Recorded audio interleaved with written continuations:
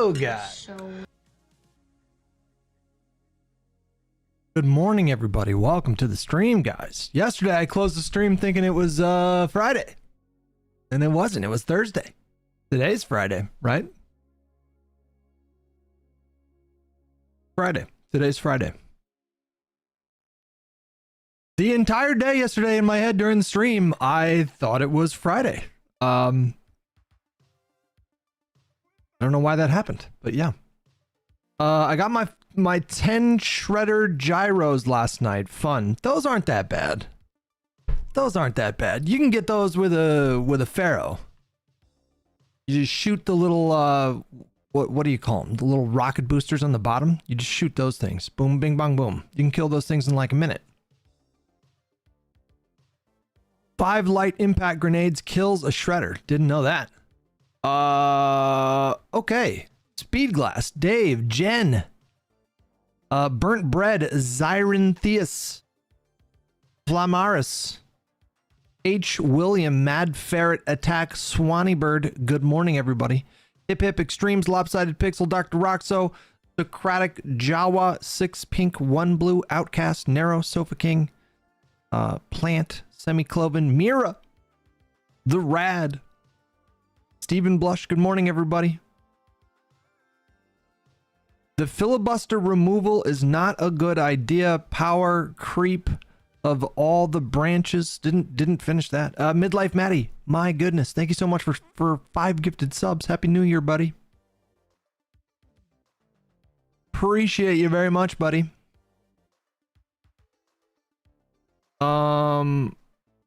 The filibuster removal is not a good idea. Power creep of all the branches is bad when we are becoming more polarized. Yeah, listen, I'm a little bit torn on it, but like, I just don't know how Democrats can set themselves up for future success if they can't deliver meaningful legislation. Like, it's that simple for me.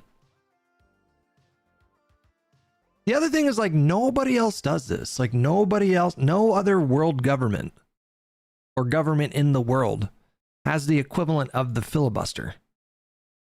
So every other democracy seems to be working just fine with just simple majority decisions.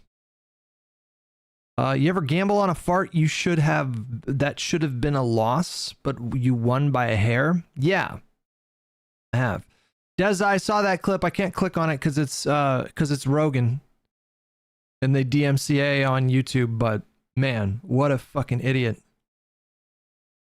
My God. The other thing too is one of the major reasons why overdose deaths fell off of a cliff in the last year of Biden's presidency is because he did an executive order making the what do you call it? Narcan?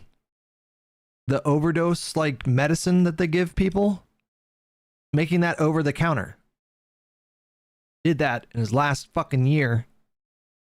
And immediately after doing that, overdose deaths fell off of a cliff. But there's other reasons too. That's not the only reason, but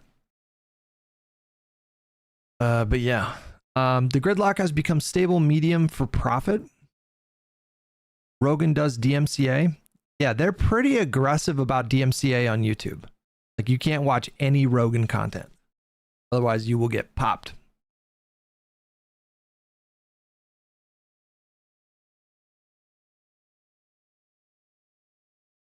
You can get it free in some states. Well, that's good. But yeah, no, he made it over the counter his last year. I was going to watch this Jack Smith thing right away, but then this popped up in my feed.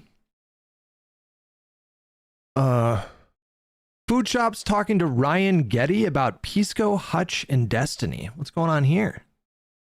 What's going on here, guys? I think my problem, or my perception of one of the problems that a lot of liberals have, is that there's not a great connection to fundamental values or principles or a vision of like a better world anymore. I think a lot of liberals have come to the conclusion, or came to the conclusion at some point, that their job is a fundamentally somewhat conservative, tepid maintenance of a status quo that isn't really pleasing anybody. I used Ezra Klein as the example of this kind of person. You know, he's asked by Ross Dout that, you know, what is the vision of a good life that you're trying to aim us towards? And Ezra Klein says, you know, I'm a liberal. you know, to kind of dismiss that kind of question as if we can excuse ourselves from having to answer questions of meaning or belief or purpose in life just because we think that the government shouldn't be telling you everything that you're supposed to be doing. When conservatives were demanding liberals to denounce the violence on Charlie Kirk, and from the left, Destiny was the one that stepped forward and said, no, I don't think we should denounce it until the Republicans have denounced it first. Until the Republicans have demanded that Trump denounce it first, because he has the loudest voice, he can lower the temperature the most. I don't think the liberals should ever denounce it. I think that just comes off as really bitter. I feel like I can imagine the reaction to that from probably his fans. That's what I said. Fans were, you know, like, oh, based. Like, I feel like that just comes off as like bitter to me, though. I'm not really sure. That's almost exactly what I said. I said he was in his fifis. Jay Greaves! Oh my fucking God, Jay. Do you want me to show you my nipple? What do you want? I feel like I need to earn it. 20 gifted memberships on YouTube. I'll take my, I'll do it. I'll take my nipples out. I don't care. I don't care. I don't fucking care, bro. I'll take it out. I don't give a fuck. I'll take my fucking nipples out. Okay. The debate was food shops trying to argue for Destiny's positions without knowing Destiny's justification for those positions. It was kind of cringe. Oh, okay. All right. Well, Sure, that comes off as like tit for tat, frankly. I think that just comes off as kind of bitter. I discovered you only through Live and Learn-ish, like when people like Hutch, Pisco, and all the other Live and Learn content creators were covering you. But it seems like you've been doing videos for quite a while. Like, when did you start content creation? yeah, I really like Ryan Getty's stuff, man. I really enjoyed his appearance on the podcast. And also, I don't fully agree with him, but I still really enjoy listening to him talk and listening to his ideas. He seems to reject the notion that liberalism is sufficiently a virtue unto itself. Like, it's not liberalism and creating a system where people have individual liberty to pursue their own self-actualization and sort of thing. Like, that's not enough for him. He thinks that liberalism needs to push for even more. That liberalism needs to have higher standards. We should include things like the pursuit of knowledge as a virtue that is a essential component of liberalism, for example. I don't necessarily agree with that, but I just really enjoyed listening to his videos. I thought his insight was great. Ian, thank you so much for the tier 1 membership. Appreciate you, buddy. Like, when did you start doing it? What got you into it? You know, who are you inspired by? I'm going to do the narcissistic thing and scroll through. See when my name is mentioned. Okay.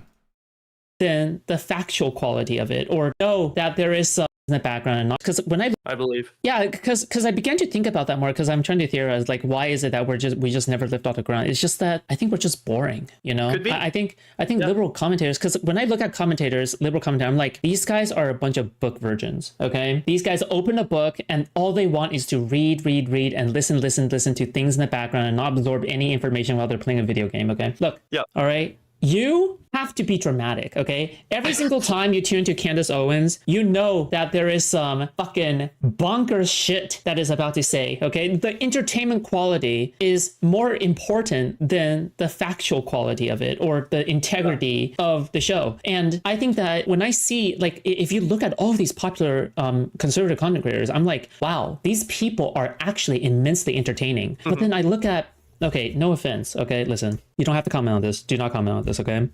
Okay. I look at Hutch, all right?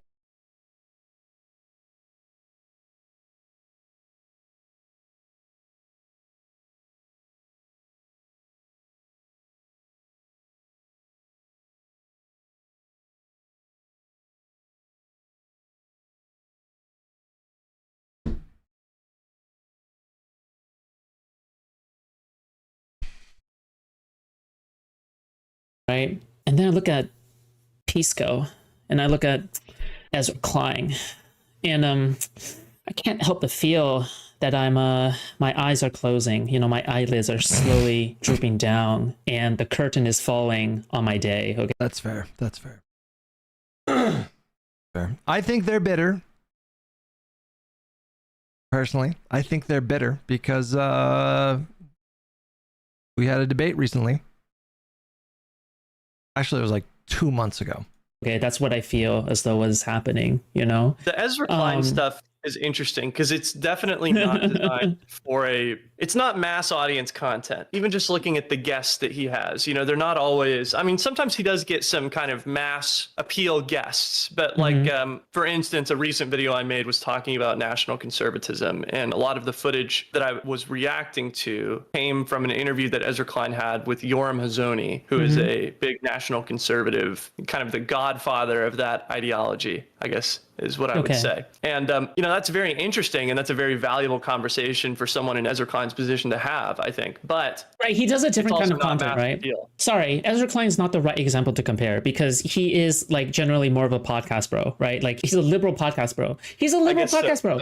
He's a liberal podcast bro. Okay. However, if I look at somebody like Josiah, right, Pondering Politics, right, I think that as much as I like Josiah and as great as I think his blow up was, right, adding a new liberal voice into the mix, I think that we just need a little bit of drama, you know, dramatic flair. All right, not actual drama, not actual drama.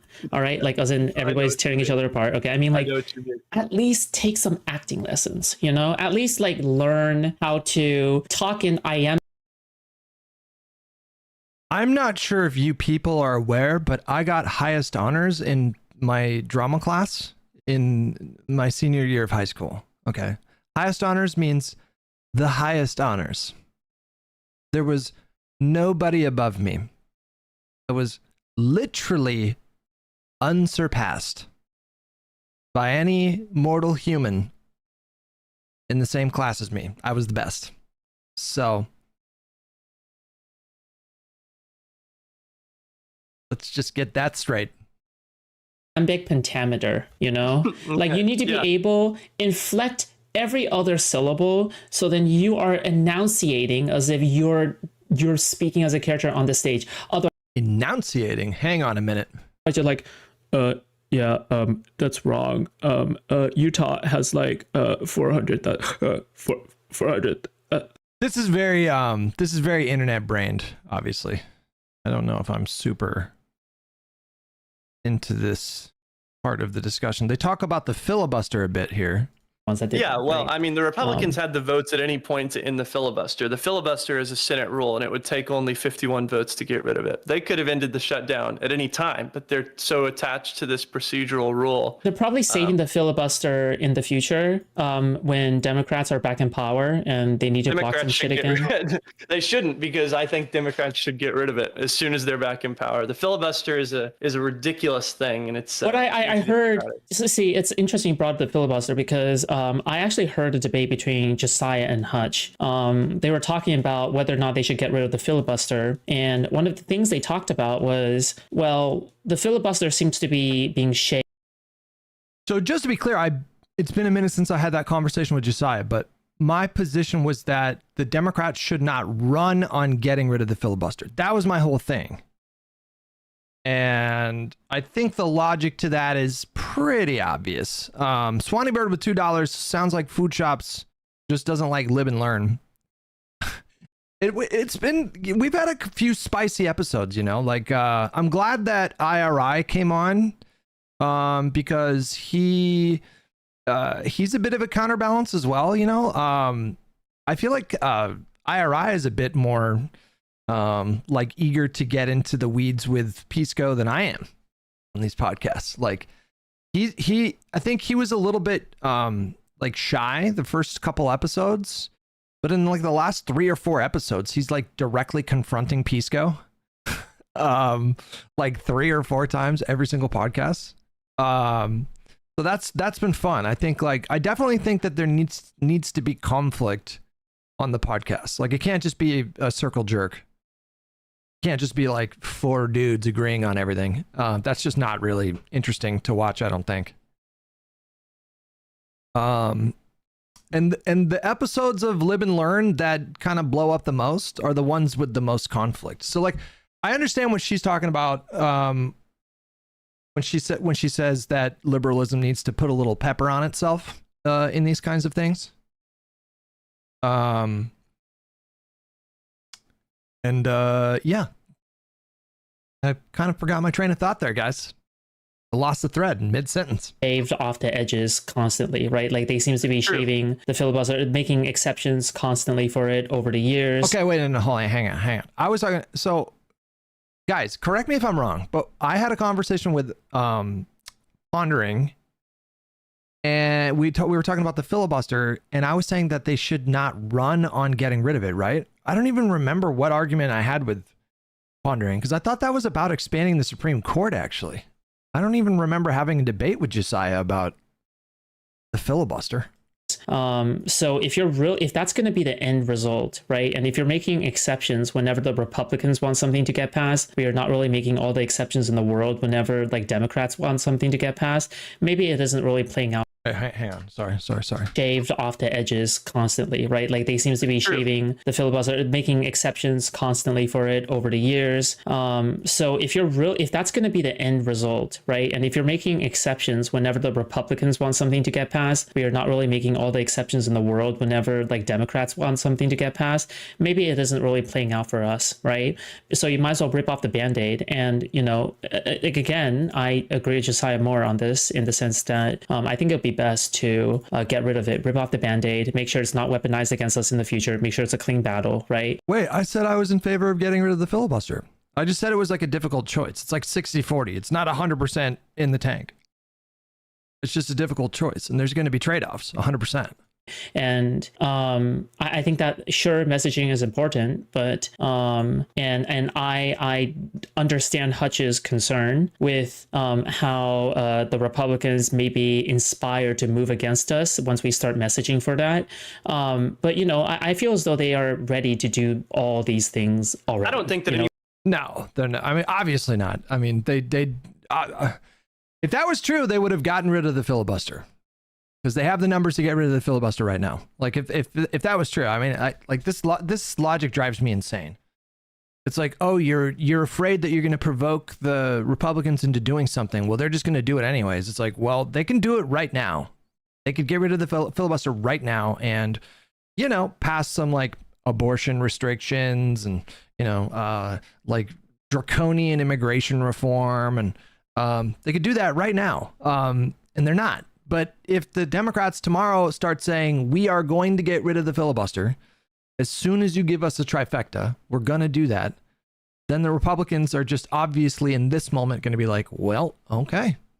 And then that gives them cover at the same time. Like that gives them political cover. The most ideal situation if the filibuster was going to be removed is if the Republicans do it all on their own. And then by the time and if they do it right now, when they don't have a ton of political capital and it doesn't look like they're going to pass anything meaningful in the next year, if they did it right now, they would get very little value out of getting rid of the filibuster. Whereas the Democrats would walk into a situation where it doesn't exist and they can just hit the ground running. So that would be ideal. But running on it and provoking them to do it now is probably not the best move. Anyone should message on it. I don't think that anyone. Sorry, yeah. I mean, getting rid of the filibuster will have horrible effect of election outcomes correlating with policy enacted. I just don't like.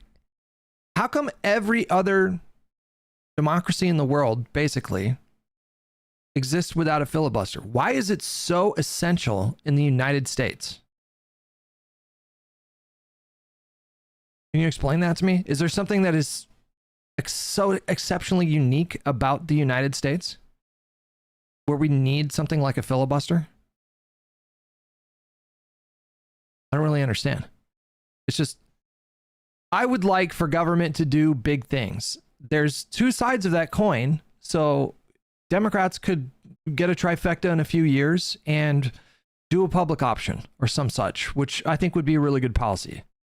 And I'd be really happy about that. But then maybe 4 years later or 8 years later, Republicans get a trifecta and then, you know, they do big stuff that they couldn't do right now were it not for the filibuster. They could do right now were it not for the filibuster.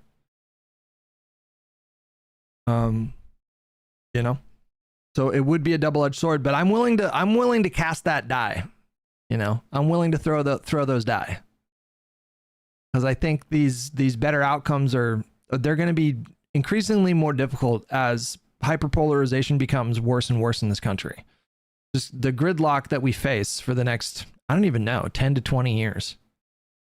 It's really difficult to imagine either party getting a 60-seat majority in the next 10 or 20 years.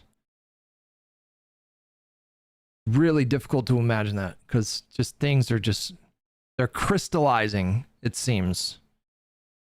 It's going to be really difficult to break that gridlock. And the gridlock benefits Republicans. Because the stuff that they want to do, they can do through budget reconciliation. They can do short-term tax cuts. They can just keep doing those over and over and over again. Those are the tax cuts are basically like the only thing they really want to do with Congress in terms of policy. They don't seem super interested in very much of anything else. It's like if they can get their tax cuts, then they're happy. The Democrats, we want to do a lot of stuff. And Biden, for example, did a lot of stuff, but it was short term. ARP, I thought, was a super pro-family, pro-working class bill. The ARP was a phenomenal bill, and it could have been so much more. And it could have been so much more lasting and meaningful. Imagine if we could have made those child tax credits permanent with a simple majority. We would have saved families thousands of dollars every year, which is just, I mean, those outcomes to me are worth getting rid of the filibuster at this point. But again, I will concede, it's not like I'm 100% like, it's not like I don't think there's going to be any downsides. There will be. It would be a big change. But I got to tell you guys, just realistically, I don't see it happening. I don't see either party getting rid of the filibuster anytime soon. There's just not nearly the kind of appetite that you would need for something like that to happen in either party. Neither party is seriously talking about doing it. I think it's like, I don't know, man. Maybe it's a cultural thing within the Senate, you know. They just like they see the senators see themselves as a bulwark, as a safeguard. Do I even know what a bulwark is? What is a bulwark? A defensive wall. Yeah. Okay. I intuitively understood what it meant. Nvidia raising 5090s to 5,000 is lunacy. I mean, it's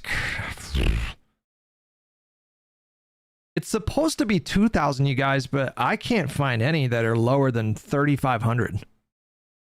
Why is that? Why is like Best Buy selling 5090s for 3,500 when the MSRP is 2,000?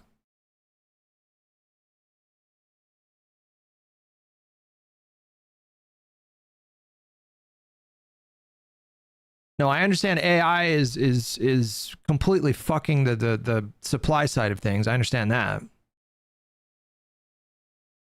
But the MSRP is still like technically on paper $2,000, but in major retailers it's still everywhere it's like $3,500.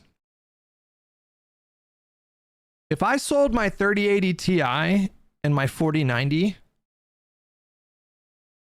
would that get me to 3,500? Maybe. Maybe? I don't even know. It would get me pretty close. I do want a 5090. Oh, that would be nice. That would be nice.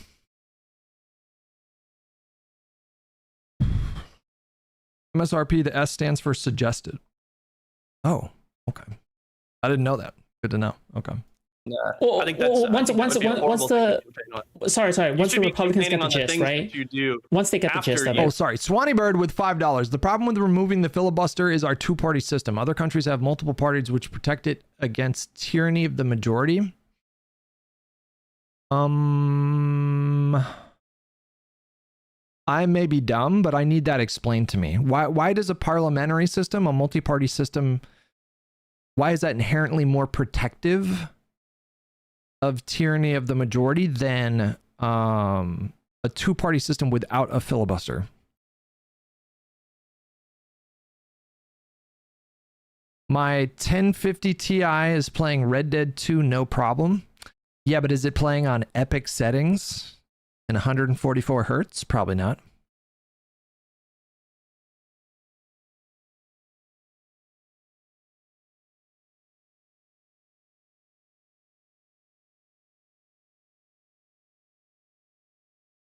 Saying a two-party system assumes everyone in a party will go along with tyrannic actions, which they aren't even doing now. That's a good point. 60 hertz, 60 frames. Red Dead 2 is incredible, man. Like, when did that game come out on PC again?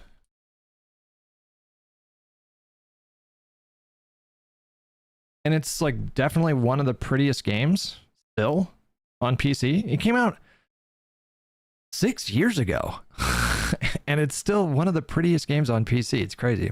Right. Yeah. Yeah. Well, you should be campaigning on the things that you're going to do after you eliminate the filibuster. You should say, we're going to eliminate the filibuster and then ensure that every American, you should say, we're going to ensure that every American has access to healthcare. And then you eliminate the filibuster and ensure that every American has access to healthcare. Right. You should say, we're going to fix the Supreme Court, you know, and then you eliminate the filibuster and for the love of God, at the very least, install some sort of code of ethics for the Supreme Court so they can't be, you know, basically taking bribes from people. You should say, we're going to rein in the president. And then you should break the filibuster and then tell the president, no, you actually can't just bomb random ships in the Caribbean. You should campaign on the things that you're going to do after you eliminate the filibuster. And then you should kill it because it's a stupid, stupid procedural thing, especially in the way that it's existed since the 70s, where you don't even have to stand up and speak. You know, it's not even the old classic Mr. Smith goes to Washington thing anymore. I just watched the Parks and Rec episode where Leslie Knope does a filibuster for like 24 hours, I think. God, that show is so good. I got to say, I think pound for pound, guys, Parks and Rec, probably better than The Office in The Office's prime. And I didn't even hate the final like seasons of The Office. There was some funny stuff there. To say that they are going to filibuster, and because of reforms that were made to Congress in the 70s, it just puts the brakes on all legislation. And I don't think that that's, I don't think it's a coincidence that since that era, we've seen Congress decline in importance as an institution. Because how can an institution be important if it can never do anything? In this same time, we've seen the power of the president increase, and we've seen the power of the courts increase. And Swanee Bird, I missed that for sorry, $2. Sounds like Food Shops just doesn't like live and learn. Yeah, in principle, I think that but then I agree with you. I agree with you, and also you know a lot more than I do on what is to be considered good messaging and like messaging planning and strategizing, right? I think that, however, wouldn't you think it's also true that the courts are also giving up a lot of power to the presidency as well when they passed? For sure they are. For sure they are. But it's coming. It's all coming at the expense of Congress. Congress, for instance, since I mentioned the Venezuela thing, you know, Congress ultimately, at least according to the Constitution, is the branch that should have the power to make war, to declare war.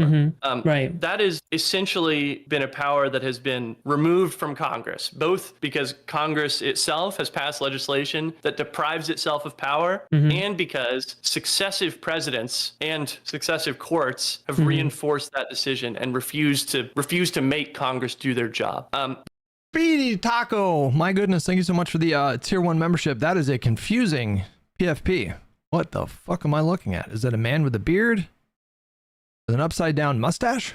But it's impossible for Congress to do their job, really, whenever you need 60 votes in the Senate to do anything of substance. And really, I mean, and this is more of a philosophical thing, I think Congress is the most representative branch of.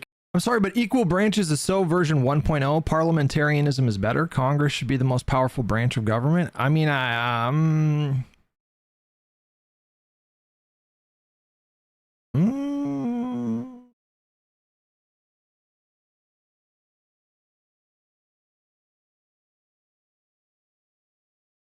I would want to get into your reasoning because, like, my America brain just goes straight to co-equal being better. Government at any time in Congress, all perspective, you know, the closest thing that we can get in American politics to all perspective. I mean, the most powerful branch is the Supreme Court.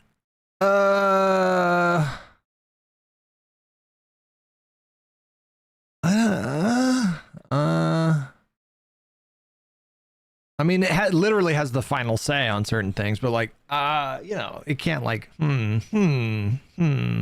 You might be right about that. You might be right. You might be right. Perspectives being represented. You know, even the majority party, I mean, even the minority party in Congress still has seats on the committees, still has their voice heard to an extent. It's the most representative branch that we have. Whereas the presidency, and it should, and it should. Yeah.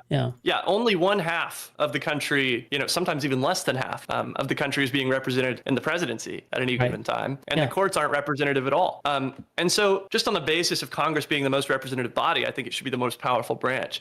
Or at least we should at least have a system that's actually co-equal. We always talk about the importance of having co-equal branches, but we don't have co-equal branches anymore. I mean, if we could push a button and change the world, you know, I would have a parliamentary government. Like, I mean, you can criticize parliamentary governments for a lot of things, but you know, if you really want to have representation be at the core of everything, I don't know. That's probably good, but now is already too late for us to change any of that, and nor will we ever get the chance to. I think just eliminating the filibuster would be a great step in that direction, because I mean, you actually enable Congress to do stuff.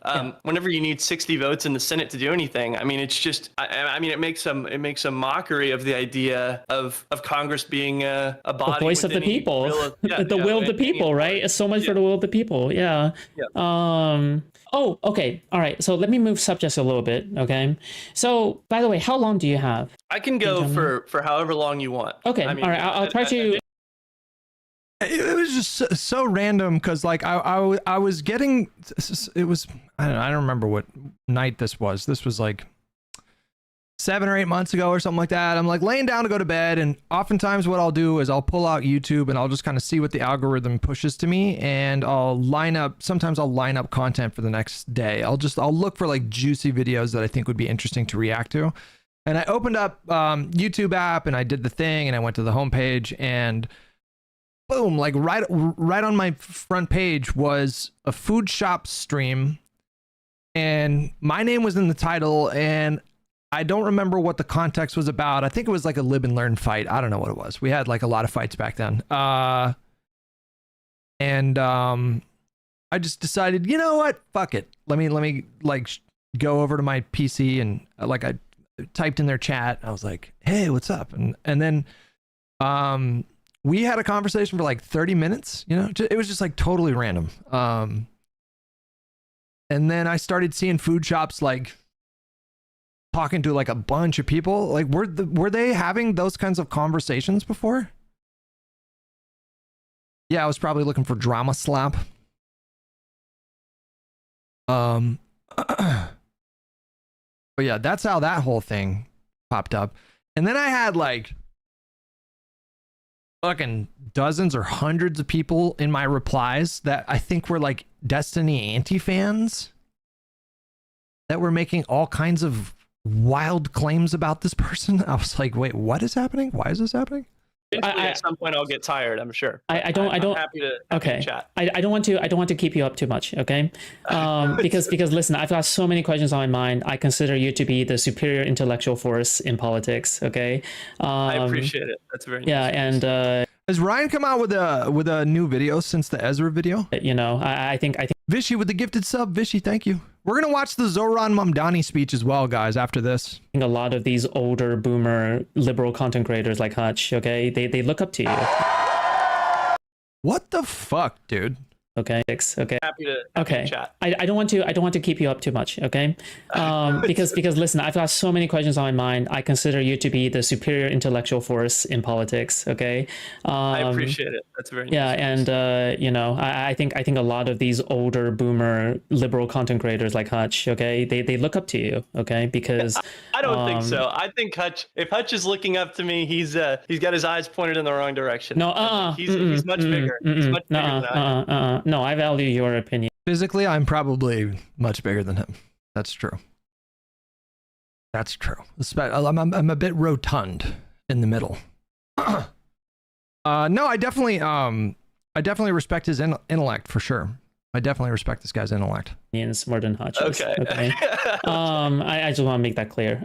Right. So Another thing is, I'm sure you agree that we have to appeal to the moderates in some degree. However, it seems as though in order to appeal to the moderates, you have to argue that, oh, well, what if the left needs to be complacent? The left needs to be more complacent in their messaging, and they need to like denounce the violence. They need to do this and that, blah, blah, blah, blah, blah, in order to gain the support, the possible support of moderates. In my personal opinion, that is the wrong move to have, because moderates at this point, if you're still a moderate after more than 10 years of Trump, I think that you have not been paying attention. In addition to not paying attention, I think that you have an ego. You're an asshole. I don't like you. We're never going to be friends. And I hope you rope. Okay.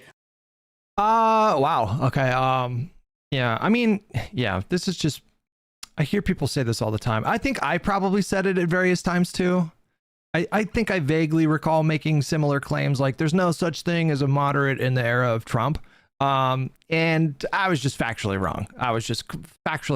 Like, it's just not, it's just not true. Like, I don't know. There's also, it's a bit of a nebulous, phrase as well, you know, like, what exactly is a moderate? Like, how are we defining these kinds of things? You know, is a moderate distinct from a swing voter? Is a moderate someone who just has a mishmash of like policy preferences that are not strictly partisan? I think that is probably the most likely, or the probably the best definition, you know? And there's a lot of those kinds of people.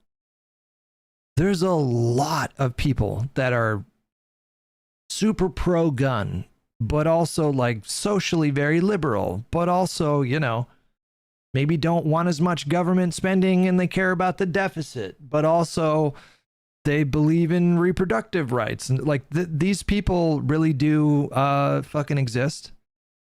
This is just, I don't know, it's not a straw man, but it's cope, I think.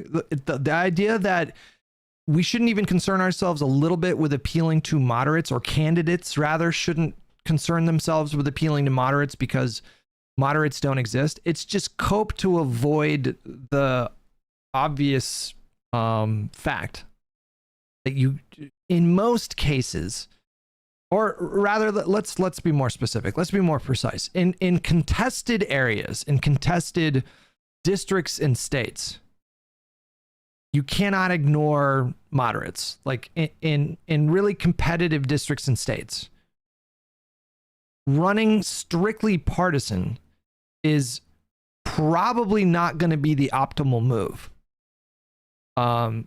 These things are fluid, and certain things outside of politics that happen impact the electorate in ways. And so the electorate is never just like statically one thing. It's like a fluid, dynamic thing that changes over time. But a lot of people don't like that. A lot of people want to live in this reality where they can just hyper energize their base and that will like turn out a landslide. And it just doesn't work like that. Can anyone think of an election where that was the move? I mean, maybe you could go back to like FDR. I don't know. When was the last president who ran as a like high, or Reagan, I suppose. Reagan. He was pretty hyper partisan. Well,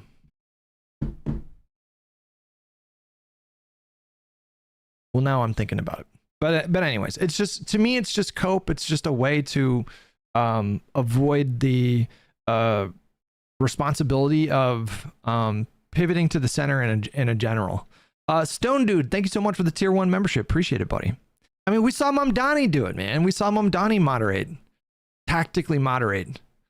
You know, and that's in New York City. That's a D plus 22 city, I think. Was in 2024. It was D plus 2020, D plus 22. And even he pivoted to the center rhetorically on a few things. His acceptance speech, or some of the clips, that sounded like fucking Vladimir Lenin. We're gonna watch that right after we're done listening to this section of the debate here. But in the video game. Here's okay? the thing about moderates. So what is your opinion? Okay, yeah, go ahead.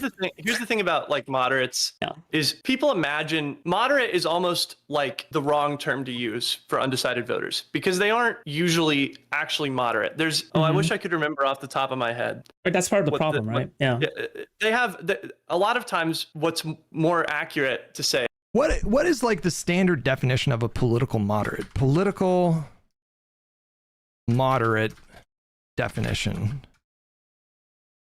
I think it's going to be someone who has policy preferences that go in both directions. That's what I would guess that it means. Political moderate is defined as someone who occupies a centrist position on the political spectrum, avoiding extreme ideological stances. Moderates often seek balanced solutions and are willing to negotiate, draw from both liberal and conservative ideologies to find practical outcomes. They prioritize compromise and dialogue over extreme views, aiming for policies that address the needs of diverse constituents. Okay. I think that's essentially what I'm getting at, but yeah, like an emphasis on bipartisanship for bipartisanship's sake seems to be a feature of moderates. They see bipartisanship not necessarily as a political strategy, but rather a political ideal to strive towards. I think they emphasize cooperation and compromise. And if that's the definition we're going for, maybe a majority of the country are moderate. You know, I feel like I've seen polls recently where it's over 50% of the country want the parties to work together.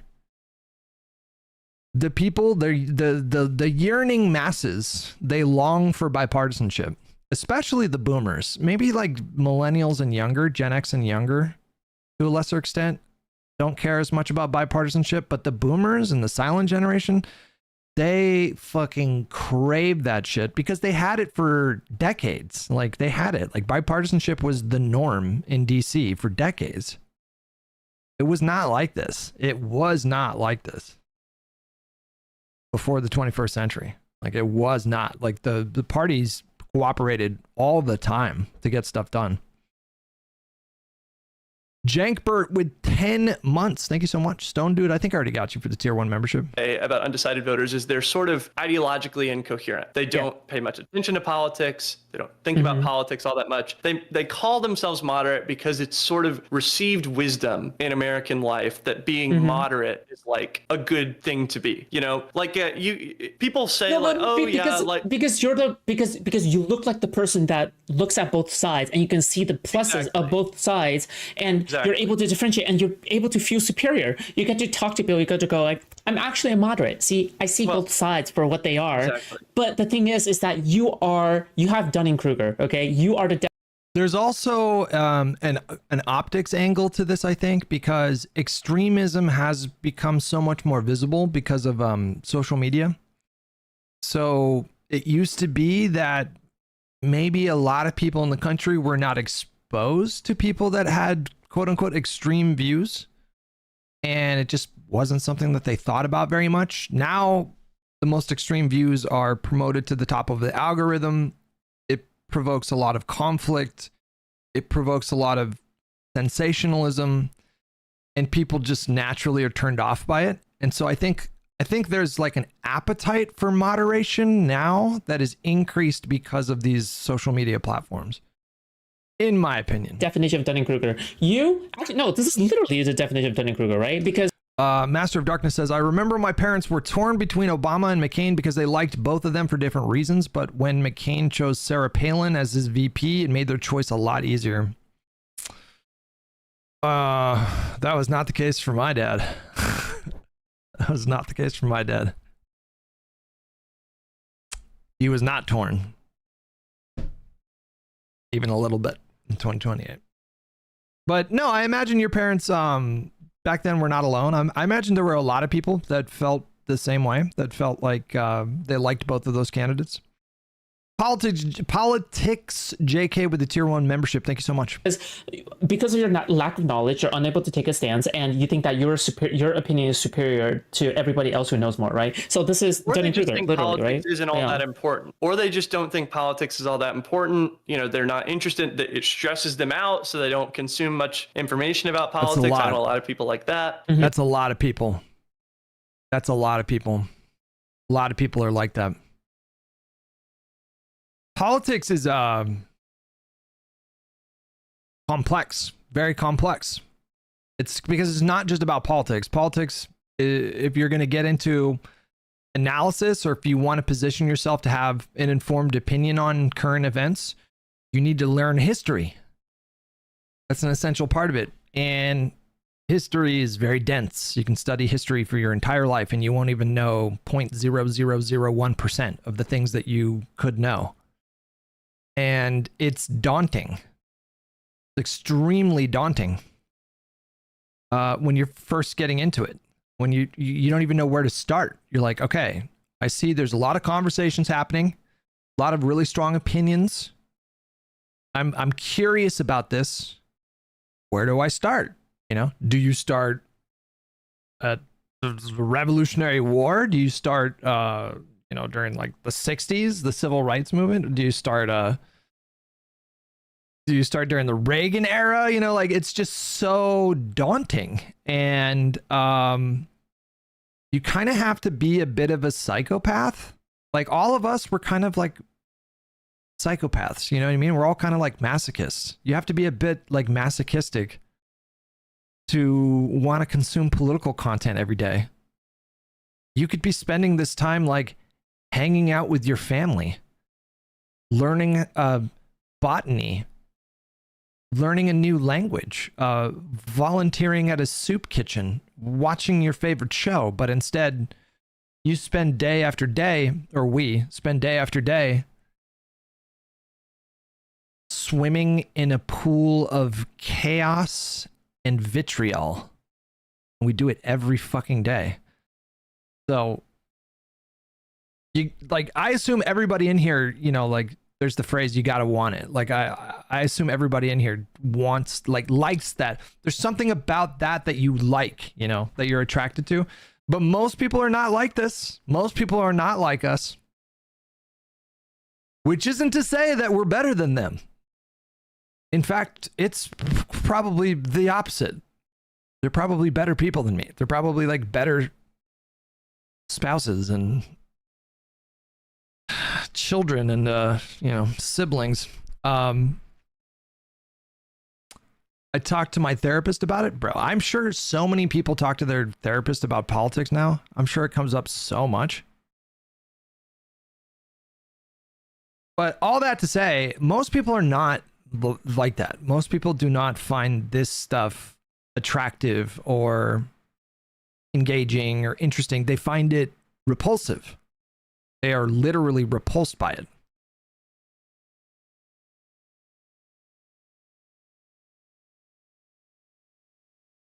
And I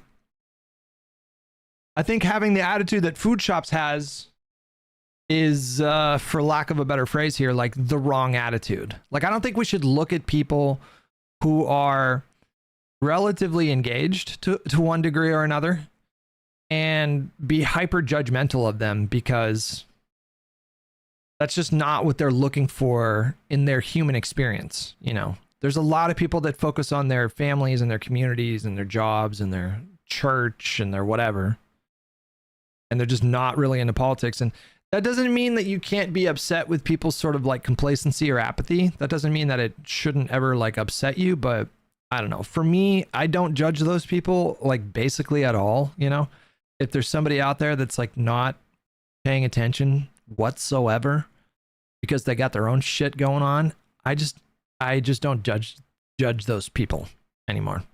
Because yeah, politics, exactly, Bree. They're stressful.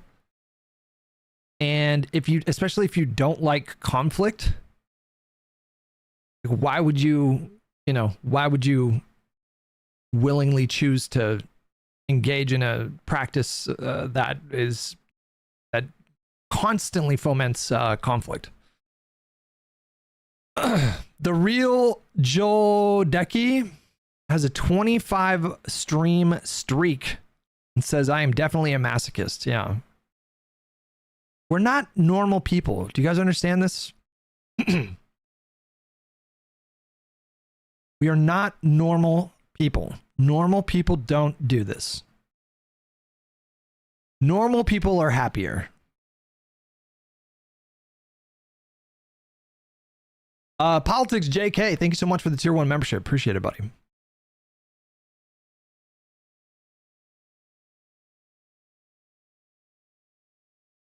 Over under 1.5 hours if we finish this video. We're not going to watch the whole video.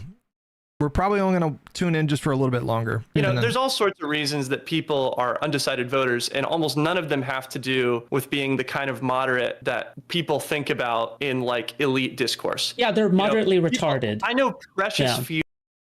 This is okay. Listen, they're young. They're young. Food chops, I'm guessing what? 24 years old, 25 years old? They'll grow out of this. Few people. I know precious few people who, you know, actually are, you know, they've looked at both sides and they have come to have some sort of moderate synthesis on the issues. I know precious few people that are like that. Most people who think about politics a lot can pretty easily be sorted into a basically liberal or basically conservative camp. That's just a fact of American politics. Exactly. Yeah. I don't know if I agree with that. I think there's more gradients. I think there's more gradients these days. I would be more specific about things. Undecided voters, for the most part. Destiny never grew out of it. No, I don't think that's true. I feel like if you ask, is that true?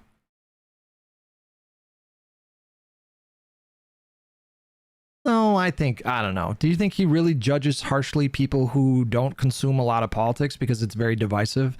I don't know. Maybe on his bad days, but part are ideologically incoherent, and the problem with thinking of them as one group is by appealing to one part of ideological voters, of undecided voters, you might be making another part of them mad because these two groups of undecided voters don't necessarily agree. And so I guess to bring it back to your original question of what we do about these.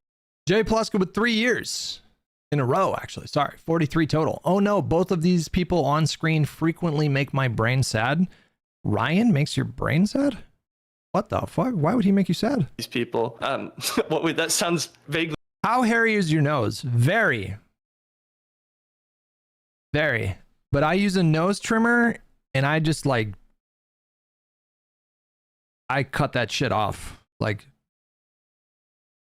it's gone, bro. There's no hair in there. But I feel like that's not, is that not good?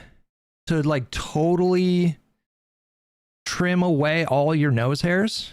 Isn't that not good? But they're itchy. You say that the hairs are good, but they're itchy.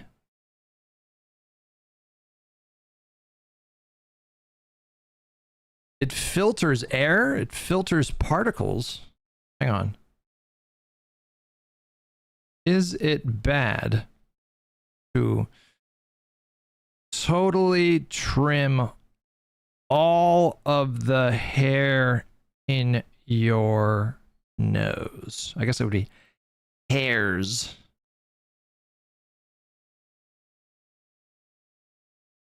Yes, it's not a good idea to totally trim all your nose hairs, but light trimming is fine and recommended. Why nose hairs matter?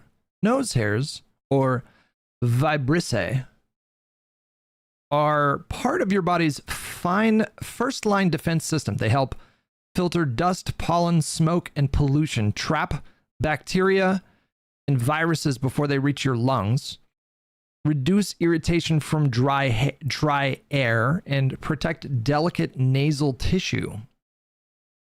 What can happen if you remove them completely?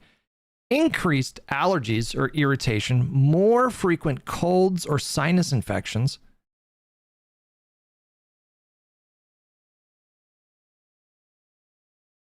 I got like two colds in December and November.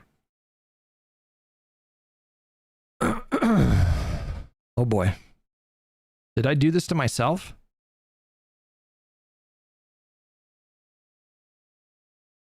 dryness, itching, or burning, higher risk of infected ingrown hairs or folliculitis, rare but serious infections if the skin inside the nose is damaged.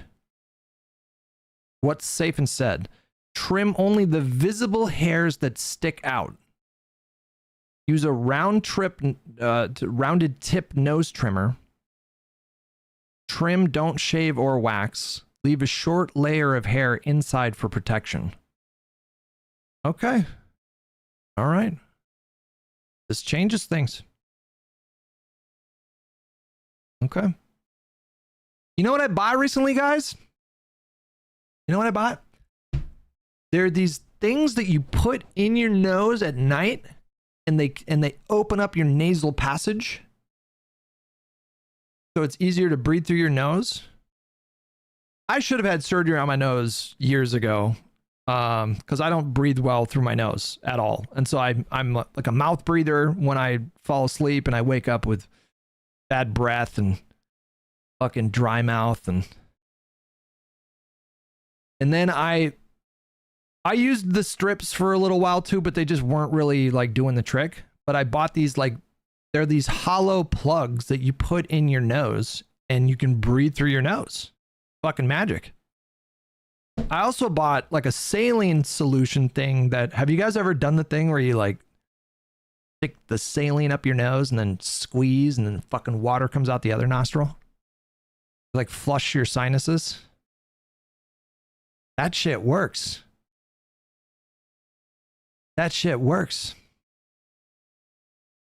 You're not really, I don't think you're supposed to do it like every day.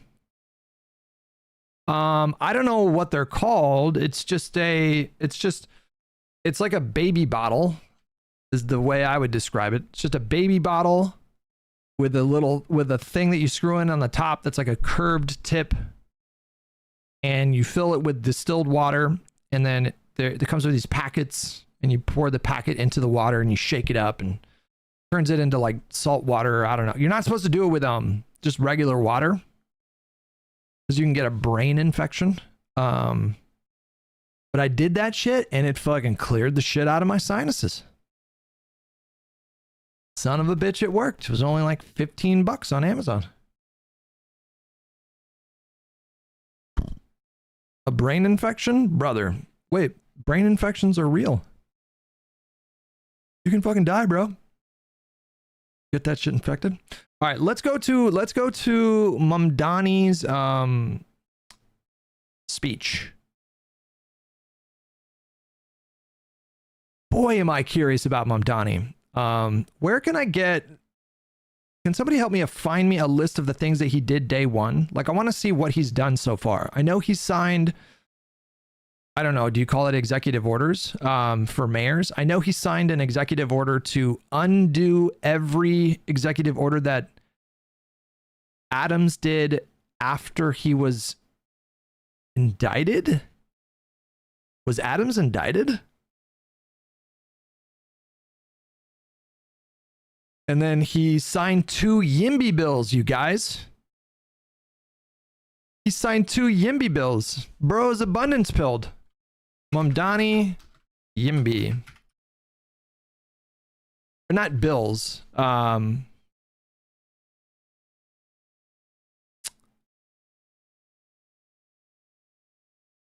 Mamdani lays out agenda of affordability and abundance on first day in office.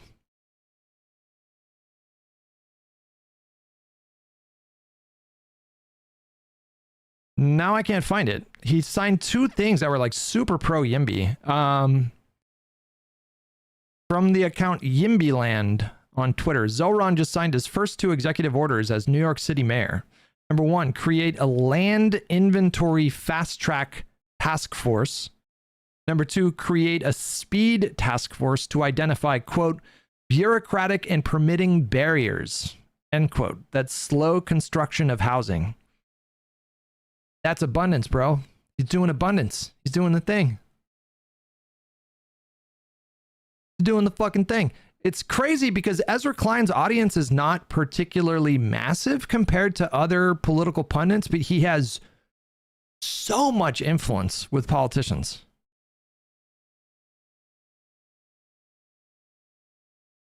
California, the state assembly passed two super pro YIMBY things like 2 months after abundance came out.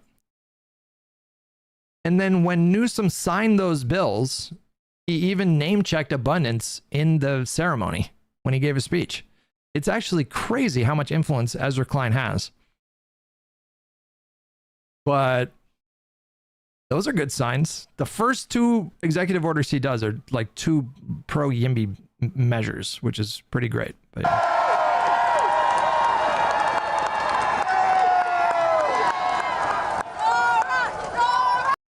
How do you feel about Newsom and the billionaire tax? So the wealth tax, you guys, there are problems.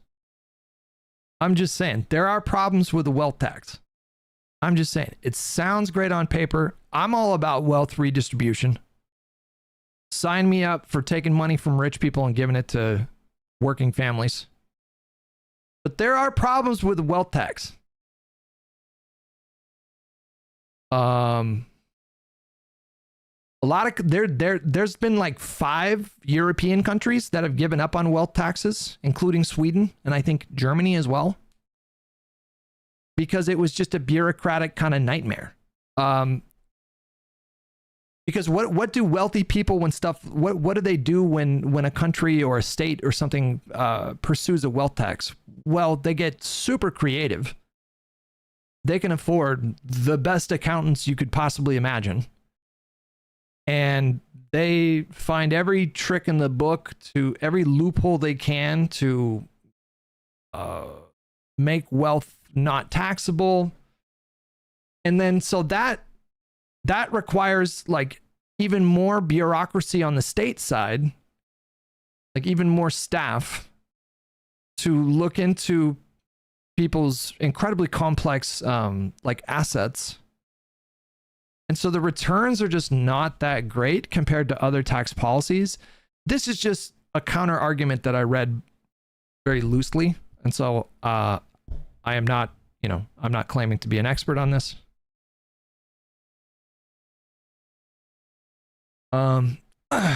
There is also a credible threat of like wealth flight, like a bunch of wealth like fleeing the state, just moving to a different state, which would not be ideal. So you just, I don't know. Like, I think some people, when someone like Gavin Newsom opposes a billionaire like wealth tax, I think people jump to the immediate conclusion of like, oh, he just wants to protect billionaires. And they don't really give any consideration to the idea that the policy itself, though well-intentioned, might not yield the kind of returns that you would think on paper. So people are just very uncharitable. You don't support this specific policy or this specific policy, like rent control is another one of these policies where people get really jump to all kinds of conclusions if you oppose rent control. Swanee Bird with $20 off topic, but with 25 years down, would you say you have been the 5 most culturally, politically, or technologically influential artistic works, i.e. video games, movies of the 21st century so far? Don't say Aquaman. Oh, what would you say have been the 5 most culturally, politically, or technologically influential artistic works? That's a fucking really good question. Wow.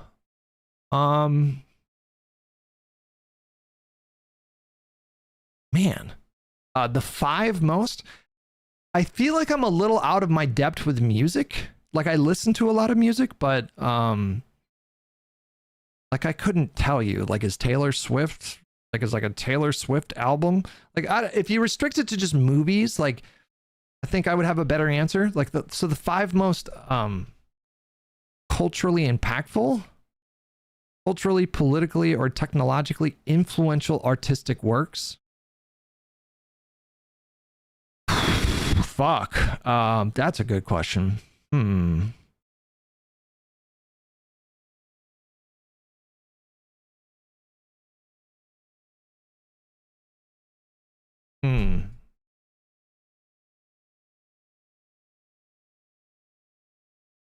There's so many possibilities in terms of movies. Like, there's so many possibilities like swimming through my head. Man. Well, listen.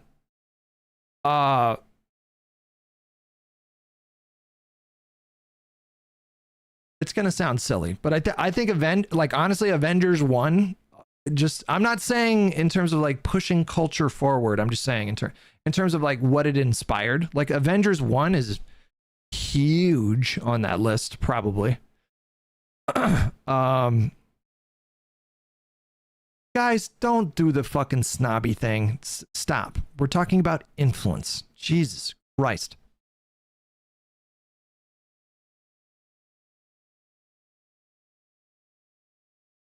Fuck you guys. Christopher Nolan said that the casting of Robert Downey Jr. as Iron Man is the most impactful, important casting in film history. He said that shit. Pulp Fiction didn't come out in the last 25 years. That came out in like 1996 or 97 or something like that. That's a really good question. I have to think about that. I mean, you gave me $20.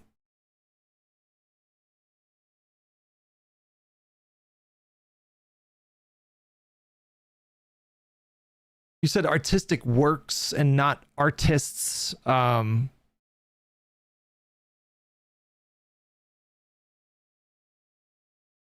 I would say Nolan has been really influential, specifically when it comes to like stressing IMAX. That's been pretty enormously influential. He's almost single-handedly like gotten a lot of filmmakers to get into IMAX stuff. Nolan said something good about the MCU and not shit talking it. No, he said straight up that Robert Downey Jr. as Iron Man is like the most important casting ever in film history. Like he said that shit. He also said that he had some really kind words for Sinners, which as me watched that movie again last night, and so I could hear the music upstairs. My God, that movie, man, I forgot how fucking good that movie was. Lord of the Rings was Return of the King was in 2001. Is that right? So I guess that was in the last 25 years. Call of Duty. That would probably make like the top 20 or top 50 at least, right? Fortnite. Yeah, Fortnite. Minecraft. Wait a second. Hold on. Minecraft. Hold on a second. If we're doing a video game, it's Minecraft, right? GTA, yeah. I don't know. That's really tough. That's a really good question. It's a really tough question. The top 5? That is a tough question. Harry Potter, yeah. Yep. Harry Potter, 100%. How to be an anti-racist? No, I'm just kidding.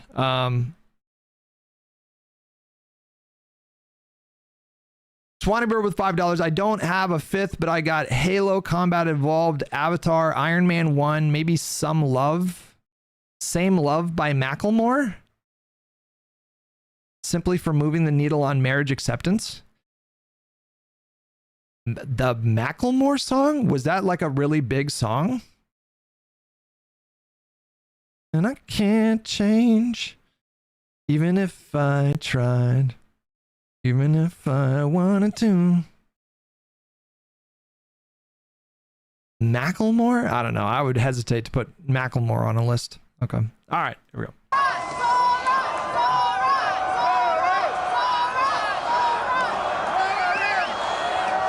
People are calling that the Nazi salute. That's the discourse on Twitter today, is that right there. Oh my God, he did the Nazi salute and no one's talking about it.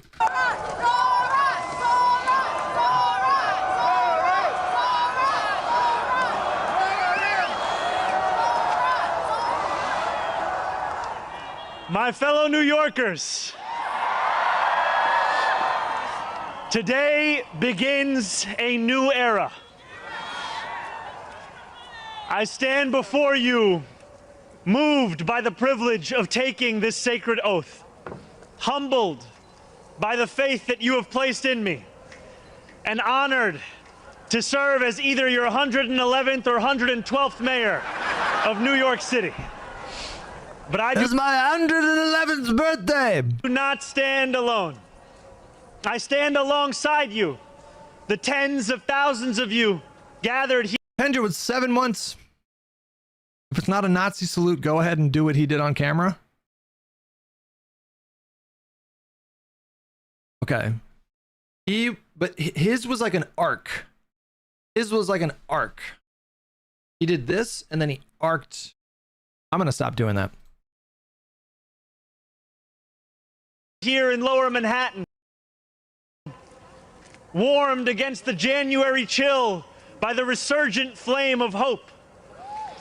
I stand alongside countless more New Yorkers watching from cramped kitchens in Flushing and barbershops in East New York, from cell phones propped against the dashboards of parked taxicabs at LaGuardia, from hospitals in Mott Haven and libraries in El Barrio that have too long known only neglect.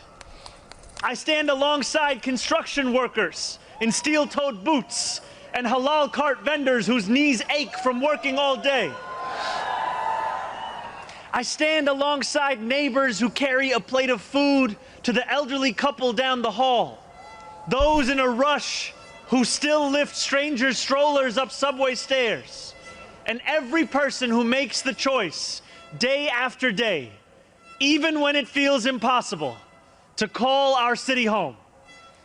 I stand Oh, someone's fucking with him. Someone's doing like a squeaky horn in the background. alongside over 1 million New Yorkers who voted for this day nearly 2 months ago. Or it might be a car alarm. Might be. NOC, thank you so much for a year total. Happy New Year to you, buddy. And I stand just Oh, Jankbird, did I get you for 10 months? And Vishy, did I get you for the gifted sub? Thank you guys. as resolutely alongside those who did not. I know there are some who view this administration with distrust or disdain, or who see politics as permanently broken. And while only action can change minds, I promise you this: if you are a New Yorker, I am your mayor.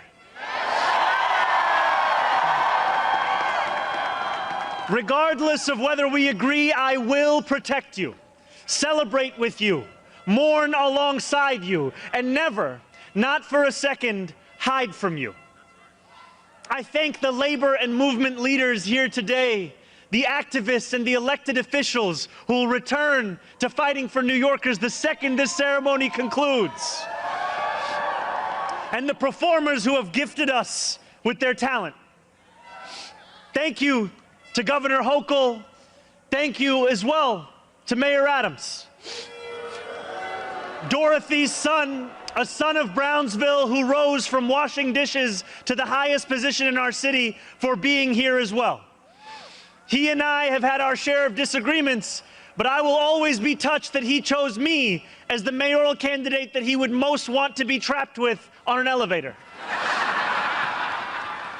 Thank you to the two titans who, as an assembly member, I've had the privilege of being represented by in Congress, Nidia Velázquez, and our incredible opening.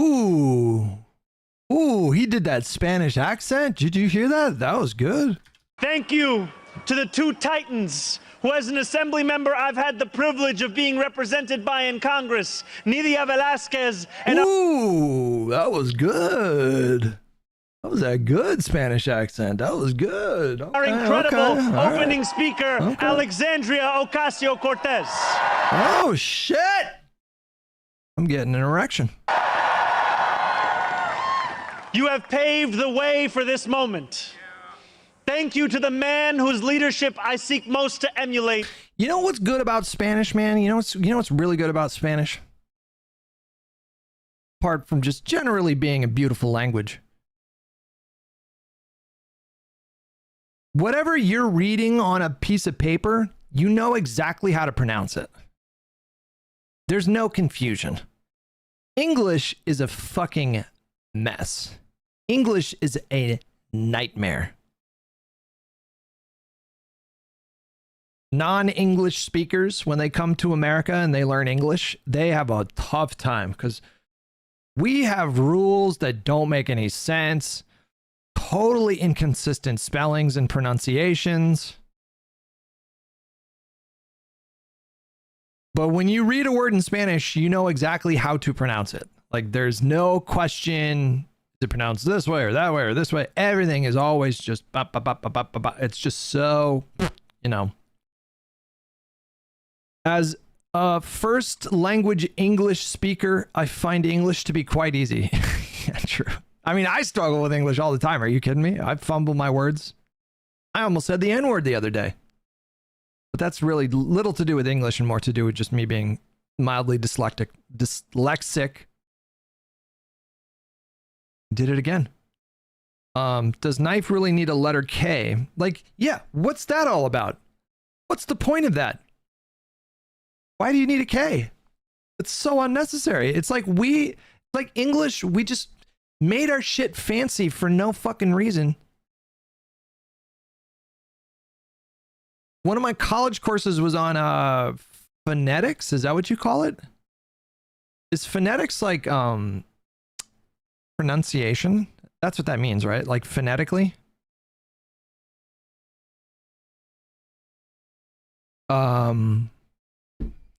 We used to listen to Shakira's songs. And Spanish is cool because like the words kind of melt into each other. You know, so there's like the sentence the way that it's just written, but then you write the sentence phonetically and you see that words like kind of get married with each other. And so with Spanish, it's like it's almost like you're saying like one long word, you know, and it's just so fluid. It's just such a beautiful fluid language. And with English, it's just all very just English is a trash language. Let's just be honest. That's what I'm trying to get at here. I have the Jew with $5. You gave me pushback when I said Z presents more abundance than DSA to me. Everything since the primary has moved towards abundance. Apologize. Don't remember saying that, but if I did, I apologize because I mean, I've been telling you guys for a while now that he's surprised me. Like he has very much surprised me. Just listen to his speech, man. This guy's like a political cheat code. It's kind of crazy. He's too fucking good at this. Like it's actually crazy. Like he's too fucking good at being a politician. Listen to him speak. It's insane. It's kind of a shame that depending on how you look at it. Going down there? What are you doing down there? I want you in here. In here. Don't do it.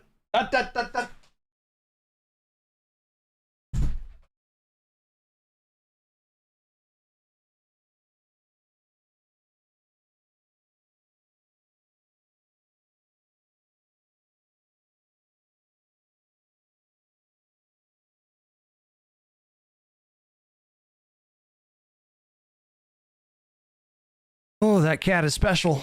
That cat is special. Okay. Who I am so grateful to be. I was going to say, depending on how you look at it, it's kind of a shame that he's limited by the Constitution because I feel like his career is just getting started, man. I don't think this is going to be it for him. I think depending, I mean, if he becomes like scandal plagued, you know, just torches his political capital, then we'll see what happens. But he has just got a lot of potential, I think. Scoring of $5. Zoran does kind of scare me because his Riz and intelligence are so high. If he's hiding his tanky power level, he can do a lot of damage. That is exactly why I'm so fucking curious about his first like 2 months as mayor. I think we're gonna get a decent sense of where he's at. Like we're gonna get a really good idea. Because I have the same question.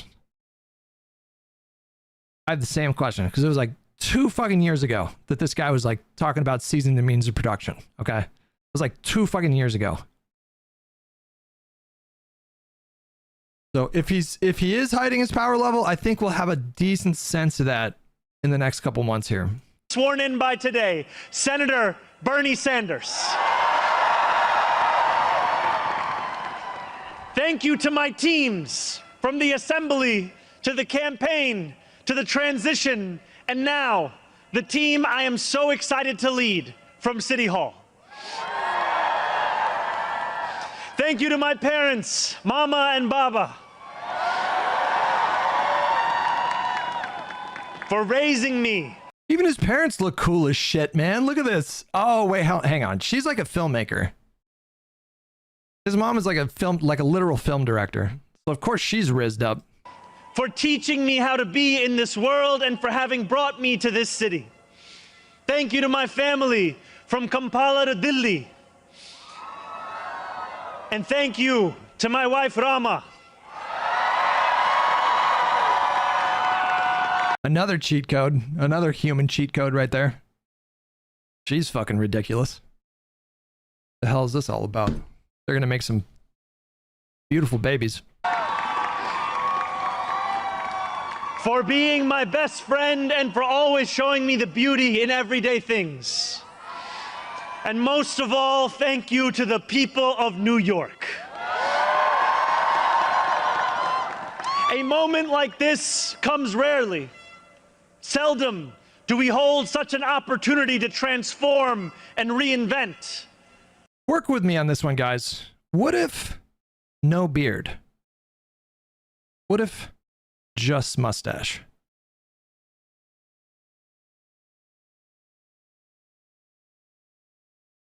I think either go full beard or full mustache. You know, it's a legitimate style. Like some people kind of emphasize a mustache while at the same, I've done that before. But I think for him, I think it would look better if it was just one or the other. Like either do full beard or full mustache. Apparently I'm wrong. You guys are rocking with this style. You guys like it. Rarer still is it the people themselves whose hands are the ones upon the levers of change. And yet we know that too often in our past, moments of great possibility have been promptly surrendered to small imagination and smaller ambition. What was promised was never pursued. What could have changed remained the same. For the New Yorkers most eager to see our city remade, the weight has only grown heavier. The wait has only grown longer. In writing this address, I have been told that this is the occasion to reset expectations, that I should use this opportunity to encourage the people of New York to ask for little and expect even less. Do you guys know who was at Zoran's inauguration? Walton Goggins. Everybody loves this guy. This guy is fucking incredible. He's like one of the strongest. He's one of, if not the strongest, like B-level actor that has ever walked the earth. Never saw a performance from this guy that I didn't love. Less. I will do no such thing. The only expectation I seek to reset is that of small expectations.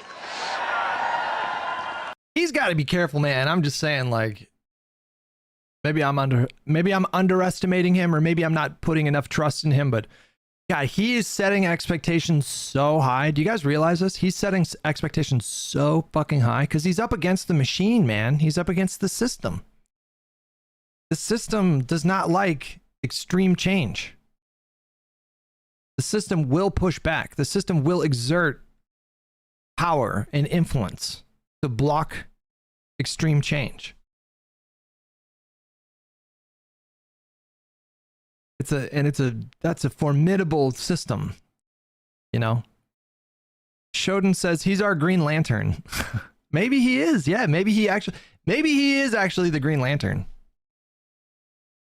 But he's setting the expectations so high. And boy, is it going to be difficult to pull off his agenda. Beginning today, We will govern expansively and audaciously. We may not always succeed, but never will we be accused of lacking the courage to try. To those who insist that the era of big government is over, hear me when I say this. No longer will City Hall hesitate to use its power to improve New Yorkers' lives. For too long, we have turned to the private sector for greatness while accepting mediocrity from those who serve the public. I cannot blame anyone who has come to question the role of government, whose faith in democracy has been eroded by decades of apathy. We will restore that trust by walking a different path, one where government is... Jankbert asks, what is the Green Lantern theory of politics? Okay.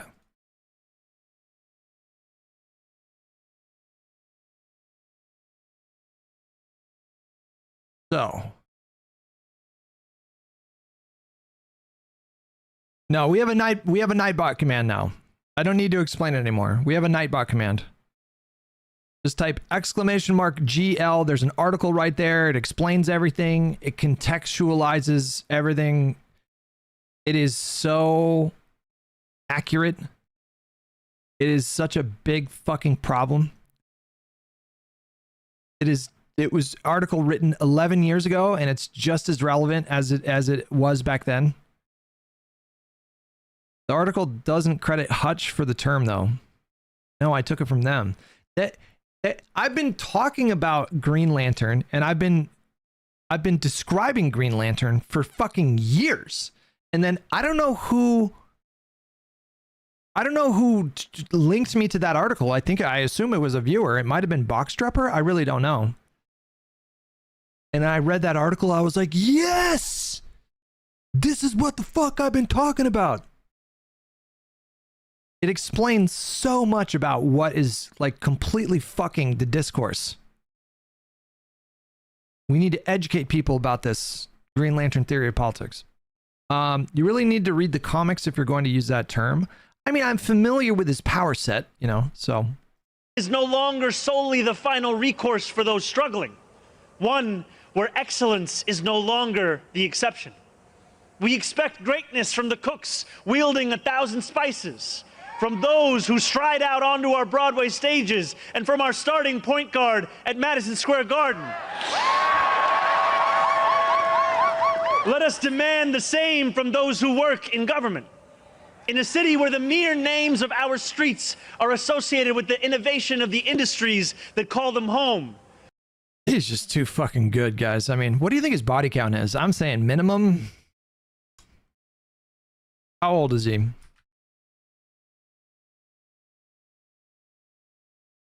$34 years old? 35, yeah, I was going to say 35, 40 minimum. That's the conservative estimate, I would say.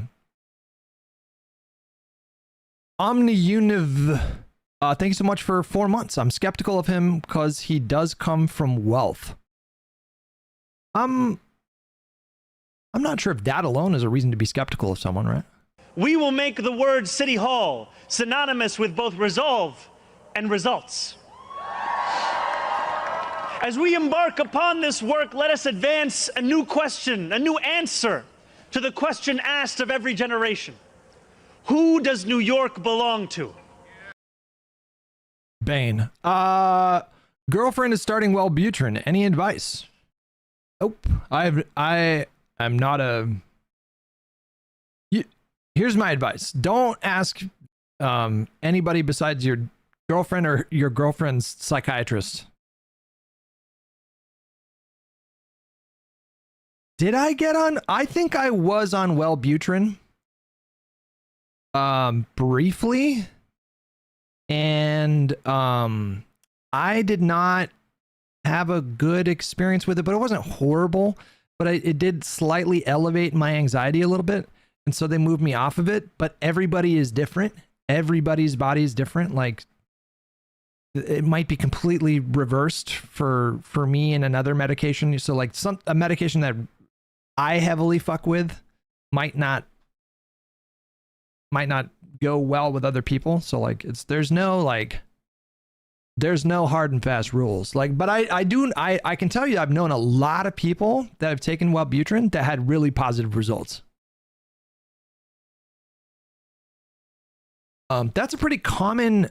Is that an SSRI? Is Wellbutrin an SSRI?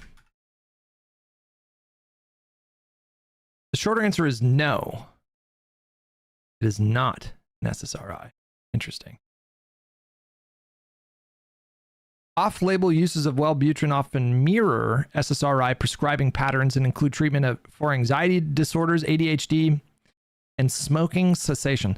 That's why they prescribed it to me. I think initially was for anxiety, and it kind of spiked my anxiety a little bit. Maybe I should have given it a little bit more time, but I guess it's not an SSRI. It is a norepinephrine dopamine reuptake inhibitor, an NDRI. I don't know what that means. It's not serotonin. It's the one that starts with the yeah. We got there. Lost my insurance, and Wellbutrin is like over 300 without it. Jeez.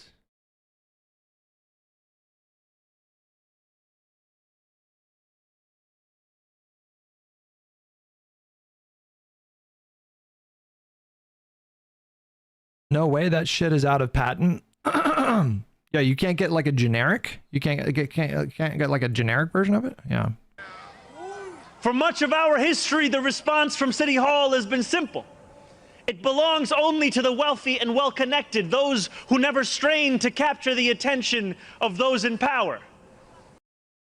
Oh, I see. Advice for you. Was just curious. Never had to support a partner with the transition like this.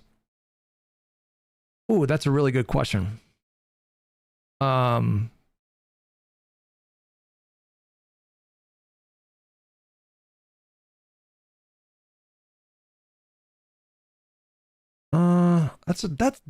a really good question. That's a really good question. Like, how do you support a partner who is, we might say, on a mental health journey? I don't know if I have a bunch of like specific advice that I would give, but I think I feel comfortable giving general advice when it comes to one specific thing, which is like a really big part of supporting a partner who is going through some shit. Maybe they're grieving, maybe they're having like a depressive episode, maybe they're struggling with anxiety. Like a really big part of supporting someone who is going through that stuff is like making sure that you take care of yourself, which might sound counterintuitive. It also might sound a bit cliched, but I have found for me that it's really easy for me to become kind of consumed with worry and fear when I'm when I've been in situations where I needed to be supportive of somebody else. Like I take on a lot of their anxiety and their depression and their, and I'm constantly in kind of like fix it mode, and I'm very vigilant about what they're doing. I'm like, is that really a good idea? Do you think you should be doing that? And that kind of attitude can make you sick. I was with a pretty advanced alcoholic. I had a relationship with someone who was a pretty advanced alcoholic. And after a year of really obsessing about their behavior and trying to figure out how I could get them to like change, I was just as sick as she was. Maybe even sicker. To be honest, I might have been even sicker than she was because I was just so obsessed with like fixing that problem. But we are all on this earth, like we are all in charge of our own lives, and You're gonna have times when you struggle and you falter and you fall down and you're weak and you're vulnerable and maybe you're making bad decisions or maybe you're not taking care of yourself too much and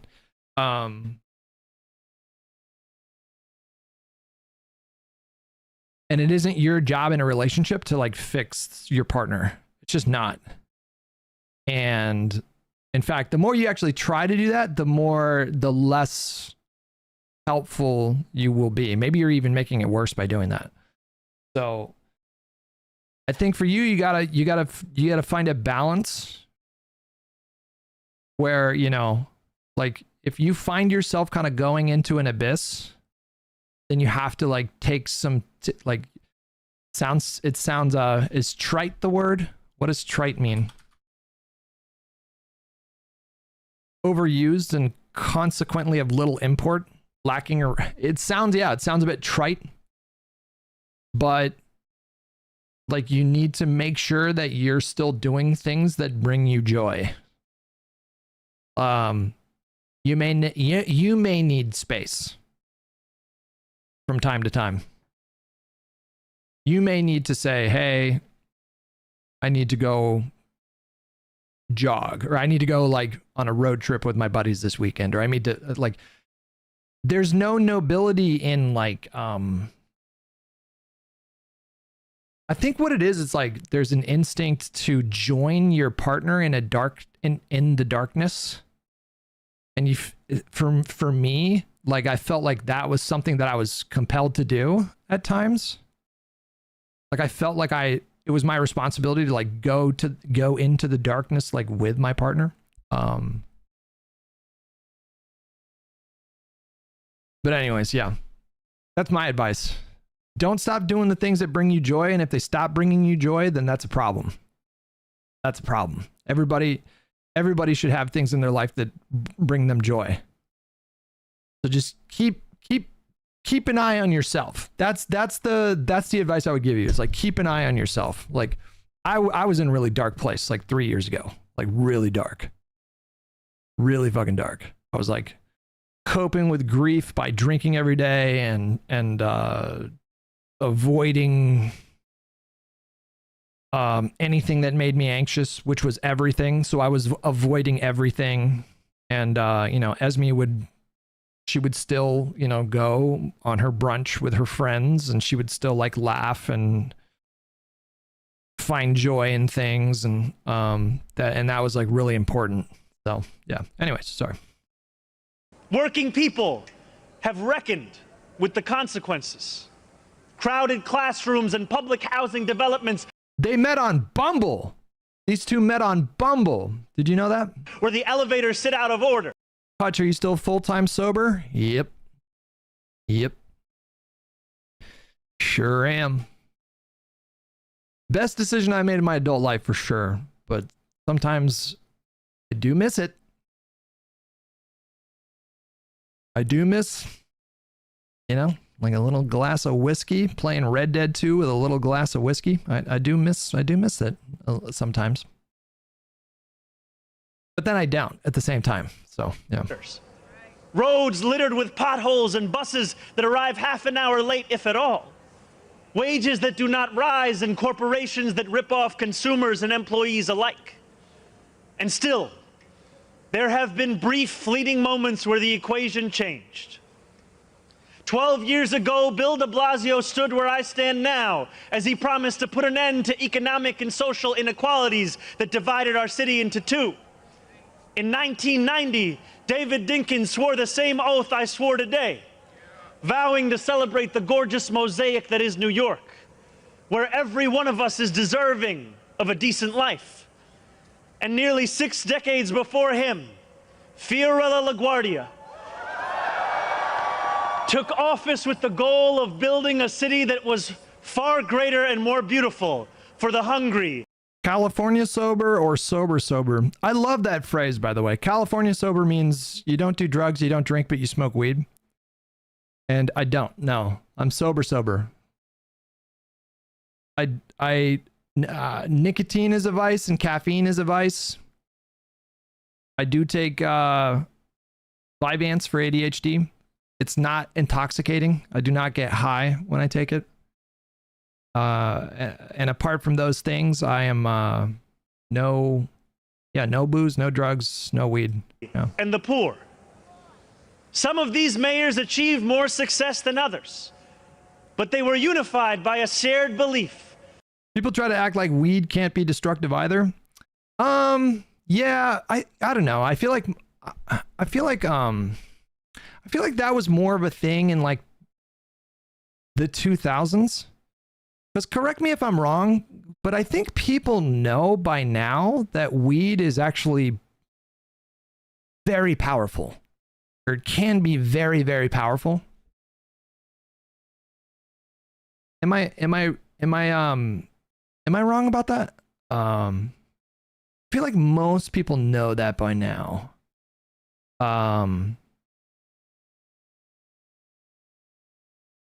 Weed can, like, the high that weed can give you can be quite profound in a really bad way. But I think there was a period of time where, you know, the weed that the boomers were smoking in like the 60s and 70s was mostly really shit weed. Like really shit weed. And the weed that I grew up with when I was in high school, I mean, we had that like British Columbia weed, you know, we had that fucking just like, you know, sticky ass, like purple pungent weed. We had good weed in Northern California. And now you can find good weed like everywhere now. But I think so there was a period where people didn't really fully appreciate just how like strong, like most of the like really strong weed, you don't need to, just one puff and you should be good. Like you don't, like you don't need like 2 or 3 or 4 or 5 or 6 or 7 puffs. Like just one, like literally one puff and you're good. The cartridges too, yeah, but I think people appreciate at this point that weed is very strong. So like you need to respect it. Grassroots with $20, 5 years clean. Congratulations to you and your sobriety. And to the rest of chat who has time, welcome to those that want to give it a try. Yeah, I'm coming up on 3 years in March. 3 years sober, and yeah, my life got a lot better for sure. That New York could belong to more than just a privileged few. It could belong to those who operate our subways and rake our parks. Those who feed us biryani and beef patties. Picanha and pastrami on rye. From the Ashes with $5. Hutch had a I Can Fix Her relationship. It's a canon event. I might be behind. I had multiple. We'll say that. Multiple. I had multiple I Can Fix Her relationships. And do you know what I figured out in the end? It was never about them. It wasn't actually about them at all. There was something, yeah. We could go into that further, but I feel like we've done enough tangents and we're never going to get through this. The good thing with Esme is like, I don't have to fix shit. She's a grown up. She's doing just fine. So that's not a thing. No. And She's the fixer? No. But she's not though. I think she did a really good job when I was in my shit. I was in my shit for like a year or two, you know?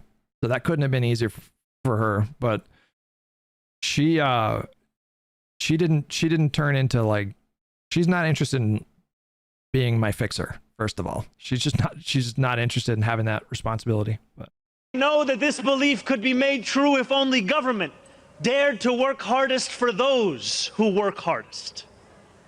Over the years to come, my administration will resurrect that legacy. City Hall will deliver an agenda of safety, affordability, and abundance, where government looks and lives like... Guys, is it happening? Are we going to build more housing, guys? Are we going to do it? Are we going to build more housing? Like the people it represents, never flinches in the fight against corporate greed, and refuses to cower before challenges that others have deemed too complicated. In so doing, we will provide our own answer to that age-old question. There's a line in the Furiosa movie from 2024. It's a green place of abundance. Who does New York belong to? Well, my friends, we can look to Madiba and the South African Freedom Charter. New York belongs to all who live in it. Together, we will tell a new story of our city. This will not be a tale of one city governed only by the 1%, nor will it be a tale of two cities, the rich versus the poor. It will be a tale of 8.5 million cities, each of them a New Yorker with hopes and fears, each a universe, each of them woven together. The authors of this story will speak Pashto and Mandarin, Yiddish and Creole. They will pray in mosques, at shul, at church, at gurudwaras and mandirs and temples. And many will not pray at all. They will be Russian Jewish immigrants in Brighton Beach, Italians in Rossville, and Irish families in Woodhaven, many of whom came here with nothing but a dream of a better life, a dream which has withered away. They will be young people in cramped Oh my God, you guys. Have you seen the...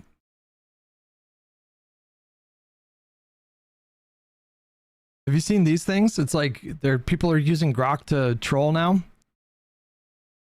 Look what Grok did. It says, hey Grok, remove the pedophile from this picture. Bro.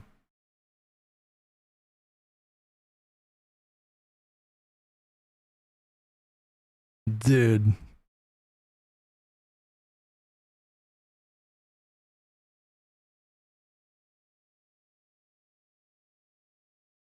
Dude, Grok, like, I don't know what the fuck. I like, Grok is I'm going to say this sentence. I'm not exaggerating at all when I say this.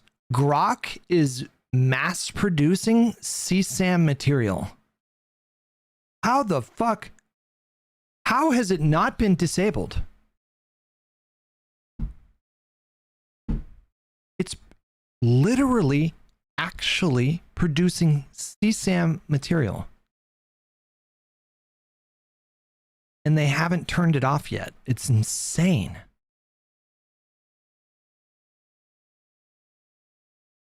If this was during the Biden administration, I feel like they would have taken action like immediately. We killed it with 87 once. The scale of Aquaman's final battle doesn't compare to the scale when you step onto it with that stomach. Okay. Marble Hill apartments where the walls shake when the subway passes. They will be black homeowners in St. Albans whose homes represent a physical testament to triumph over decades of lesser paid labor and redlining. They will be Palestinian New Yorkers in Bay Ridge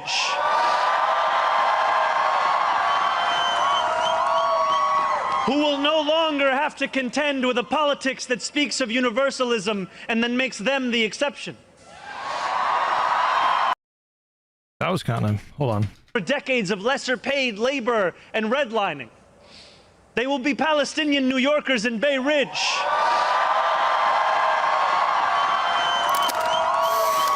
who will no longer have to contend with a politics that destroying his toilet after a trusted chatter gives him a honey mustard chicken recipe. Oh, man. It makes him completely think about his life choices and turn it all around.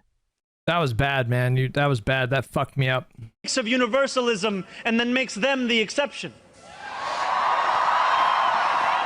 Few of these 8.5 million will fit into neat and easy boxes.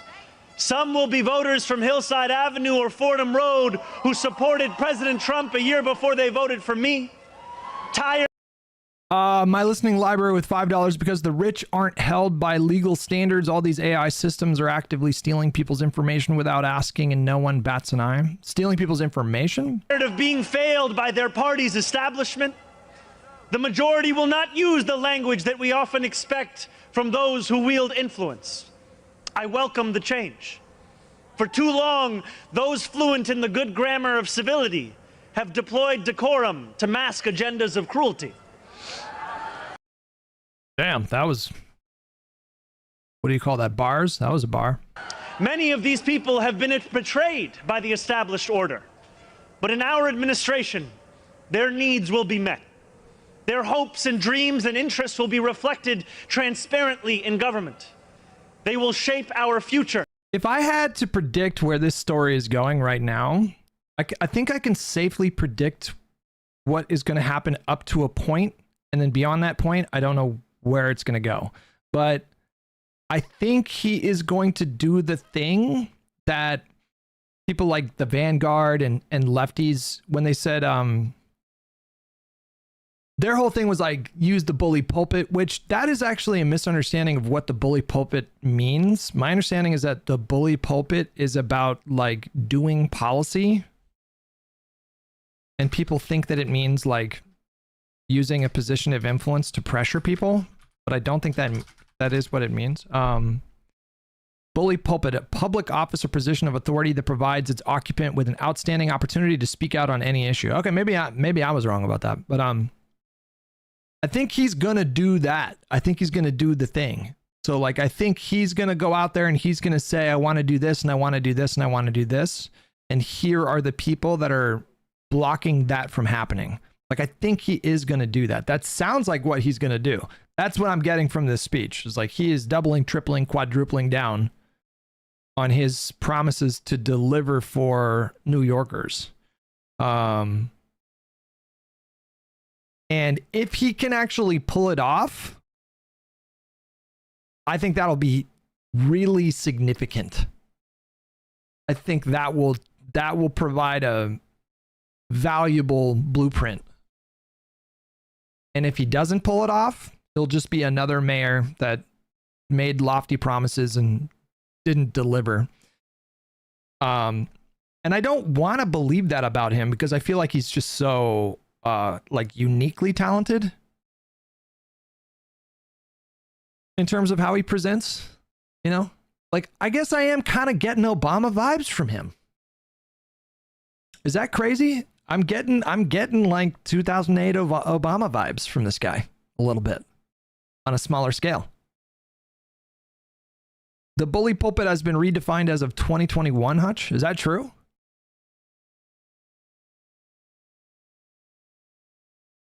Hutch, where's your react to Destiny reacting to Asman, reacting to Destiny, reacting to Asman, reacting to Hassan content? We did a little bit of that yesterday and the day before, I think, right? And if for too long these... How is he unique? He's exactly the same as everybody else so far. I disagree there. I mean, I think he's way more polished. This dude is polished. I think he's naturally kind of charismatic and magnetic in a way that's, I would say, pretty rare. I think he's at like a rare level of magnetism and charisma. These communities have existed as distinct from one... Dasvidani with $2. If he pisses off normal New York D electeds, he's fucked. Yeah, that's the thing, is like, I don't know much about New York politics, but from my understanding, New York politics are fucking brutal, right? And they kind of always have been. Like, aren't New York politics known for being fucking brutal? And so if this guy goes to war, and then, you know, how likely is he to win this war? One another. We will draw this city closer together. We will replace the frigidity of rugged individualism with the warmth of collectivism. If our...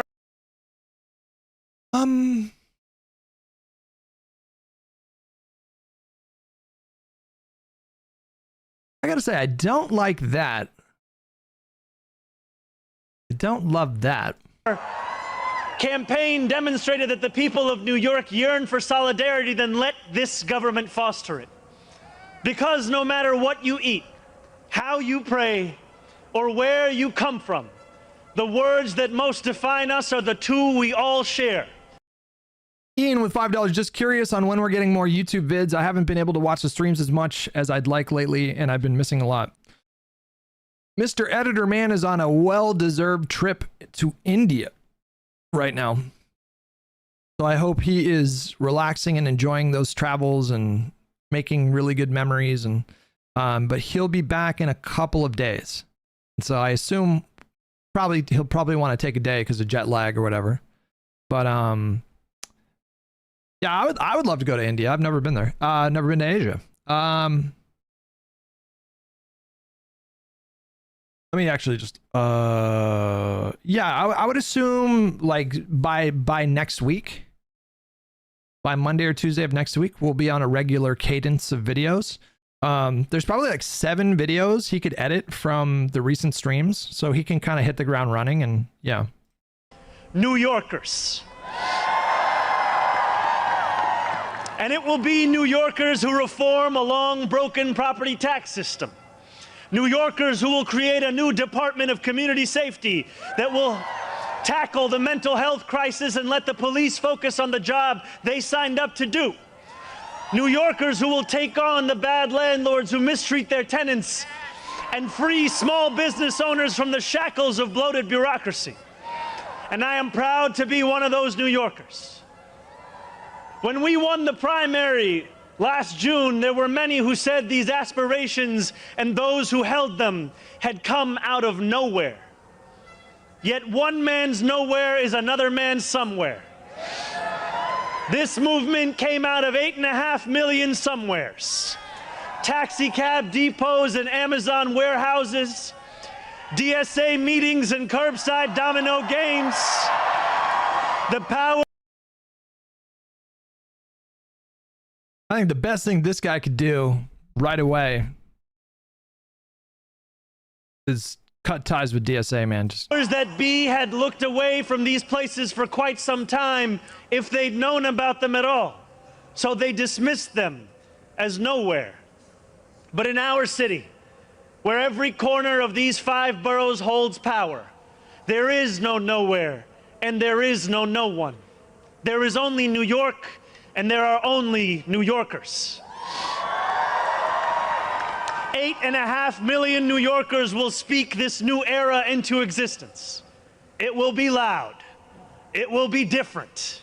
It will feel like the New York we love.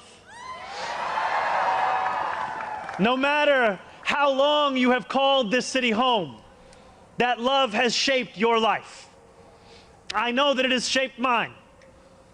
This is the city where I set land speed records on my Razor scooter at the age of 12.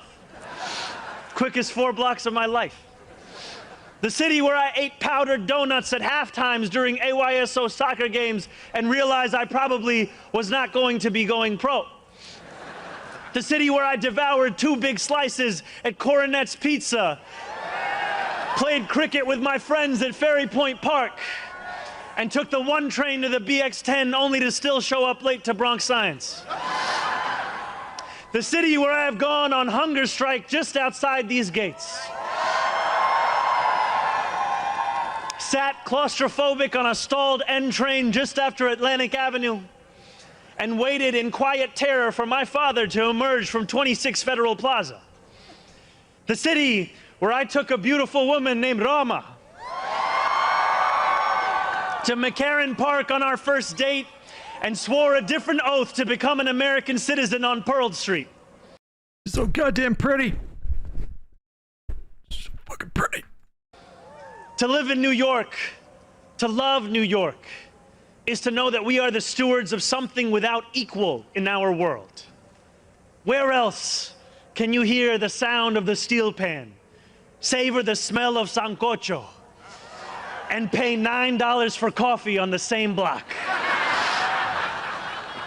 Where else could a Muslim kid like me grow up eating bagels and lox every Sunday? That love will be our guide as we pursue our agenda. Here, where the language of the New Deal was born, we will return the vast resources of this city to the workers who call it home. Not only will we make it possible for every New Yorker to afford a life they love once again, we will overcome the isolation that too many feel and connect the people of this city to one another. The cost of childcare will no longer discourage young adults from starting a family. Because we will deliver universal child care for the many by taxing the wealthiest few. Ooh. I mean, of all the campaign promises, that one, I don't know. Do you guys think yes or no? Is he going to be able to pull it off? Will Mamdani deliver universal childcare in New York City?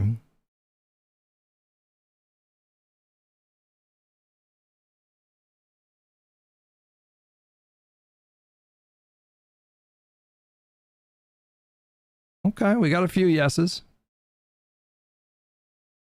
That's a big one. That's a big one. That is a big one.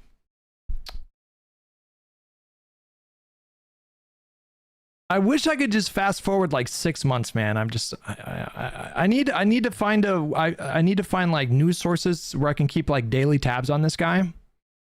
Because I think he matters quite a bit. I think he matters quite a bit.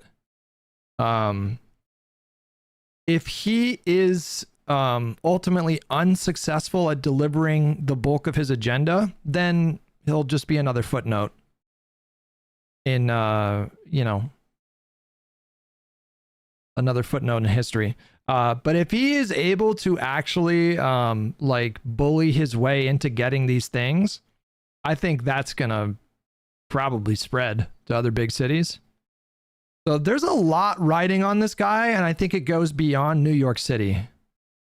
And what's more is I think he probably understands that.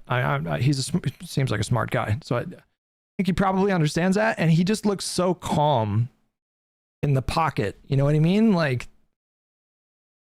that's what I find so impressive about this guy. That's one of the things I find so impressive about this guy. It's the thing that we talked about a lot when he had that Oval Office meeting with Donald Trump. I was just really struck by how comfortable he looked in that setting, and that was a really high pressure situation. So this guy is like type A personality, you guys. I mean, this is a guy that wants the ball in the clutch. And kind of exciting to watch. It's kind of exciting. Did Hutch just use a football analogy? I did, yeah. Those in rent-stabilized homes will no longer dread the latest rent hike because we will freeze the rent. Getting on a bus without worrying about a fare hike. That's been with $20. I don't think so. The reality is that you would need to collect from a broad tax base. You wouldn't be able to fund it solely by taxing the rich and corporations. And New York electeds won't want to raise taxes on middle class.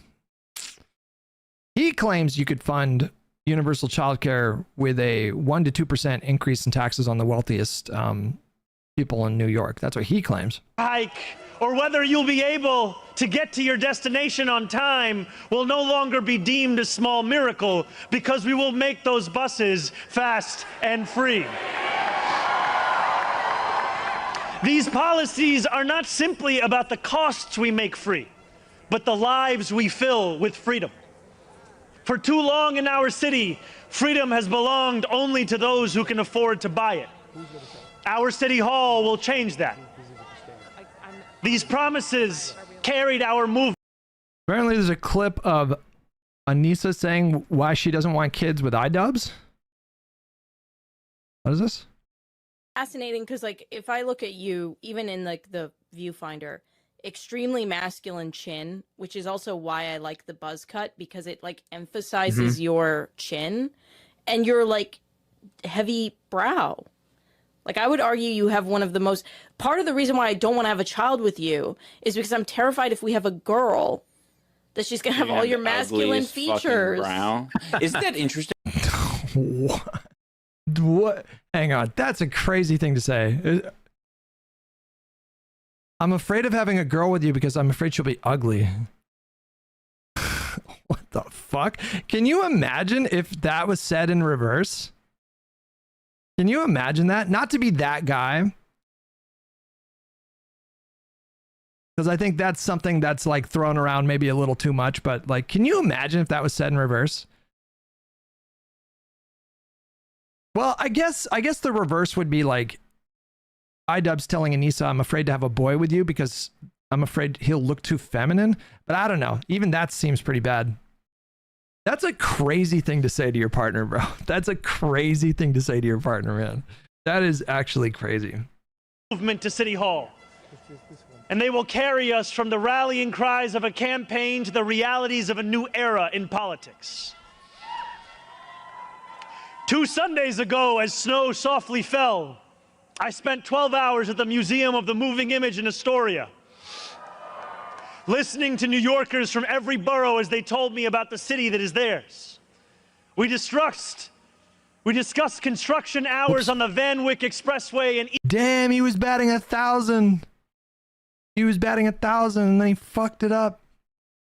There goes the perfect speech. EBT to New Yorkers from every borough as they told me about the city that is theirs.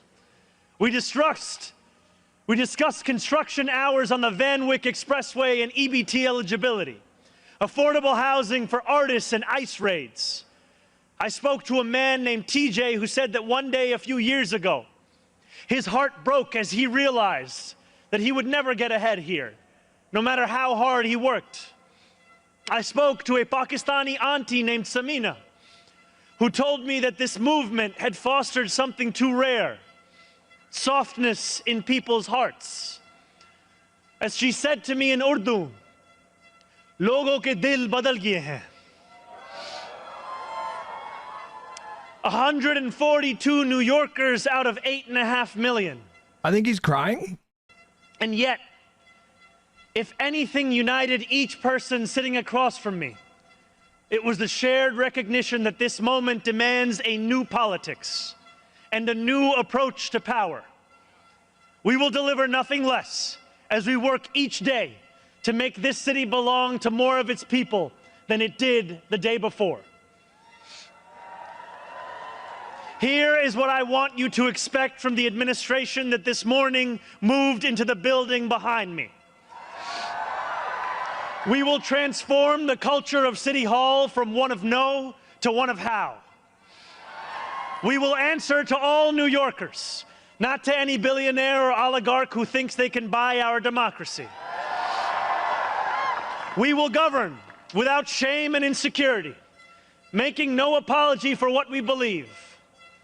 I was elected as a democratic socialist, and I will govern as a democratic socialist.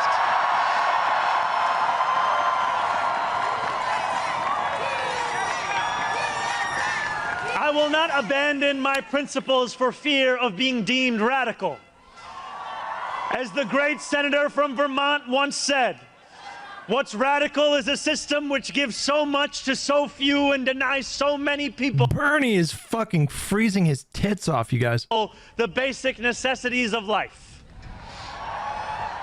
We will strive each day to ensure that no New Yorker is priced out of any one of those basic necessities. And throughout it all, we will, in the words of Jason Terrence Phillips, better known as Jadakiss or Jay to the Moi, be outside. Because this is a government of I don't understand that reference. Is he talking about Jay-Z? New York, by New York, and for New York.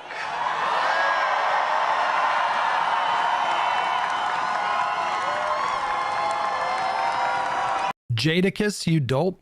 Okay. Before I end, I want to ask all of you, if you are able, whether you are here today or anywhere watching, to stand with me. I ask you to stand with us now and every day that follows. City Hall will not be able to deliver on our own.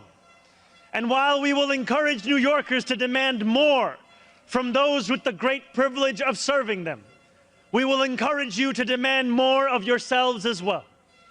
The movement we began over a year ago did not end with our election. It will not end this afternoon.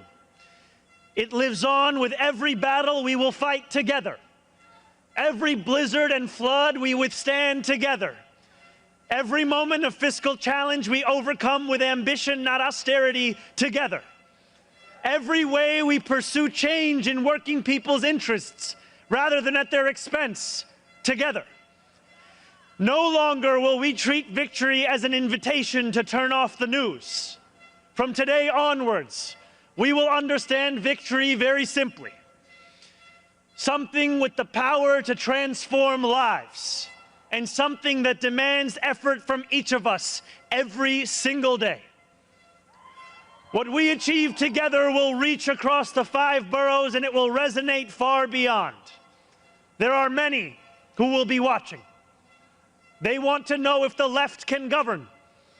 They want to know if the struggles that afflict them can be solved. They want to know if it is right to hope again. So standing together with the wind of purpose at our backs, we will do something that New Yorkers do better than anyone else. We will set an example for the world.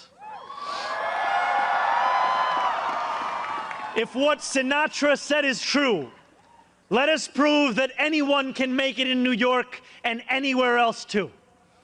Let us prove that when a city belongs to the people, there is no need too small to be met, no person too sick to be made healthy, no one too alone to feel like New York is their home.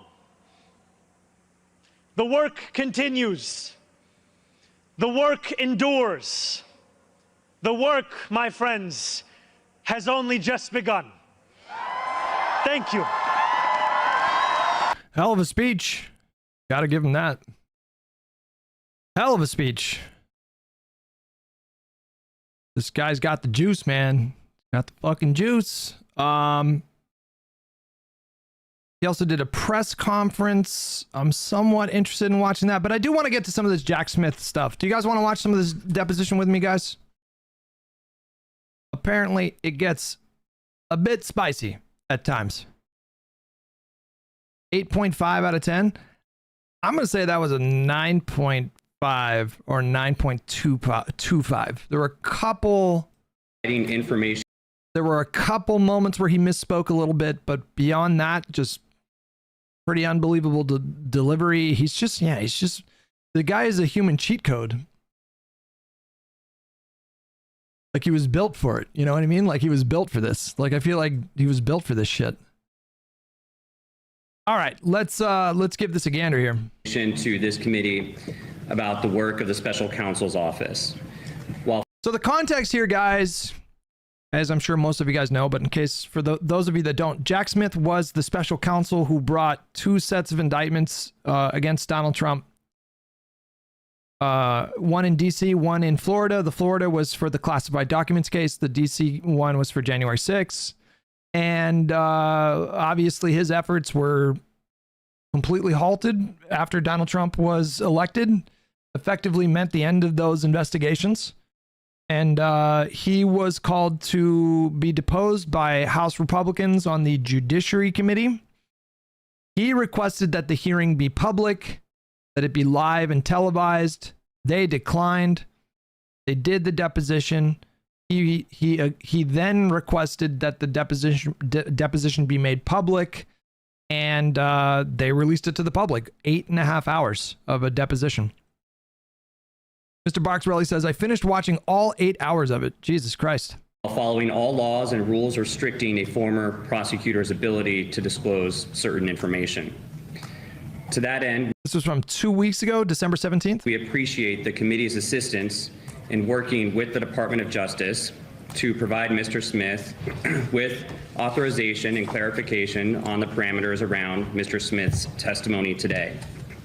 Of course, some restrictions remain on Mr. Smith's testimony, 2 of which I would like to highlight before we begin. First, as the committee is aware, in its letter of December 11th, 2025, the Justice Department admonished Mr. Smith that he is not authorized to divulge information that is prohibited by law or court, including that which is subject to Federal Rule of Criminal Procedure 6E. It is our understanding from communications with the committee and the Justice Department that DOJ is interpreting a matter under Rule 6E to be limited to the inner workings of the grand jury. On a call with committee.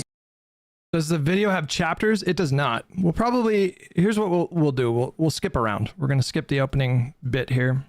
Staff and with the canon sent any motions from the department and then and we would further acknowledge that if Senator Grassley posted these materials on his official website, that is an authorized release. I mean, these are materials that were produced to the House and the Senate, and that we believe Department of Justice, did it have a lawyer here present today, so that if any... Is the camera only on him the whole time, or is there a different version?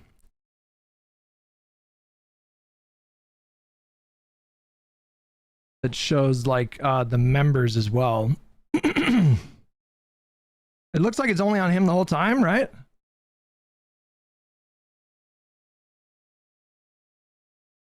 Okay, all right. Look for the most replayed sections. It doesn't have it on this one for some reason. Maybe on this one? Half of Laney Brewer and myself, we do have some... No, doesn't have it on that one either. So yeah, we just gotta... The issue came up, we could immediately resolve it because Mr. Smith is committed to answering every question he can lawfully. The Department of Justice chose not to have a lawyer here today. Thank you. Finally, I feel compelled to make an observation about the risks of participating in this deposition. The most powerful person in the world has said that Mr. Smith should be in jail because of his work as special counsel. Not because Jack did anything wrong, but because he had the audacity to follow the facts and the law and apply them to that powerful person. And through its actions, this Justice Jack Smith is straight up just one of the most alpha men I've fucking ever seen in my life. Department has demonstrated its eagerness to follow President Trump's orders despite the facts and the law. Yesterday, this guy does not give a fuck, bro. President's chief of staff is reported to have confirmed in interviews that the president is indeed pursuing criminal prosecutions against his perceived adversaries as part of a retribution campaign. In the face of those threats, Mr. Smith appears today undaunted, comforted by the knowledge that not only did he do nothing wrong, he conducted his work as special counsel with integrity, impartiality, and an uncompromising commitment to the rule of law. If the committee will allow, Mr. Smith has some remarks that he would like to share. okay, before that, I would just note from Exhibit 4, the December 11th Justice Department letter, they specifically say whether material Concern is the document. talk about it if it's in public. Thank you. Mr. Smith, you had some remarks as well? Yes, thank you. Thank you for the opportunity to discuss my work as special counsel. I was taught as a young prosecutor to follow the facts and the law, and to do so without fear or favor, to do the right thing the right way for the right reasons. For nearly 3 decades, I've been a career prosecutor. I've served during both Republican and Democratic administrations, and I've been guided by those principles in every role I've held. I continued to honor those principles when I was appointed to serve as special counsel in November of 2022. The decision to bring charges against President Trump was mine, but the basis for those charges rests entirely with President Trump and his actions, as alleged in the indictments returned by grand juries in 2 different districts. Our investigation developed proof beyond a reasonable doubt that President Trump engaged in a criminal scheme to overturn the results of the 2020 election and to prevent the lawful... He would have gone to jail, you guys. If he hadn't won that election, he would have gone to prison. This guy would have secured guilty convictions. He would have gone to prison, you guys. Transfer of power. Our investigation also developed powerful evidence that showed that President Trump willfully retained highly classified documents after he left office in January of 2021, storing them at his social club, including in a ballroom and a bathroom. He then repeatedly tried to obstruct justice to conceal his continued retention of those documents. I remain grateful for the counsel, judgment, and advice of my team as I executed my responsibilities. I am both saddened and angered that President Trump has sought revenge against career prosecutors, FBI agents, and support staff simply for doing their jobs and for having worked on those cases. These dedicated public servants are the best of us, and they have been wrongly vilified and improperly dismissed from their jobs. I made my decisions in the investigation without regard to President Trump's political association, activities, beliefs, or candidacy in the 2024 presidential election. We took our actions based on the facts and the law, the very lessons I learned early in my career as a prosecutor. We followed Justice Department policies and observed legal requirements. The timing and speed of our work reflects the strength of the evidence and our confidence that we would have secured convictions at trial. If asked whether to prosecute a former president based on the same facts today, I would do so regardless of whether that president was a Republican or a Democrat. Recent narratives about my team's work are false and misleading, including stories about our collection of toll records. Toll records were sought for historical telephone routing information, collected after calls had taken place, identifying the incoming and outgoing call numbers, the time of the calls and their duration. Toll records do not include the content of calls. Those records were lawfully subpoenaed and were relevant to complete a comprehensive investigation. Wait, what is this clip, Smodge? Smodge, nobody wants to see your wiener. January 6th was an attack on the structure of our democracy in which over 140 heroic law enforcement officers were assaulted. Over 160 individuals later pled guilty to assaulting police that day. Exploiting that violence, President Trump and his associates tried to call members of Congress in furtherance of their criminal scheme, urging them to further delay certification of the 2020 election. I did not choose those members. President Trump did. I hope that my testimony today serves to correct these mischaracterizations about my work, and to that end, I welcome your questions. Give me a copy. Give me a copy. I hear Jim We can Jordan. get you a copy. Yeah. You just made some pretty definitive statements about, your belief that President Trump was guilty of these charges. Is that correct? Yes, I believe we had proof beyond a reasonable doubt in both cases. And doesn't the Justice Manual prohibit prosecutors from asserting that a defendant is guilty of something before a jury makes the determination? When a case is pending, yes. Okay, and so you think you're free from that, from the Justice Manual rules, once a case is dismissed? No, I think that it's important to state clearly the amount of evidence we had and the basis for why we proceeded. Why we proceeded as we did is because we had a strong case, as I set forth in the final report. Right. But your final report makes what seems to be conclusive determinations of President Trump's guilt, as opposed to laying out simply the facts and the evidence that you have. I mean, you draw those conclusions that, in your view, he's guilty. Is that not the case? Well, to be clear, the cases were never tried. We were never put to our burden before a jury, so we didn't conclusively prove it. The reason the report was written the way it was written, and the reason I said what I just said, is because it was our belief that if we went to trial, we would prevail. But your report differs, if you look at Special Counsel Herr's report and Special Counsel Mueller's report. The language that you use and the way you describe.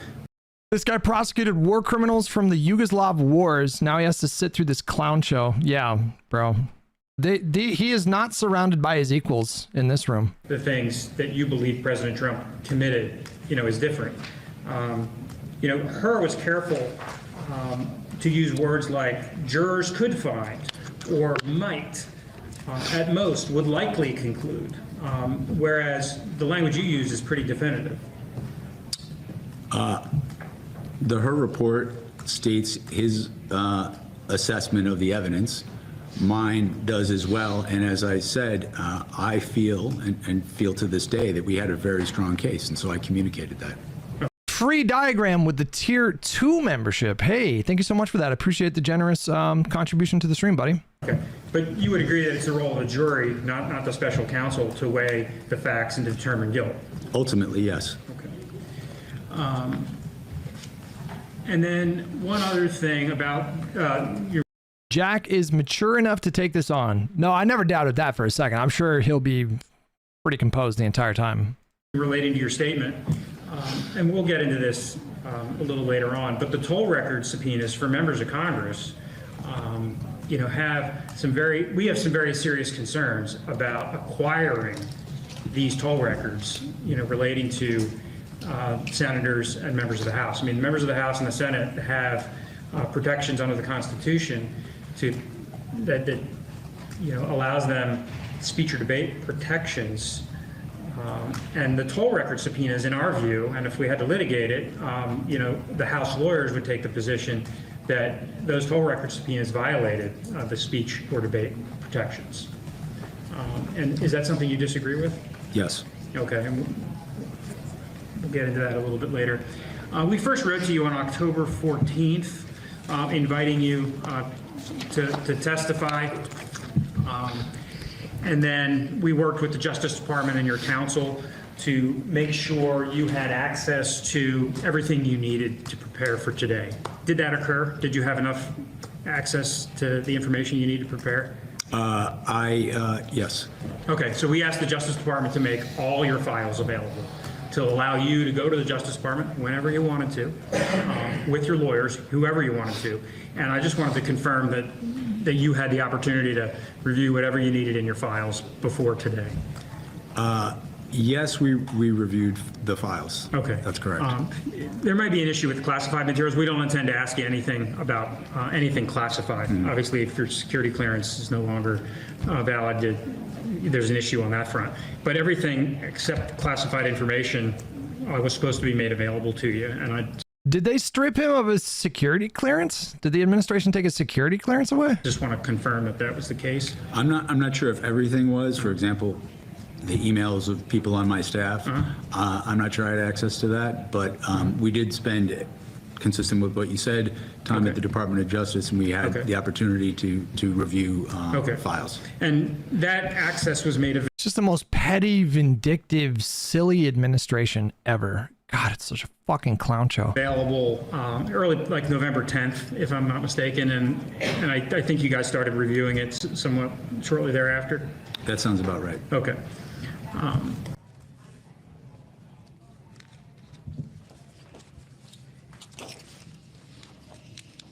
You have referenced in your pleadings, I believe, and also in public statements you've made, the famous Robert Jackson speech entitled "The Federal Prosecutor" that he delivered at the second annual conference of the United States Attorneys in 1940. You're familiar with the Robert Jackson speech? I am, yes. Okay. And this is widely available on the internet. I didn't make copies for everybody. Everybody can Google it right now as long as I'll speed it up in the sections that are a little bit drier. your phones are working. And I'm just going to flag some things that Robert Jackson said and just get your reaction to see if you agree with it or not. He says in the second sentence, "The prosecutor has more control over life, liberty, and reputation than any other person in America. His discretion is tremendous." Do you agree with that? I agree that prosecutors have a lot of discretion, yes. Jackson stated, "While the prosecutor at his best is one of the most beneficent forces in our society, when he acts from malice or other base motives, he is one of the worst." Do you agree with that? I do.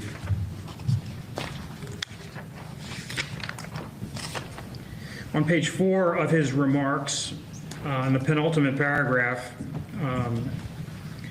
Attorney General Jackson states, "What every prosecutor is practically required to do is to select the cases for prosecution and to select those in which the offense is the most flagrant, the public harm the greatest, and the proof the most certain."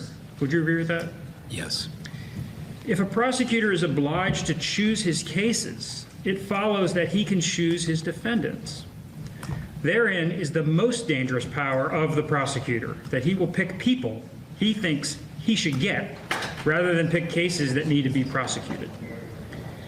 With the law books filled with a great assortment of crimes, a prosecutor stands a fair chance of finding at least a technical violation of some act on the part of almost anyone.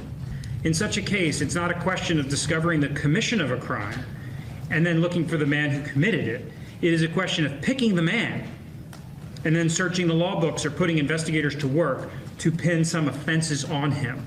Do you agree with that? I do, I think, yes. Okay.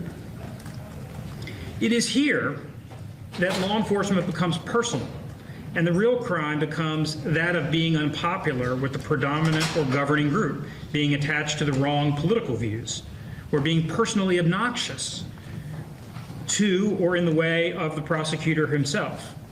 Do you agree that that is a concern? These are principles, and I agree with these principles. Okay.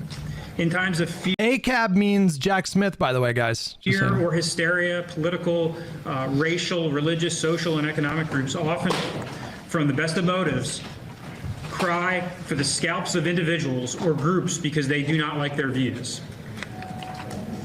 So did the House GOP bring in a lawyer to do the deposition? Yeah, right? Yeah, wait, hang on. That's how depositions work, right? It would be a lawyer that deposes him, right? Do you agree with that? Yes. He concludes by saying the qualities of a good prosecutor are as elusive and as impossible to define as those which mark a gentleman. And those who need to be told would not understand it anyway. A sensitiveness to fair play and sportsmanship is perhaps the best protection against the abuse of power. And the citizen's safety lies in the prosecutor who tempers zeal with human kindness, who seeks truth and not victims, who serves the law and not factional purposes, and who approaches his task with humility. Do you agree with that? Fully. And do you think during the pendency of your special counsel work that you tried to live up to those standards? I do. Was there ever a prospect after you were appointed special counsel when you thought maybe you would not bring an indictment against President Trump? Absolutely. When I took this case, I did not know enough about the facts or the law to have a judgment about whether we should proceed in either case, both cases, or neither case. I used my time when I was appointed to get up to speed on the facts and the law. But if the facts and the law did not justify going forward in this case, I would have been perfectly comfortable in doing that, as I have throughout my career in cases involving political figures when I was in public integrity and throughout my career. So I did not have a preconceived outcome in mind when I took this job. Was there Just to nitpick a little bit, he could trim this beard a little bit better. I don't think he uses beard oil. I don't think he uses any kind of like beard butter or beard balm. It's trimmed well, but there's a kind of unkemptness to it. No, he could I'm just saying, I know a few tricks to keep this shit a little bit tighter, you know? I'm just saying. Is there any point where you and your prosecutors that formed your team debated not bringing charges against the president? Of course. I mean, that is the... Notice how you shaved your head clean after we made fun of you for saying you're Jason Statham yesterday. I trim my hair once a week. I didn't do it because he hurt my feelings. So, you know. The process of being a prosecutor is you are analyzing evidence, you're collecting facts, and you're debating whether it's what the facts mean, the inferences to be drawn from the facts, or debating what the law is, and whether you can prove what you think is happening here or not. And so that was a continual process to decide if, in fact, we could go forward. And that, again, just to be clear, that is a process that I have undergone in my career personally and with prosecutors I've supervised. When was the decision made that you believed you needed to move forward? I've decided I'm growing a goatee this year. Any tips on how far under your chin to let it grow? There's actually a rule for this. It's the 2-finger rule. From the top of your Adam's apple, like the bottom of your finger here should be at the top of your Adam's apple. There's your line. That's how you do the line. With both indictments, both in Florida and DC? Well, so the decision wasn't made at the same time. To the best of my recollection, in both cases, the final decision was shortly before we sought indictment. Okay.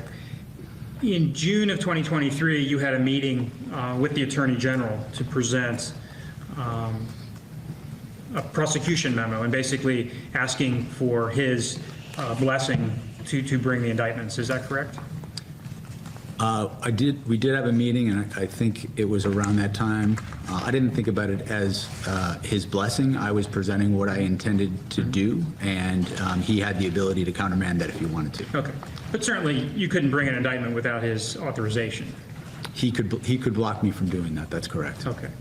And during that June 2023 meeting with the Attorney General, did you guys discuss both indictments, potential indictments, or just the Florida indictment or just the DC indictment? If it was, I don't have a specific recollection of dates, and so you can check me on public records, but I believe by late June, the classified documents case had already been indicted. Okay. So again, this is my recollection, but that would have been, a discussion in late June would have likely been about just the elections case, okay, if it was about an indictment. Okay. And the Attorney General in the June meeting, it's been reported that he expressed some reservations about the DC case. Is that correct? I had several meetings with the Attorney General about both cases, and in those meetings, we regularly discussed legal issues, factual issues, things of that nature. Never in those meetings did he Yeah, that's true. Technically, a goatee is supposed to be without a mustache. It's called something else if you have a mustache and then a beard, like a goatee beard. I don't know what it's called, but technically a goatee, you're not supposed to have a mustache. But I don't think that looks generally good. I don't like that look at all. I've never seen somebody pull off that look.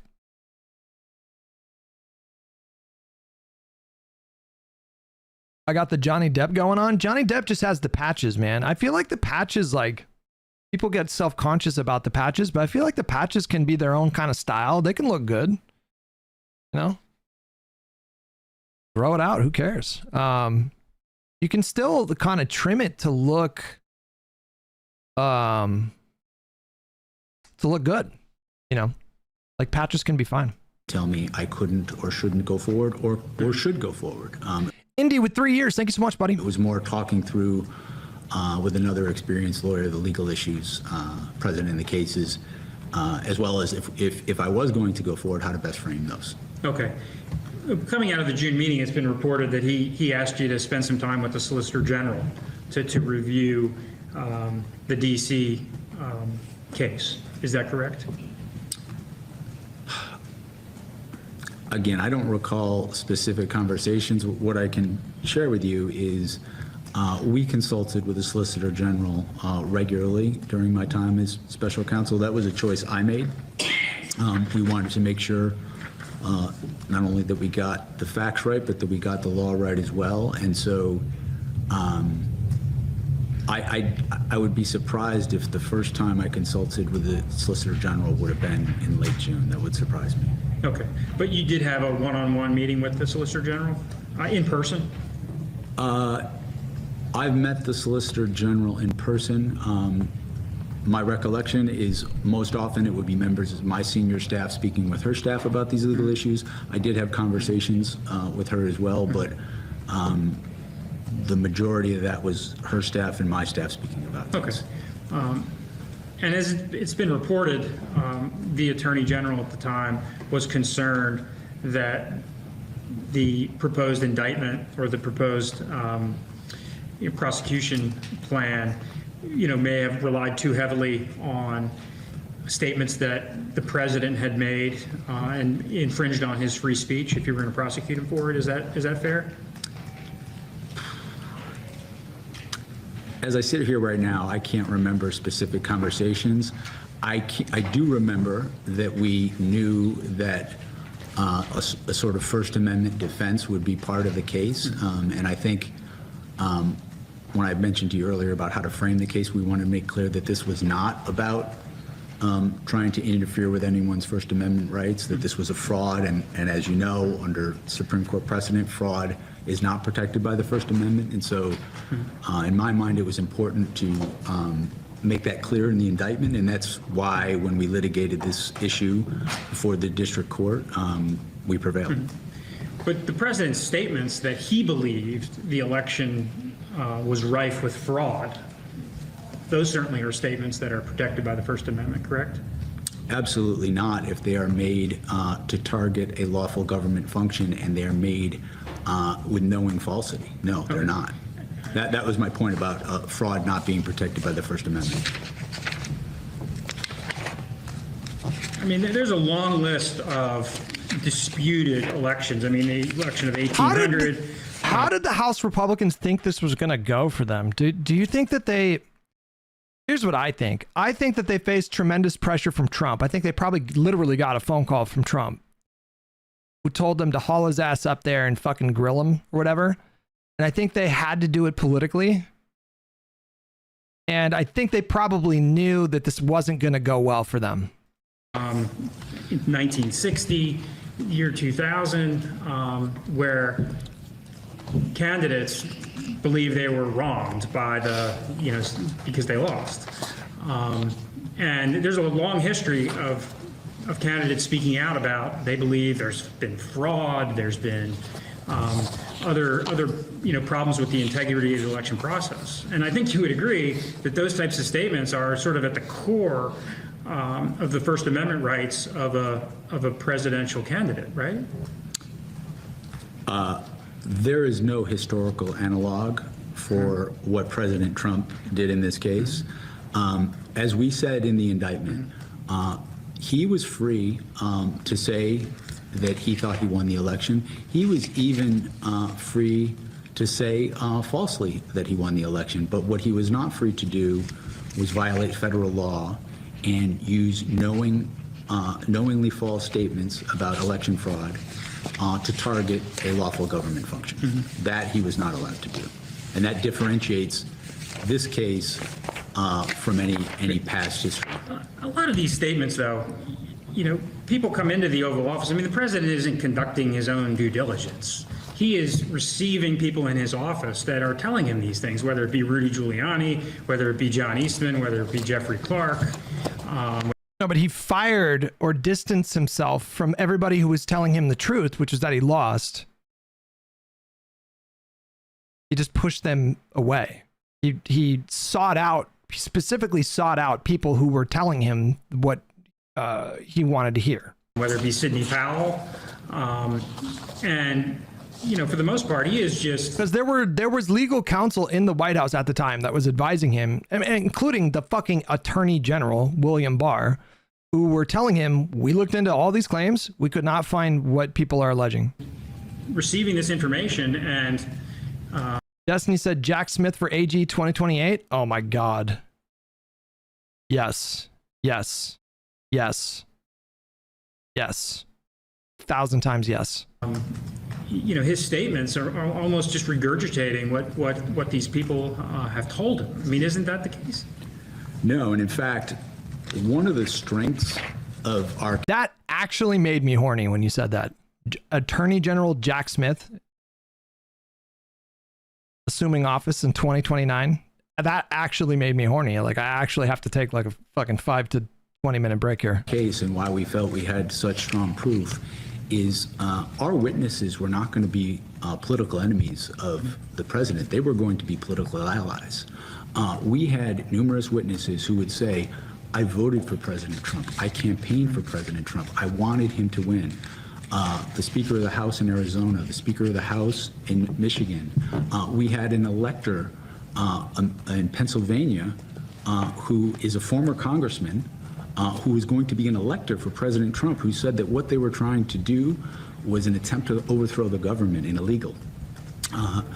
Our case was built on, frankly, Republicans who put their allegiance to the country before the party. And so The president got information from people he trusted on other issues. He rejected it whenever it didn't fit him staying in office. And there was a pattern in our case where anytime any information came in that would mean he could no longer be president, he would reject it. And any theory, no matter how far-fetched. That means the idea that he legitimately thought he won is not a claim that seems to be made in good faith. Like if he's pushing away everybody, his supporters, you know, people that had served in his administration for years, and if he has scores of them telling him, we are not finding what you're claiming, and then he tells them to fuck off and surrounds himself with people like Sidney Powell and Rudy Giuliani, that means he's lying. He doesn't actually think that. He's just trying to use some kind of process to stay in office. No matter how not based in law, that would indicate that he... Oh, you don't want Garland back? Maybe he's had enough time by then to decide to fucking do something? Oof. Pass on Garland. I mean, I think generally, guys, generally speaking, Garland was a really good AG. It's just on this particular thing, I think he was considering the politics too much. He gave Trump way too much leeway. Way too much leeway.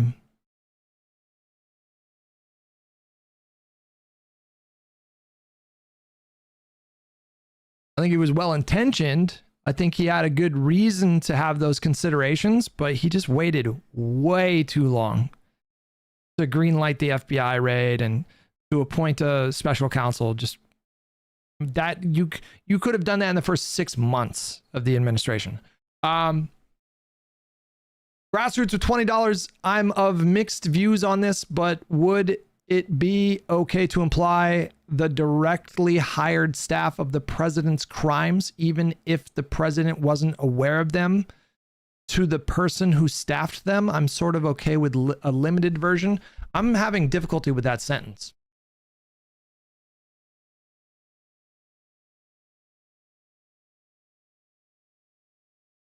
Ooh, I don't understand that sentence. I apologize. That's a difficult sentence to unpack. Could he latched onto that? And we were confident that we... A republic destroying miscalculation? Thankfully, I don't think Donald Trump is going to destroy our republic. Don't think that's going to happen. He's doing a lot of damage right now, for sure, but we will endure. We will survive. We had very strong proof of that pattern. He also, I would just add, very consciously did not try to reach out to the sort of people who have the most expertise on these issues. He reached out to people who he thought could back him up. Yeah, but let's be honest. The president doesn't reach out to anyone. People are brought to him. I mean, he doesn't, like the people you mentioned that you were going to call a trial. Those aren't, some, Pennsylvania Republican official. I mean, that's not somebody who was in the Oval Office communicating with the president. Well, right? Well, with respect to the Arizona speaker, I think Grassroots is asking if you can hold the president responsible for the crimes of the people he hires, but it's the decision-making process that Jack Smith is highlighting here. The decision for Donald Trump to actively ignore and distance himself from people that were not affirming his constitutional authority to remain in office, that implies, very strongly implies, that he knew it was bullshit. It very strongly, I think, cuts against the idea that, well, in his mind, he really did think that he had won that race. Seems unlikely. It seems unlikely because there were more people than not that were telling him, we can't find these fraud cases that you're talking about. Or the House, that is someone the president reached out to. Mm-hmm. He also... People you mentioned that you were going to call a trial, those aren't, some, Pennsylvania Republican official. I mean, that's not somebody who was in the Oval Office communicating with the president. Well, right? Well, with respect to the Arizona Speaker of the House, that is someone the president reached out to. He also reached out to governors. He reached out to the governor of Arizona. He reached out, and again, Republicans, his allies.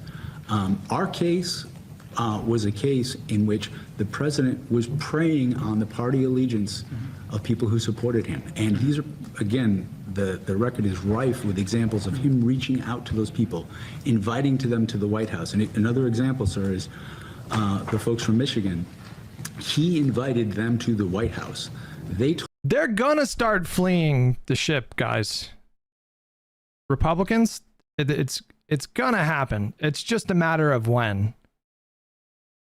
I think probably the likeliest timeline for when that happens is right after the midterms. If they get decimated in these midterms, they're going to start fleeing ship. Technically it's already begun on a small level, but it's going to happen. They'll have no choice because they're in this kind of delicate balance right now where they can't survive politically if they alienate Trump and his supporters right now.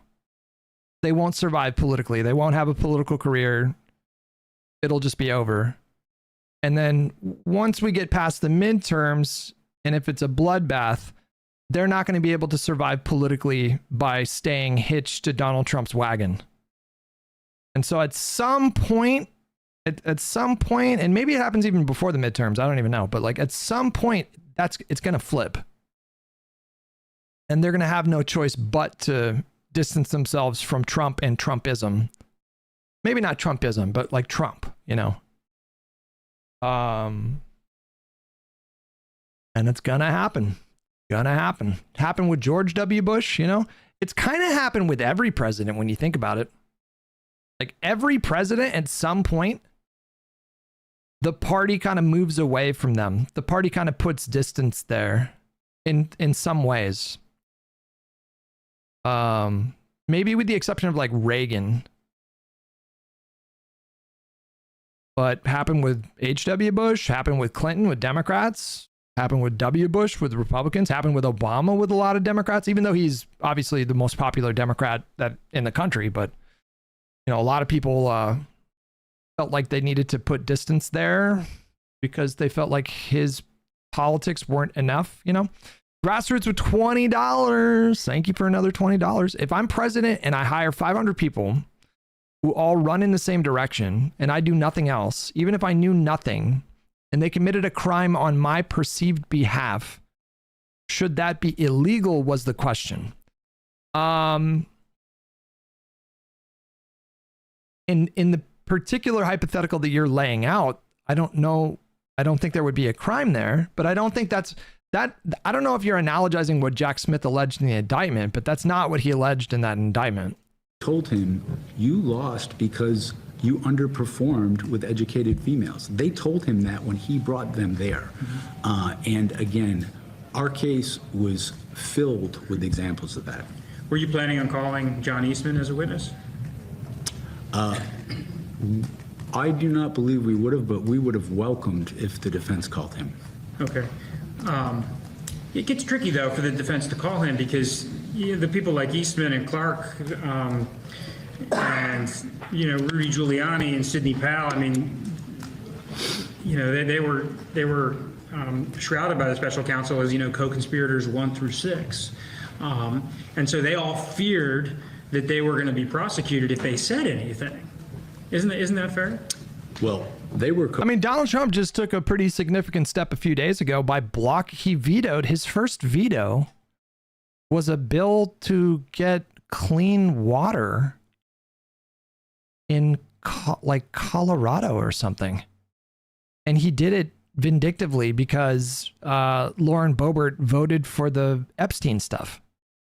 So I think Donald Trump, it's going to be like the reason why I think it's inevitable that they're going to flee is because Donald Trump, I don't think he is at all processing that his star is kind of fading. Like, I don't think he is capable of confronting that reality.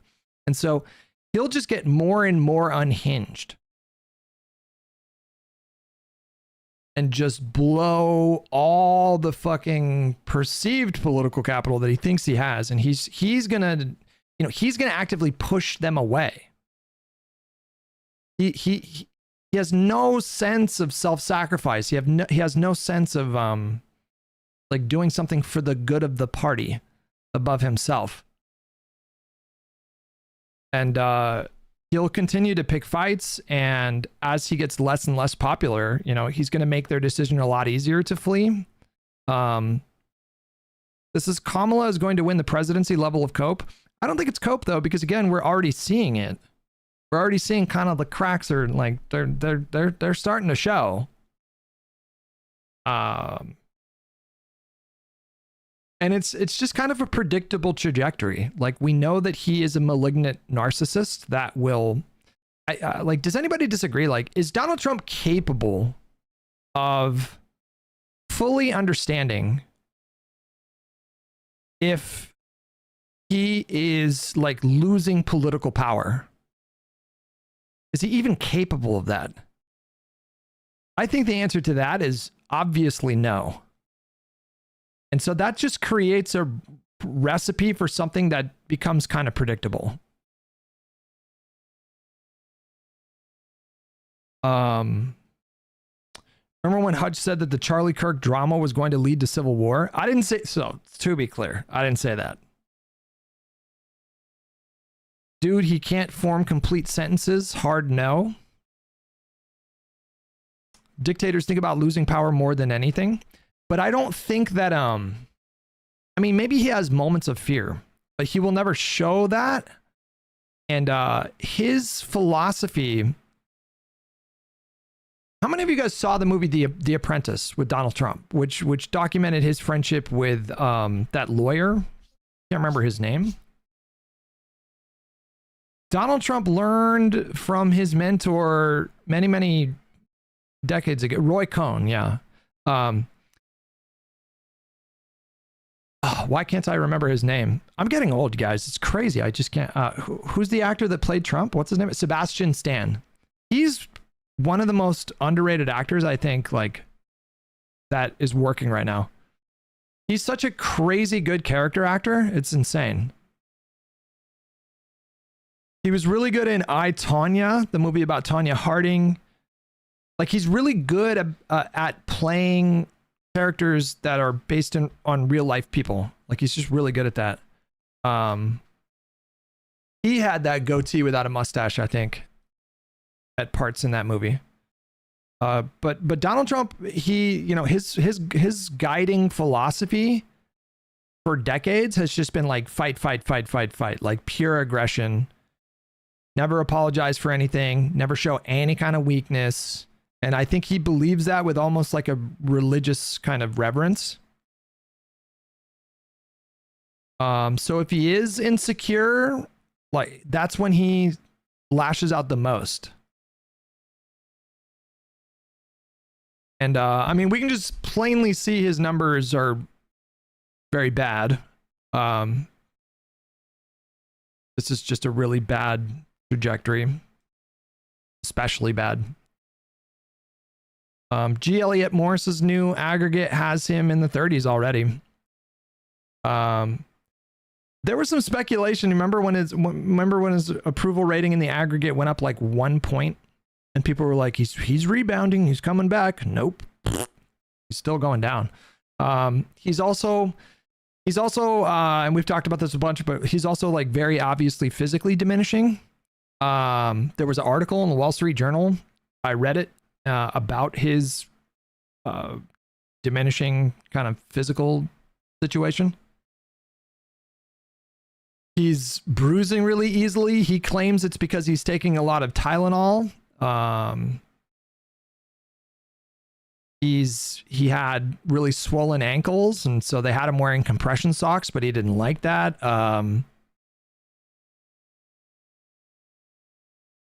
Yeah, he says he takes, it's like over 300 milligrams of Tylenol every day because I guess he thinks it thins his blood. He's like, I want that thin blood. I want that thin blood going in my heart. Okay, I don't want that thick blood. What is that on the screen? What the fuck was that, Tangia? Was it aspirin? Was it aspirin or Tylenol? I don't even know. He talked about the makeup on his hand. You know, he talked about like how he puts makeup on his hand because he says he bruises easily because he's taking a bunch of aspirin. Is it aspirin or Tylenol? Aspirin? Aspirin. Which, is that even true? Whoa, almost just. Is that even true? Do you bruise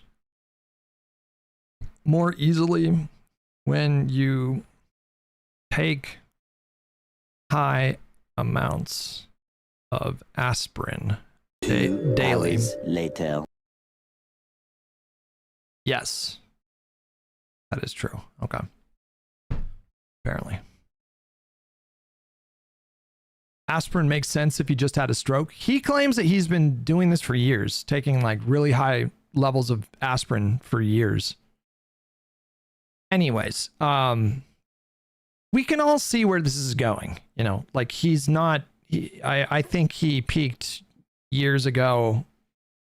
I mean, I guess technically he peaked at the start of last year. That was like the height of his approval and arguably political power.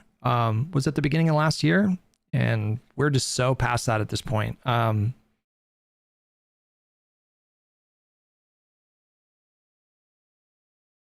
it is going to reach a point for these Republicans in Congress where they are all going to have to make a decision. Many of them are just going to retire rather than be forced to make that decision. At least Stefanik. I mean, guys, that is so significant, you guys. Elise Stefanik dropped out of the governor's race and decided she's not going to run for re-election in the House. That's pretty significant. Why do you think she did that? That woman was being groomed to potentially be a presidential candidate.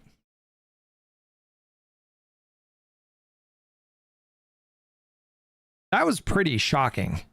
That was pretty shocking. Why do you think she made that decision? It's because she knows. She knows where the direction that the winds are blowing. She can see where the story is headed. She knows he's not going to turn it around, and she knows that she's going to be forced into an impossible situation at some point. Stay loyal to him and have it basically kill her political career, or rebuke him and distance herself from him and potentially have that ruin the rest of your political career. It is for a lot of these House GOP politicians, it is an impossible decision where there's no good answer. And so a lot of these people, they're just going to retire.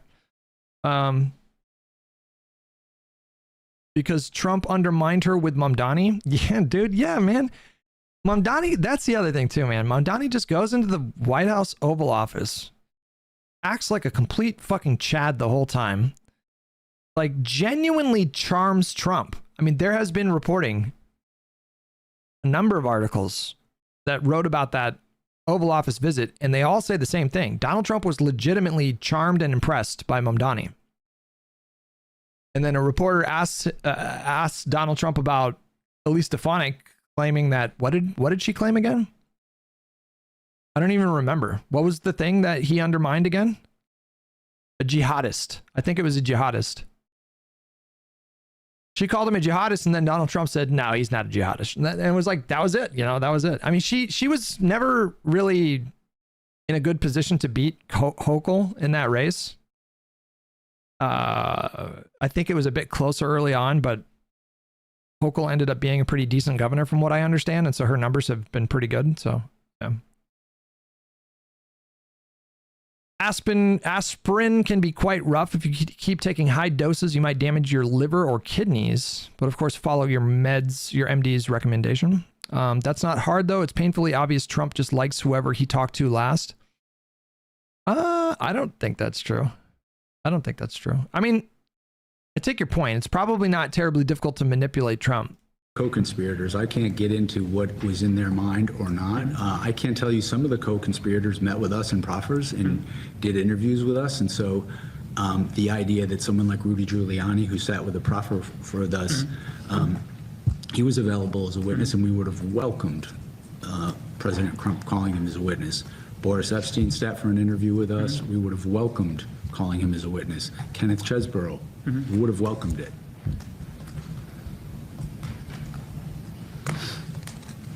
Why didn't you charge any of those folks?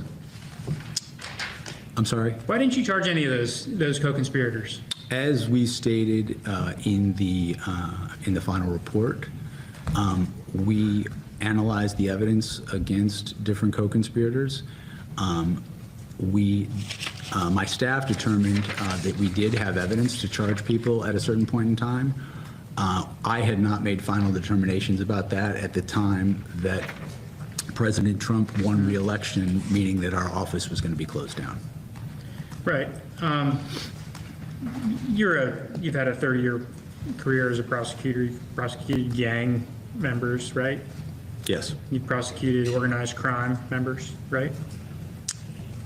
Not as much. But, surely one of the, fundamental Is he mixing him up with Comey there? principles of prosecutorial work is you work from the bottom up, and you try to get as many fact witnesses to work with you.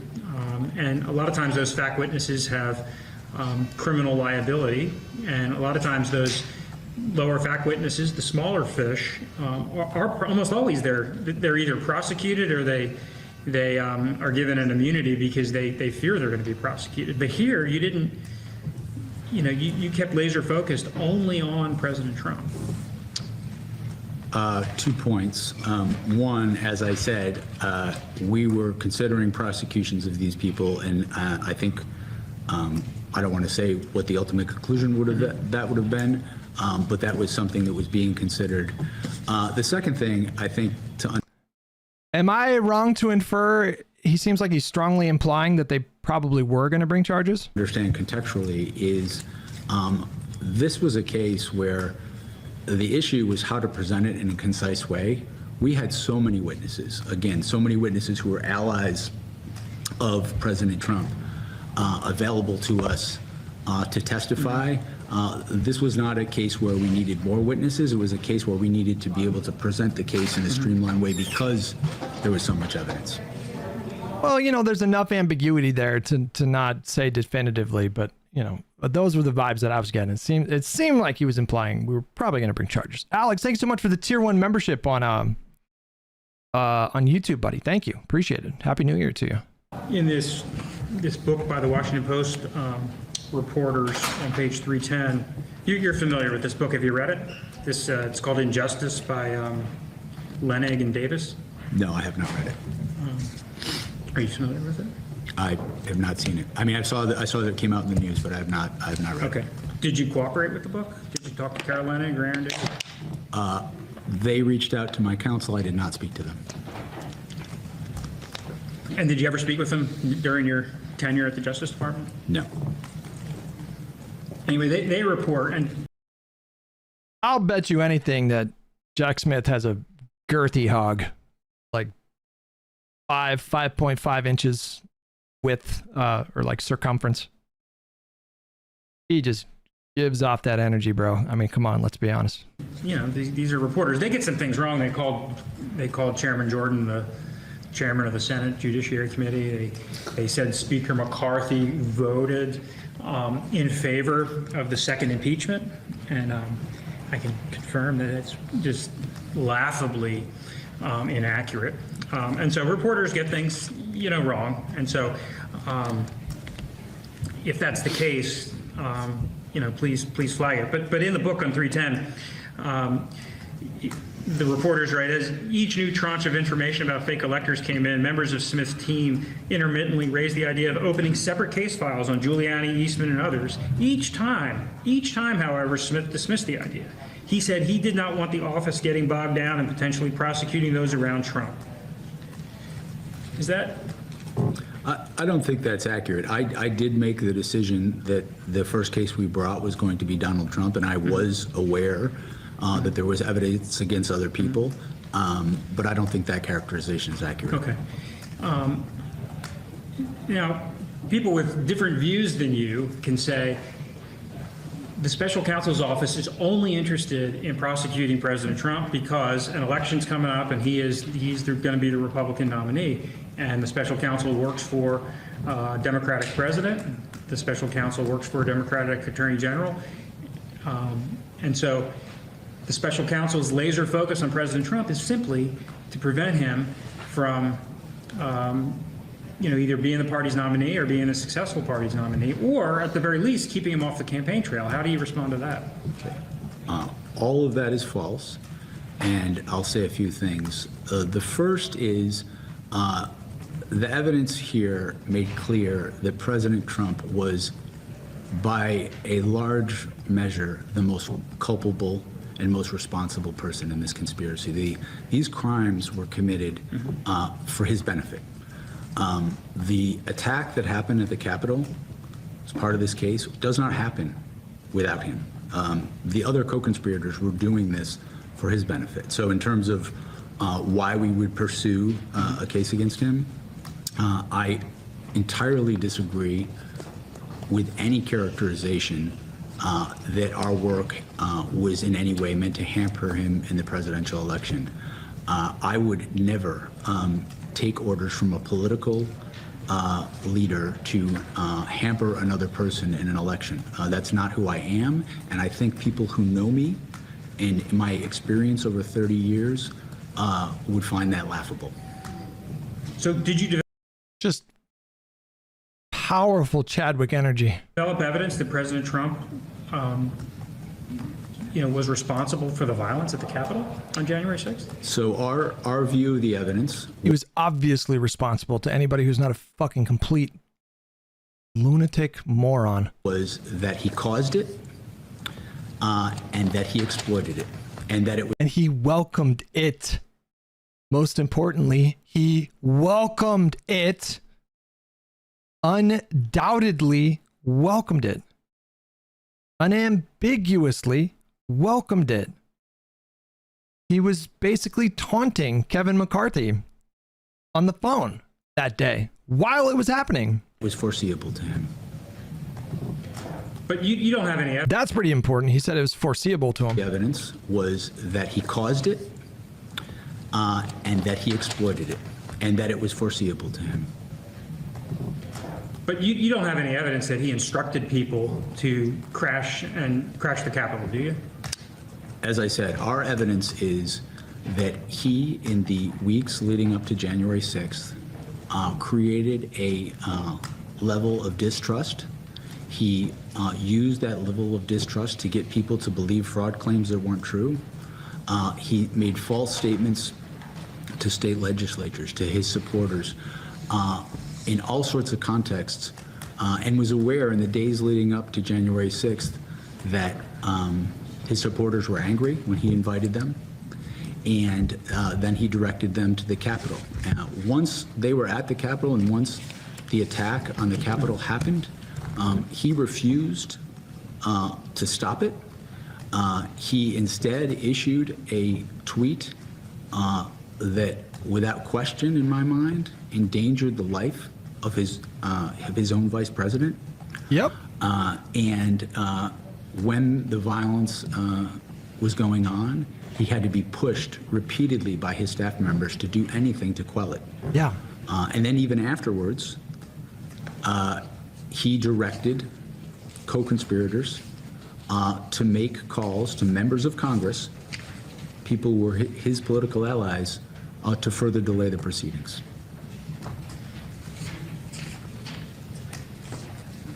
Did you sought gag orders in both the Florida case and the D.C. case, is that correct?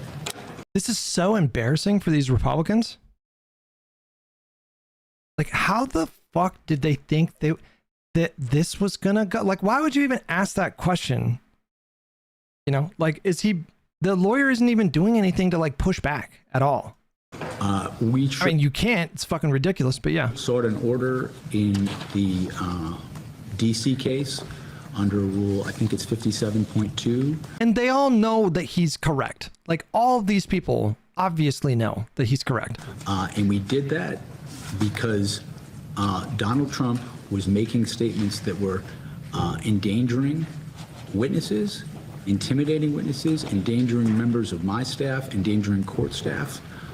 As you might remember, in the right around when the indictment was released, he issued a tweet saying, "If you come after me, I'll come after you." He called, in a tweet, he called General Mark Milley a traitor and mentioned that what he'd done in olden Firing squad. times, people would be put to death. As a result of the things he was saying, the judge in this case was received vile death threats. And with respect to the D.C., both the district court and the Court of Appeals, a panel of judges, found that his actions were in fact causing what we said they caused. They were causing witnesses to be intimidated and endangering people. And I believe it was the Court of Appeals also found that in addition to intimidating or chilling witnesses who existed, it would chill witnesses who had not yet come forward because they'd afraid that they would be next. So yes, we did file that, and I make no apologies for that. I mean, which witnesses do you think he would have intimidated? I mean, are there any specific witnesses did you identify for the court? We did a filing. I don't recall the specifics in that filing right now, but as I said, one of the issues from my perspective was not only the witnesses who he had specifically called out and caused threats to be issued, this phenomena that was found by both courts, it was the result of that is that a rational witness who maybe had not come forward would be completely afraid to, because they would see that they would be next. And I think both courts agreed with that. Well, I mean, the Circuit Court of Appeals ultimately slimmed down the gag order, isn't that correct? It did, yes. And what was the difference between the gag order you proposed and Judge Chutkan agreed to and the final gag order that the D.C. Circuit approved? Okay, I'm going to go off my recollection. I know one of the differences was him making threatening statements towards me personally was was allowed. I think in the district court in our application, we thought that shouldn't be allowed. I will share with you that I told my staff that it was much more important to me that he not be able to issue threats to court staff and my staff than me. And so the Court of Appeals did narrow it in that way. And as I'm sitting here now, I'm not debating you that they narrowed it. I just can't remember these specific details. Okay. But the phenomena, they concurred that the phenomena I'm describing to you today was real and had real world consequences. 18 United States Code 1512 deals with tampering with witnesses. Did you identify any violations of 18 U.S.C. 1512? We did not bring any charges. And did you allege that he violated any terms of his release? We did not.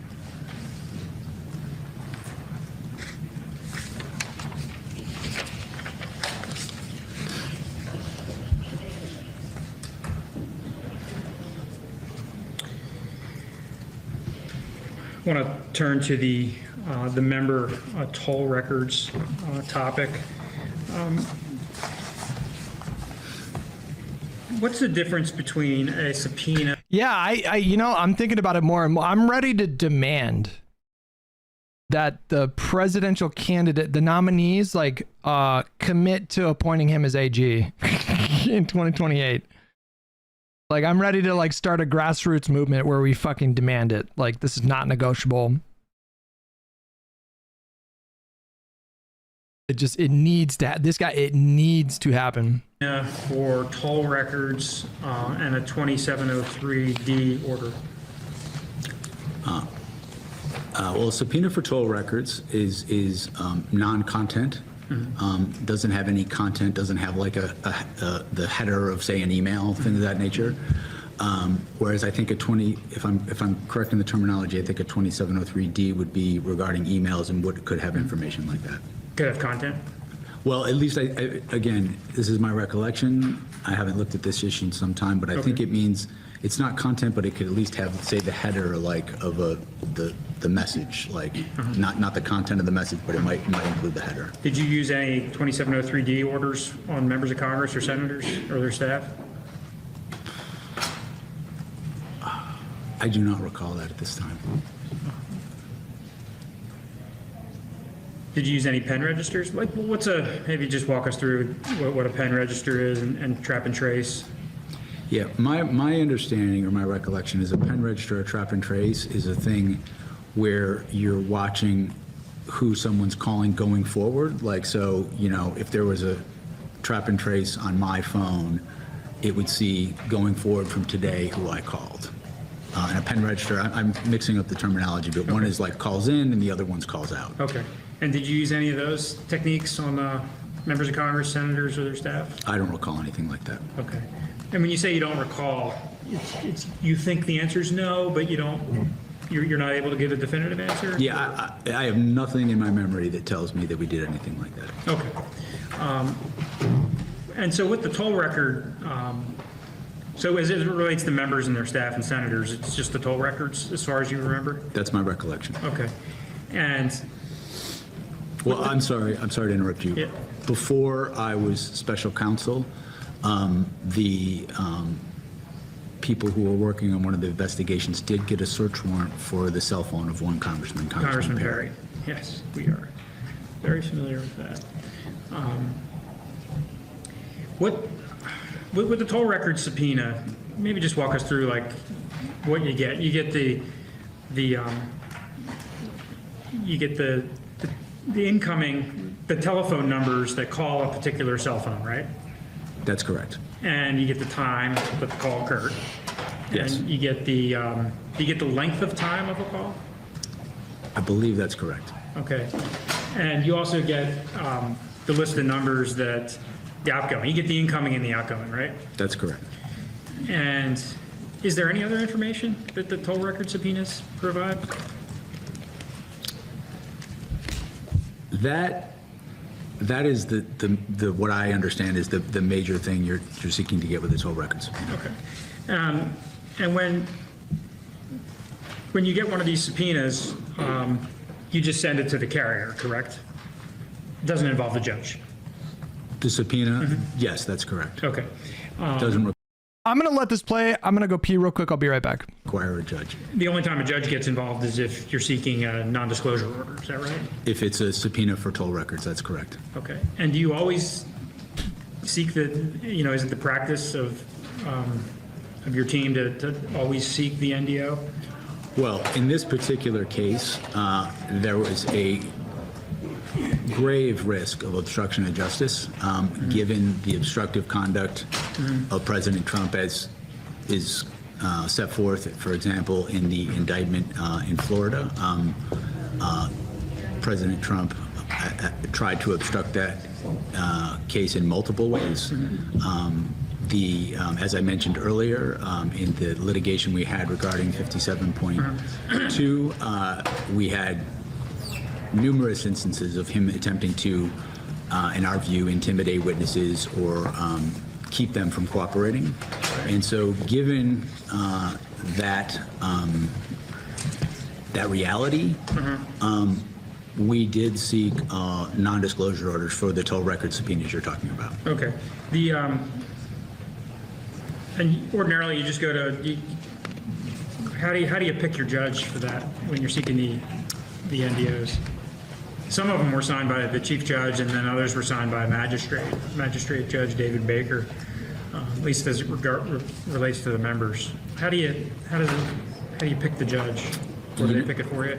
I don't know that we picked the judge. I have to say, in my role in this, I wouldn't have known that. I don't know that even a prosecutor can pick the judge, but I don't know what local practice in Washington D.C. would be on that. I mean, sometimes I think Boasberg signed the NDOs for the senators, and then as it related to Speaker McCarthy and some of our members on the Judiciary Committee, it was the Magistrate Judge David Baker. And so you don't have any idea why Well, a common practice in my experience as a prosecutor, certainly when I was a prosecutor in Brooklyn, is there'll be a duty judge or a duty magistrate, and so whoever has duty that day is who you go to. Okay. I just want to be clear, in this case, I don't have a recollection if that's how it works in D.C., but it may well have been that way. Okay. And these NDO orders, at least the ones we've seen, are all the same. Is that a fair statement? I think they're usually very similar, yes. Okay. And you submit a proposed order, correct, for the judge to sign? That's correct. And part of the language in this states that the court finds reasonable grounds to believe that such disclosure will result in flight from prosecution, destruction of or tampering with evidence, intimidation of potential witnesses, and serious jeopardy to the investigation. Is that something you remember? Yes, those are the in the law, and the number is escaping me right now, but in the law that sets forth the reasons why you could get a non-disclosure order, I believe those are the different prongs, if you will, of that statute. As it relates to members of Congress and senators and their staff, definitely their staff as well, I mean, that presents concern that we don't have an opportunity to, quash the subpoena. How does your office deal with that prospect?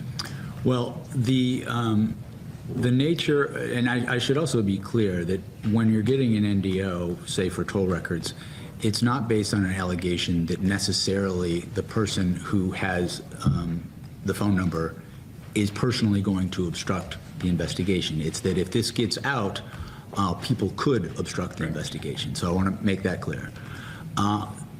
Second point would be, you are correct in that inherent in getting an NDO is that at various times, people who might have arguments about why to quash a subpoena won't be able to make those arguments. In our investigation, this came up with Twitter. We wanted to get records from Twitter regarding President Trump. Twitter, and we applied for an NDO from the judge. Twitter refused to provide the records unless they could tell President Trump about that. And so we had litigation with this in the district court. The district court agreed that there are situations, and there was that Twitter argued that President Trump should be able to assert executive privilege over the records we wanted. And as a result of that litigation, the district court found. Hutch, do we get ARC Raiders later? The answer to that is always yes. Unless I tell you guys that I'm not going to do it, assume that we'll do 4 or 5 hours of political streams and then a few hours of gaming. It was proper of us, given the level of obstruction in this case, to get that NDO. That decision by the district court was upheld by the Court of Appeals. And then that decision by the Court of Appeals, Twitter, my recollection is Twitter sought to get the Supreme Court to overrule that, and the Supreme Court refused to. And so I tell you all that to say. And then you find them, right? Well, actually, that's before. They refused to comply even after she ruled, and she set a schedule of fines, and so part of the appeal was. But you sought the fines, right? Absolutely, yes. Okay. But the point of telling you that was that inherent in an NDO is it may. I just don't understand what Republicans think they're getting out of this. You know, if it's a long line of questioning because they're arriving at some point, I'm still not understanding the point, because so far it just seems like they're giving him a platform to make his case. They haven't got him on like anything, like not literally nothing so far. Maybe he's weaving some larger tale that I'm missing, but it may be that certain arguments about why a subpoena should be quashed can't be made. So that happens, and I think there's a parallel in those situations. When it comes to members of Congress, though, there are the speech or debate protections, which you totally sidestep. I mean, the toll records. Oh, now he's going for it. Provide enormous, valuable information because it shows who a member of Congress, who a senator is taking calls from, and who they're calling. And if you map it up against the Senate or the House calendar, you can see what the inputs are to their legislative decision making, which is at the. Is somebody like grilling something in the room? What is happening with the audio in this? For speech or debate, do you agree with it? They couldn't run it through a fucking AI filter to get rid of all this background noise? We need to start doing this. Is Forbes, like this isn't even like a government account. You're telling me the person whose job it was to upload this video to YouTube, they didn't think to put it in a fucking Adobe timeline and reduce all the background noise? Senator is taking calls from, and who they're calling, and if you map it up against the Senate or the House calendar, you can see what the inputs are to their legislative decision making, which is at the core of speech or debate. Do you agree with it? They're filming this deposition in IMAX is what's happening. That's the noise. My office and I personally take the protections of the speech or debate clause seriously. I think they're part of our Constitution. They're an important part of separation of powers. When do you guys think we're going to get the announcement of Fallout 3 Remaster? You got to think it's coming soon, right? Like, I doubt they're going to do another cold drop. Is that what it's called? Is a cold drop? Where it's just like, surprise, you can download it right now. Or shadow drop? Yeah. New Vegas or 3? I think there are rumors that both are being developed. It's like an open secret that Fallout 3 Remaster is coming. I'll play that shit for sure. I'll play that shit for sure. I would assume it's like Oblivion last year, Fallout 3 Remaster this year, New Vegas Remaster next year, and then Skyrim in like 2028. I don't think we're getting that shit for another 2 or 3 years, guys. I don't know what Bethesda has to do, man, but like, fuck, man. That creation engine feels a bit dated. Feels a bit dated. I don't know if they can just do the standard kind of Bethesda formula for Elder Scrolls 6. It's not that creation engine is necessarily bad. It just feels like very antiquated, Bethesda is dated, washed old devs making boring games for old people. Listen, I did not hate Starfield. Okay, I had a really good. Did anybody else enjoy their time with Starfield? Did anybody else?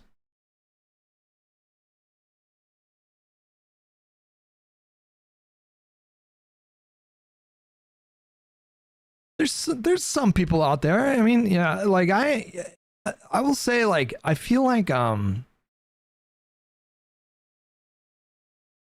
don't know. It was like there was a part of me that was underwhelmed, right? And that is because I think they overpromised, You walk around in like Fallout 4 or Skyrim and the world is just teeming with, compelling side quests and lore and then you go to Starfield and it's like, you can land anywhere. Okay, let me land there. And then it's just like an ice planet with kind of boring procedurally generated POIs.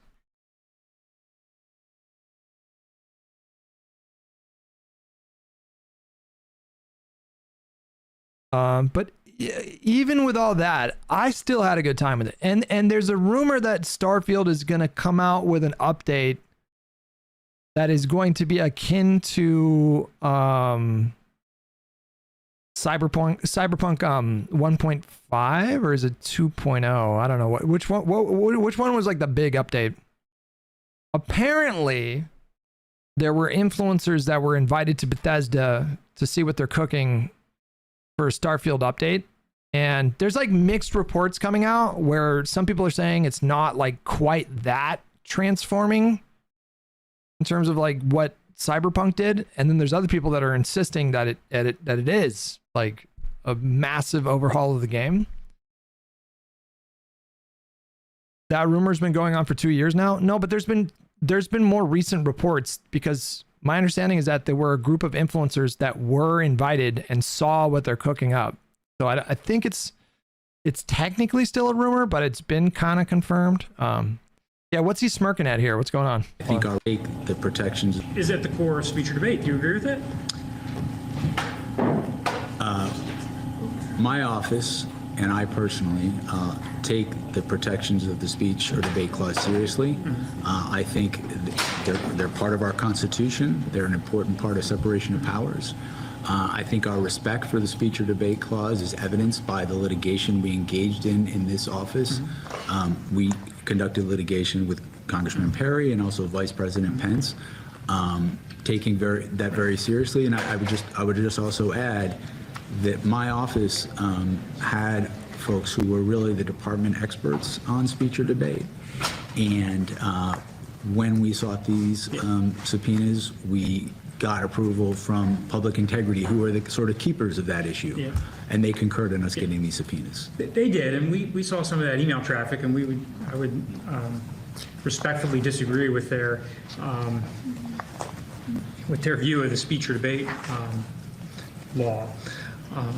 D21 Winters, I'm so sorry I skipped over. Thank you so much for 80 months of being subscribed on Twitch, buddy. Thank you. As you might imagine. You're wrong. It won't be akin to Cyberpunk 2.0, but it will be a good one. Making loading screens different so they don't look like loading screens is a big one. See, that's like the biggest... That's the thing that I can't abide with the creation engine. We can't, in 2025, we cannot be having like loading screens if I go into a small house. Okay? That is just, I don't care what the tech is. Oh, sorry, 2026. Jesus. I don't care what the listen, like, just figure it out. Just figure it out. Like, I had this attitude when it came to 30 FPS versus 60 FPS. When that was still a thing. Thankfully, consoles figured that out. We have performance mode now for stuff, but it's 2026. Okay, like we can't be having a load screen if I'm going into a cabin. That cannot be a thing. When you sought these non-disclosure orders, the judge didn't know it was a member of Congress. Is that correct? I don't think we identified that because I don't think that was department policy at the time. And you had some litigation substantial litigation with Congressman Perry over the seizure of his phone, but you didn't have any litigation with us over the seizure of members of the Judiciary Committee's phones because we never knew about it. That's correct. But, sorry, I just want to clarify. I think you said regarding the seizure of any senators' phones? Representative Perry had his phone seized. Yes, but are you suggesting that there's a seizure of a senator's phone? No. Okay, I just wanted to clarify that. Thank you. The only seizure I'm aware of is Congressman Perry. Do you know of any other seizures? That's the one I recall. Okay. So no other members of Congress, no other senator had their phone seized? Spring is likely the ETA, rumored to be the PS5 release date. Yeah, and also I think that's supposed to be a new DLC, right? Did you seek... The last DLC was pretty trash. Shattered Space was just not very good. Search warrants for the content of any, of the telephone calls, or the content relies mostly to text messages. Did you seek a search warrant for the content of any text messages from members? From members? Yeah. No, I don't recall that. It was just toll records. Correct. Okay. But by not telling the members, by going through this NDO process, they didn't have an opportunity to litigate the speech or debate concerns. That's correct. And that's unfair, in our view. I understand your position, and as I said before, we respect the speech or debate clause. I'm aware of no case in the Supreme Court or the D.C. Circuit that says that getting non-content toll records from a third. The shredder gyros or whatever they're called, those aren't even the hard thing to get. The hard thing to get for the expedition missions are there these two kind of rare materials. Honestly, the mushrooms are not even that hard. You just wait for a lush event. The ion sputters and what's the other one? Those are a pain in the ass, dude. Were they frequency modules? God, man, those were those. I had to spawn into Stella for like 4 or 5 hours to get like 3 ion sputters or whatever they're called, and then 10 of the other things. I had to spawn into Stella for like 5 fucking hours. It didn't help that I just don't know that map at all, and so I was just pretty lost the whole time. But yeah, third party violates the speech or debate clause, particularly where, and I think an important point here is these records were not sought to use against members of Congress who were targets. The investigation we were conducting was of President Trump and his co-conspirators, who were all obviously not members of Congress, but also private, not even members of the White House. I mean, the House and DOJ has a big disagreement on this. I mean, the William Jefferson case, you familiar with the Rayburn House Office Building case? I am. Okay. And so when issuing grand jury subpoenas for toll records, do you consider yourself bound by that opinion? you have to do free kit and surrender immediately if you don't spawn at assembly or medical with 30 minutes. It's just tedious. It's just tedious. That one was the most annoying. That was like the only time in Arc Raiders where I felt like, okay, this is fucking annoying. Yes, but I would say that opinion does not deal. That is a case where there was a search warrant of a congressman's office. That congressman was a target of the investigation. Right. The search warrant wasn't seeking non-content toll records. It was seeking the actual records, legislative material of the congressman to be used against that congressman. Right. But I mean, the court in the Rayburn case concluded that there is a documentary non-disclosure privilege, not just a prohibition on the evidentiary use of that material against members. I'm not debating the Rayburn case exists. What I'm saying is in the Supreme Court or the D.C. Circuit, there is no case that says non-content. Rayburn dealt with content. Non-content records, not secured from a member, but secured from a third party, are subject to the speech or debate clause. And if I may, the correspondence we talked about, that reading, which was the reading of my staff who are very familiar with this, was consistent with the department's position on those issues, and public integrity, which was sort of the keeper of this issue, concurred in our getting these subpoenas. We're making exhibits. We have to number 6? Yes. And this is some back and forth.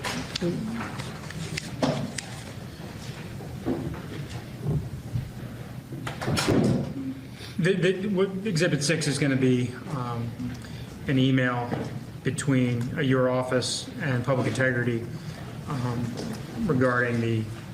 Can it be Wednesday already? Wait, what's on Wednesday? The Senate, the toll records for the senators.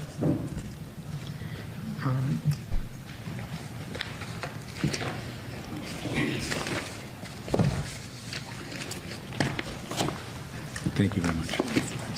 Thank you. Thank you very much. Oh, Fallout. Gotcha. They're relevant. These documents are helpfully not based. Yes. If you want to show me yours, I can look for it here.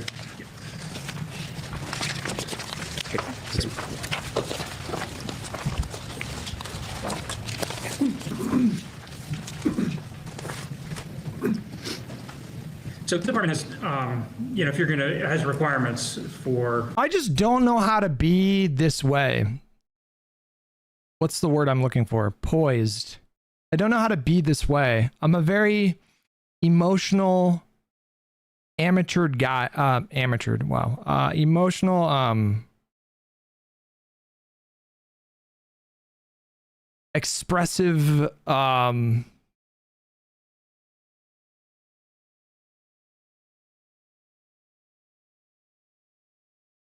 Anxious, excitable person. Like I'm very, I feel like I feel emotions very strongly.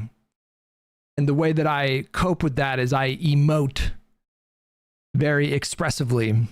I don't know how to do what he's doing. I don't know how to live life like this, where you're just very composed. That's just not me. I was not, the good Lord did not build me in that way. Maybe you can learn it.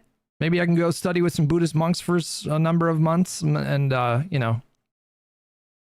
poker face. This is why I was so shit at poker, I was not very good at being subtle, All prosecutors that, if you're going to bring a tax prosecution, you have to consult with the tax division, right? Correct.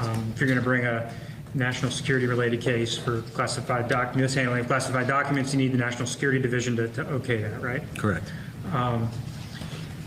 And as it relates to sensitive political matters, the Attorney General has to okay, and there's been a series of memos both from Attorney General Barr and Garland and so forth, correct? Sensitive political matters, I'm not sure if that's the terminology. There's an election year sensitivities memo, and there's also regulations, specific regulations for specific situations, yes. Right, and the FBI calls it a sensitive investigative matter, and they need to get they can't do anything without getting the director of the FBI to okay, getting search warrants against members of Congress and so forth. Like I have to take beta blockers sometimes, you guys. You guys know what beta blockers are? They slow your heart rate down. I have to take beta blockers because I get so... my heart just starts fucking pounding. Yep, at least those drugs are safe. It's pretty remarkable how well they work. You're calling me a pussy? Robert Downey Jr. said he took beta blockers before he won his Oscar? And you're calling me, are you calling Robert Downey Jr. a pussy?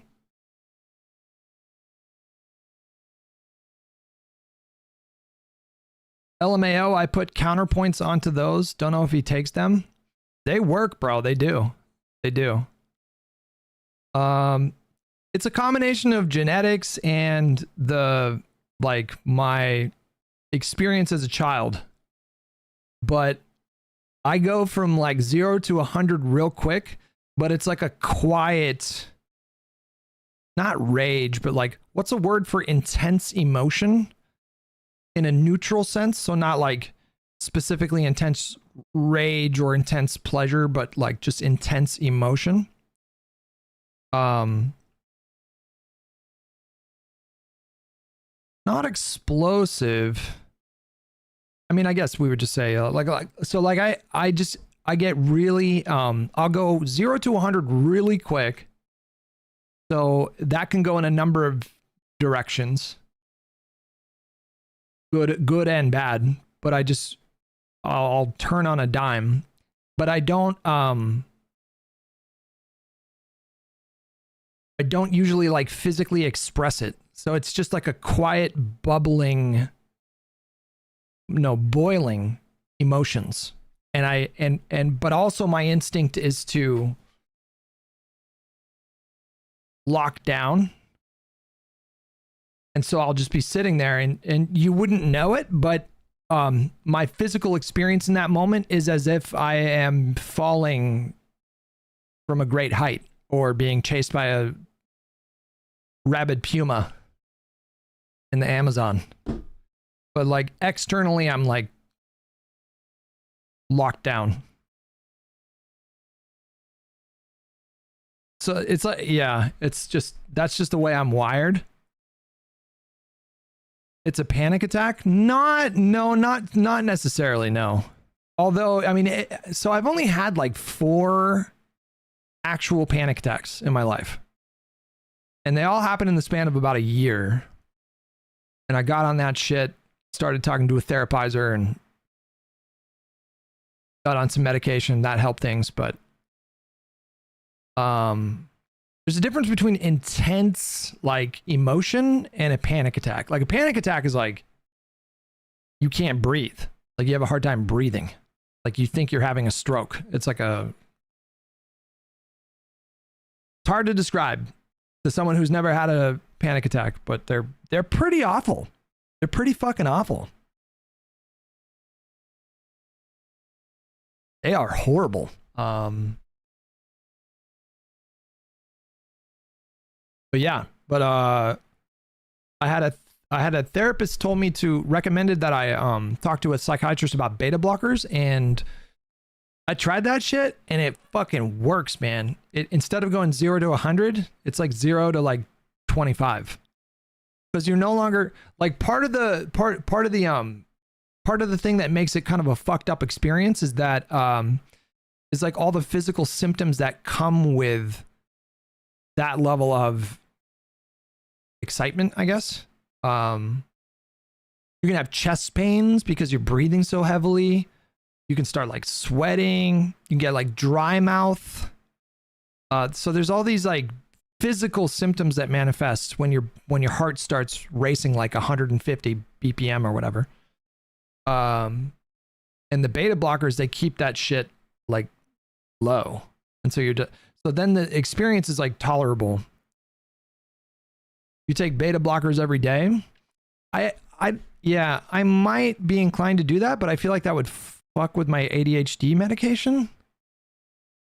So I only take it as needed. I don't really take it very often, once every couple months or something. But yeah. You cause a lot of the issue with yourself, but freaking out. Yeah. Yeah. Yeah. Anxiety about anxiety makes anxiety worse. So it's less. So when you have a really intense experience of anxiety or excitement, and you'll have just one bad experience, but then after that you're like scarred. So then as soon as you feel like a little bit animated, normal kind of physiological stuff, your mind might go to, oh my God, is it happening? Am I having a panic attack? And so then you have a panic attack because you're worried about having a panic attack. Like that happened a couple times where I was like, fuck, bro. Yeah. Anyways, beta blockers. Talk to your psychiatrist. They might help you out. So forth. Correct? I'm not as familiar with the FBI regulations as the DOJ regulations. But is public integrity, before you seek member toll records, is the hoop you have to jump through public integrity? So it was for my office because I directed my staff to consult them anytime we were going to do that. I understand that was more of a practice and tradition. Mm-hmm. It's since become a specific requirement after these toll records were issued, but it was my policy to do that, and it was, again, consistent with my policy of wanting to sort of leverage the expertise in the department. Okay. So we did that. Is this back and forth, and your staff had a memo that it, I think, basically put in email. For the symptoms of anxiety, beta blockers are safe and effective. Some people it has little to no effect, though. That's uncommon. For me, it had a huge effect. I am noticeably calmer if I take a beta blocker. And then that, like, knowing that my body is more regulated in that moment actually eliminates a lot of the anxiety I might feel in that moment, because I'm not worried about like my body like fucking doing one of those things. So it's like a psychosomatic thing. I don't know if that's the right phrase, but like a lot of it is like all in your head, like unironically. Yeah.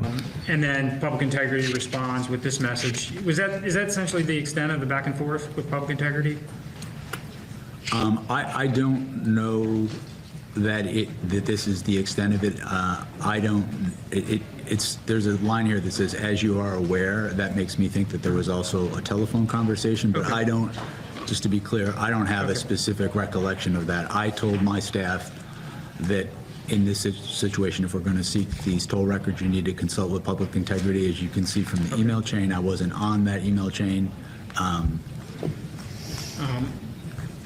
Were there any other boxes you had to check? Did you have to tell the Attorney General or the... Sorry, Daz Vidani with $5. It's like what Mark Ruffalo, Bruce Banner said in Avengers. He's always mad, so we just learned to channel that as this malding evenness. Yeah, I mean, I wouldn't say I'm always mad. Or I definitely wouldn't say I'm always excited. But the thing for me is like I can become really activated very fast. Because I was raised in an environment where like I had to be hyper vigilant. Like as a kid, I had to be really hyper vigilant. Oh, you were referring to Jack Smith. Oh, yeah. Yeah, maybe he has like a quiet, contemplative, boiling rage that's always going on. The DAG to get these toll records, or was it just you and public integrity? My direction was to tell for our staff to go to public integrity. It may well have been that this is the sort of thing either I would have briefed the Attorney General on, or JP Cooney, who was our contact with the leadership of the department, may have told them about. But the thing that I was most concerned about was making sure public integrity, who was sort of the experts on this issue, that they were consulted. I mean, this isn't, if you look at the email, it's not that fulsome, right? It's not a complete analysis of the constitutionality or even the propriety of the call record subpoenas under the speech or debate clause. I mean, is that fair to say? Yes, certainly there could be more analysis, but again, I don't know if there was an additional conversation that it seemed, I'm drawing an inference, I don't recall this, but this seems to me to indicate there may have been an additional conversation. So the email, from our perspective, it seems to be a cursory litigation risk assessment. It's not, it doesn't raise the issues that we would raise if we were litigating the speech or debate matter. Because, I mean, our position is that the toll record subpoenas do violate speech or debate. I mean, if you get a list of all the people calling members of the Judiciary Committee before a floor vote, that is pretty core protected material. This back and forth with public integrity doesn't address very much. Is that fair? Well, again, I don't know if there were additional conversation or conversations. I also don't know, frankly, if this is the only email on this issue. So I don't think I would call it cursory. I think an important context here is that the people involved in this, including the people on this email chain, as well as one of my senior counselors, Ray Hulser, who is really the department's expert on these issues, that these are people with expertise in this area discussing it with one another. But if you believe what the Washington Post reporters wrote in their book, they say, according to their sources, that you were legendary for being dialed into every last detail of these cases, that you were, they stopped short of calling you a micromanager, but they say that, you looked at... Did the Vanguard boys get you to a simmering rage? No. No, they did not. No. Witness outlines, 2 days before witness interviews. Is that fair?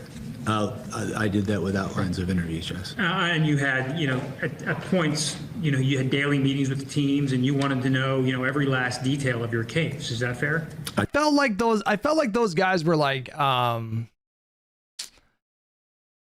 I don't know. I got to a place of kind of dismissiveness with them, where the more we talked, the more I just felt like they were a bit silly. You know what I mean? Like it just all felt very silly. And so that at that point, I kind of just like check out a little bit. I try to be a responsible supervisor, yes. But when it comes to taking the members of Congress, phone records, you weren't as plugged into that. Is that fair? No, I don't think that's fair. I spoke with my staff about this. I ultimately approved it. Right. I had faith in the expertise of my staff. They discussed it with me. I felt there was a basis for it. I felt it was relevant and material to the investigation. And I also felt comfortable because I knew that my view about that would be tested by an analysis of public integrity. Well, look at the last sentence. Low likelihood that any of the members listed below would be charged, and the litigation risk would be minimal. Not to mention, they're not going to know. So the assessment is, as Steve described it, pretty cursory. We're not going to charge anyone. We're not going to get sued. They're not going to know. Who cares about speech or debate? I hear Jim Jordan in the background, ladies and gentlemen. That's what the assessment looks like to me. Your response? Chairman, I would disagree with that characterization of it. Well, that's what the sentence says. We're not going to charge these people. I doubt if they take us to court. It'd be hard for them to take us to court because they're not going to know for years that we did this. Move ahead. And you said fine to that. I approve these subpoenas, yes. Okay. And, our view is this is inconsistent with the D.C. Circuit case law, which establishes that the speech or debate protections includes a non-disclosure privilege, period. It's not just a privilege against using that material against the members. It's also a privilege against taking that information and using it against a third party. If you're going to prosecute Jeff Clark with Scott Perry's phone records, we believe that the D.C. Circuit holds you can't do that. And this back and forth with public integrity doesn't factor that in. That's concerning to us. Did you have any discussions with the Office of Legal Counsel or the Solicitor General's office? Were there any other components in the Justice Department that analyzed this? On this discrete issue, I don't have any recollection of those entities being involved in that discussion. Okay. And there's a statute regarding Senate phone records. Are you familiar with 2 United States Code 6628? Yes. And did you analyze or factor in that statute before you issued the subpoenas for the senator toll records? As I sit here today, I don't recall specifically discussing that statute. I will say that my reading of that statute as it existed at that time is that was a statute directed at providers. It actually envisions that a provider might actually get an NDO application, and the provider who has the best information about whose phone line is whose, that they're best situated to make these judgments. Okay, so that was my next question, is like whose responsibility it is to flag that there's a statute, a law, that bars NDOs with regards to certain Senate phone numbers. Whose responsibility? Is that the special counsel's office? Is that the carrier? Is that the judge? Does the judge have to sort of figure this out? The magistrate judge? Certainly the magistrate judge doesn't have to figure it out like all on his own, does he? Well, that statute, as I said, my reading of that statute, the language of that statute as it existed at that time, is that it's the job of the carrier, and to me that makes sense because they're the ones who have the best and most accurate information about whose phone lines are whose. They actually have that information. Okay. But the package of materials that you send off to the magistrate judge or the chief judge, whoever the duty judge as you mentioned, you don't identify that. Page 51 is when they go on recess if you want to read along. Is that coming up here? It's a Senate phone number or a member of Congress in those applications. So there'd be no way for the judge to know that there's these additional considerations. Is that fair? I think that is fair. I think the department guidance on that issue has changed since these events we're talking about. And so now if one were to do that, you would notify the judge. Okay, and my time's up, so unfortunately I have to leave it there. We'll go off the record. Okay, that ends that. Okay. I think what I'm going to do, so we're going to switch it up. We're going to play some arc raiders right now. But I think what I'm going to do is do a little bit of like research off stream and see if there are. My understanding is that there were several moments that were pretty spicy, so maybe there's actually compilation videos of the spice, and we can kind of get the greatest hits. We'll watch that on Sunday. We'll finish that up. And now I need to update my titles. PvP solos. Liberal Twink does PvP in solos. Do that.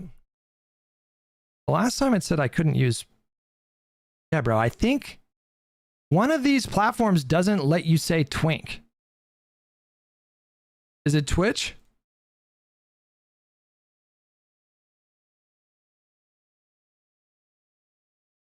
For some reason, it doesn't change on Twitch. But then you go to Twitch's, like, directly to Twitch, and then you can do it there. There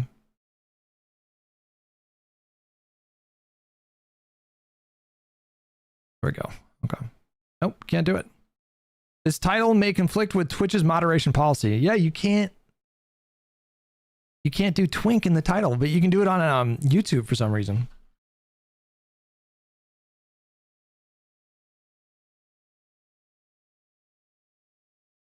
That's so funny. You can't say Twink in a Twitch title. Interesting, interesting. Okay. What the fuck is that? What am I looking at? What is that?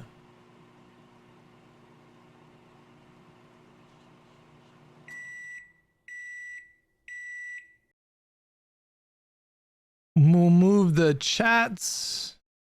Be up there. Bing bong boom.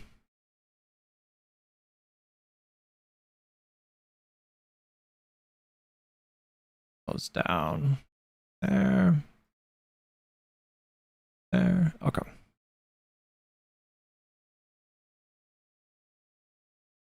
Okay, we are done with the quests, so now I'm just like farming blueprints and murdering people.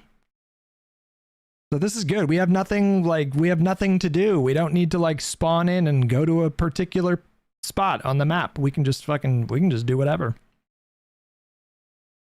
All right, I'm going to turn on HDR.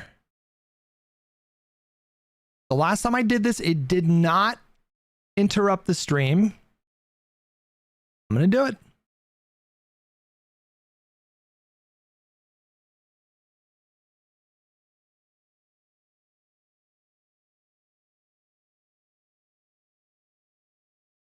I think we're good. Okay. Did you finish the expedition? I did. I did finish the expedition. It's not terribly difficult. There's just a couple stages that are mildly annoying. But the expedition's not terribly difficult to finish. Also, apparently they disabled NVIDIA filters for this game, but I don't think that's true because I can still do NVIDIA HDR. So maybe they only disabled specific filters? I'm not sure because HDR still works for me. I don't know why that is. Fire it up. I guess they disabled filters because people were turning up gamma, and yeah, people were able to like see in the dark. You can still add filters just directly through not the NVIDIA app, but the control panel. I don't think they can like I don't think they can like get rid of that. And I can turn up the gamma a bit using RTX HDR. Like I can fuck with that a little bit.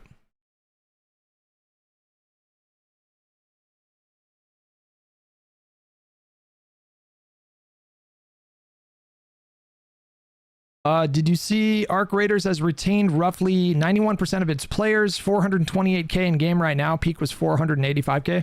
I did see that, and it's not surprising. I think what's happening with Arc Raiders is akin to kind of what happened when Fortnite blew up, which itself was akin to like Modern Warfare 2 in 2009. Like, I feel like this is one of those moments. Like, I feel like this is definitely one of those moments. It's definitely like one of those kind of games. Deez was doing the gamma trick for night raids, and I saw Nade doing it, and nighttime looked like daytime. Yeah, so like, if I go to, yeah, so it still says HDR is working, so like I can turn up the, can you guys see that when I adjust that?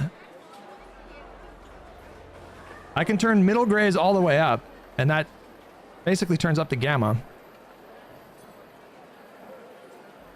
You guys can't see me changing anything about it? Nope. Interesting. Okay. Well, I can still turn up the gamma. That's all I know. All right, what's my loadout here? I wanted to get better with the anvil.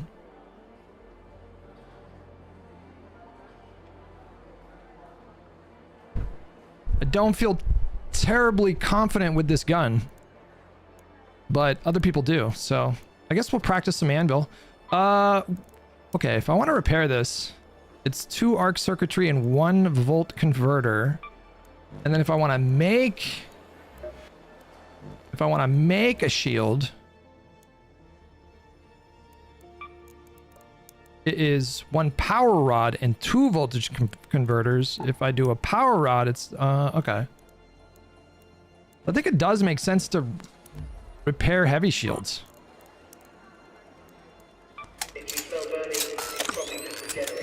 Maybe. Hang on, I gotta change the category on YouTube. Let me do that real quick. We'll get to it. We have a bunch of keys to get through as well. I have a ton of keys. Okay.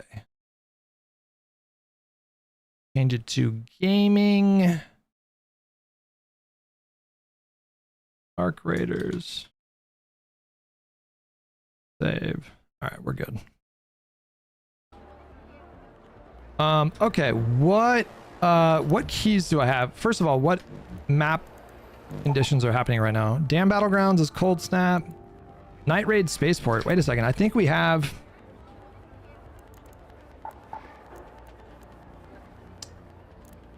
Ooh, but I want the other one. Gear Bench. I want this one. Advanced Electrical Components. I don't think I can make those right now. Well.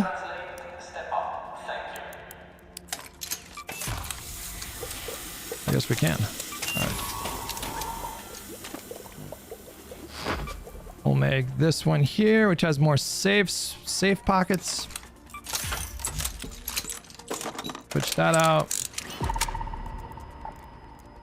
Put Vita spray down here, and that there.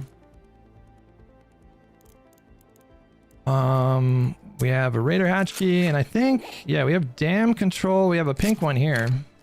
We also have a bunch of spaceports. Spaceport container, 2 container, and then also control tower. Let's do spaceport. Let's do that. Spaceport. We have a container one here, and then we have control tower key, which I don't even know if I know how to get up there to the fucking control tower. Can't see the game. Whoops.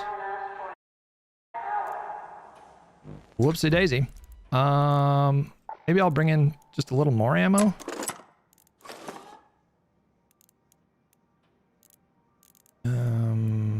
Maybe I should use... We'll bring in some impact nades too. Why not? All right. Depending on where we spawn. Well, so I guess we'll do a night raid in spaceport. Actually, you know what?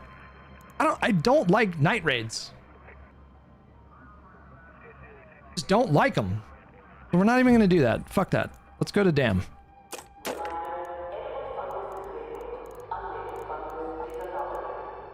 Control tower key. Control tower on dam battlegrounds. This is the one where you go in through research, right? And then you take the zip line all the way up, right? I think. So in that case, let's do mines, jolt mines.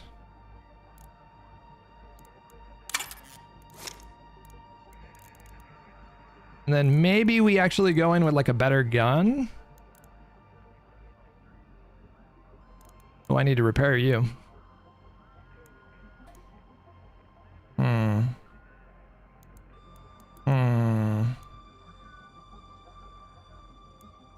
Yeah, you know what? Let's do it. Let's just play it safe. Let's just do a Stitcher.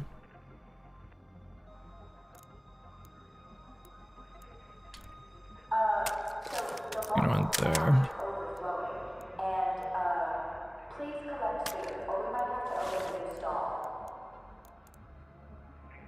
Do I do the compensator for you? Or do I do recoil? Hey, hang on. Which one's the one for recoil? Where is that one?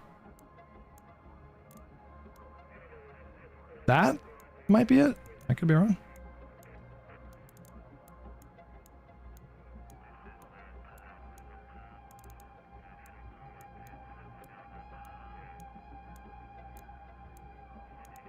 Is that the one?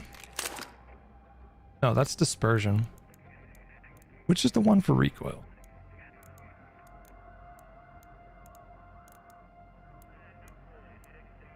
That one, I think, right?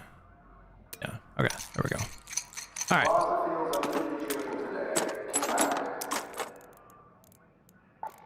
right. You can't do a heavy shield apparently. Actually, let's do a fresh shield.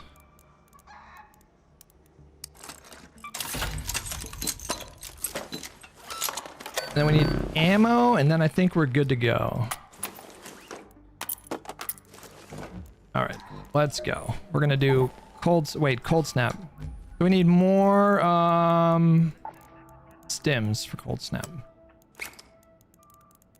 then for heals, all we have is the Vita spray, but should be good for that. We could bring in, I guess we could bring in a couple of these just in case. All right, there we go. Damn battlegrounds, cold snap. Let's do it.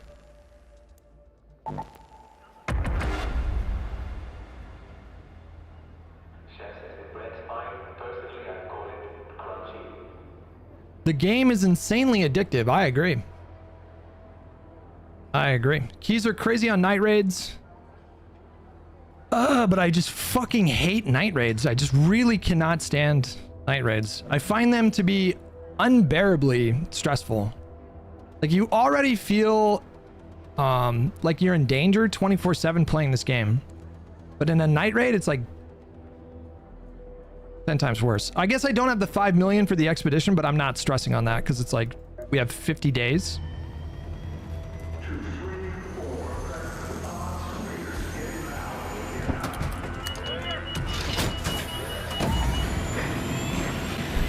Take some beta blockers. I mean, fair. Yeah, fair.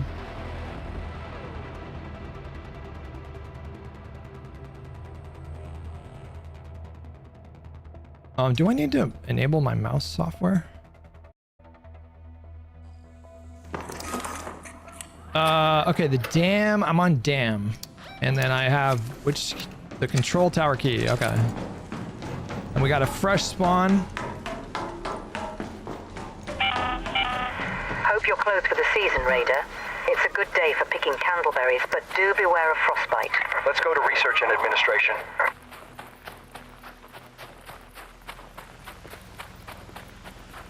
We are in the demon lobbies, so we're just gonna shoot on sight for the most part.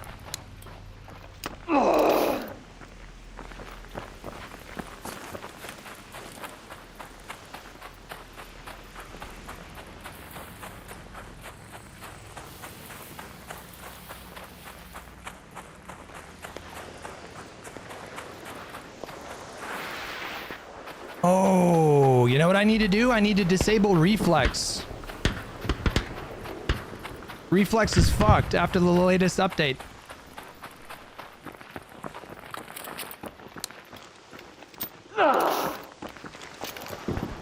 They fucked reflex up somehow.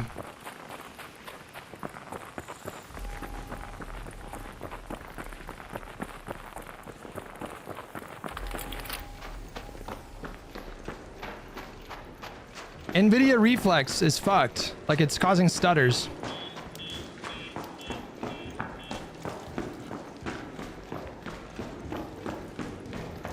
Oh boy, we'll see what happens here. Wait, is this even the right? It's not.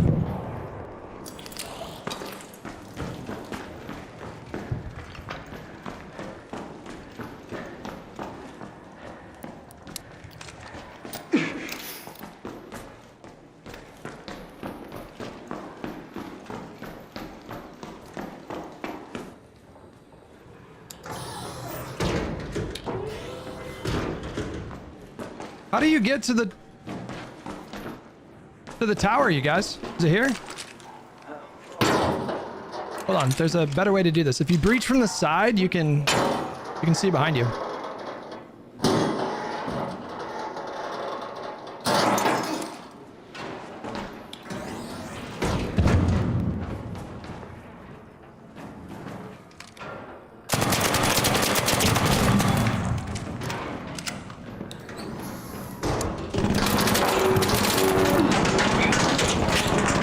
Holy shit.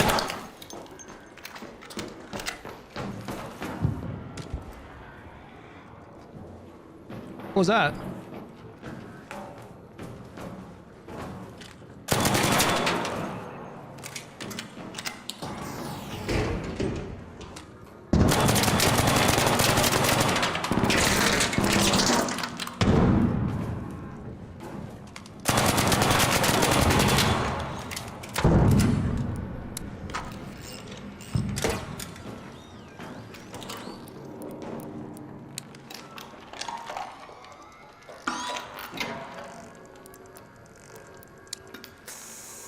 Did I hear someone already going up there, by the way?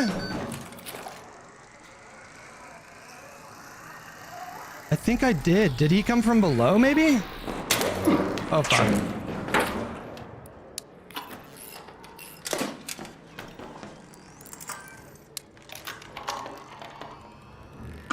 Come up here.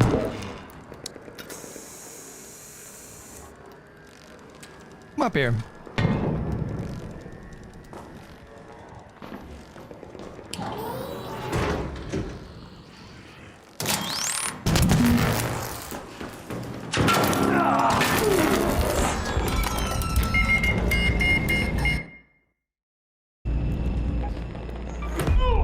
Okay, he's fancy.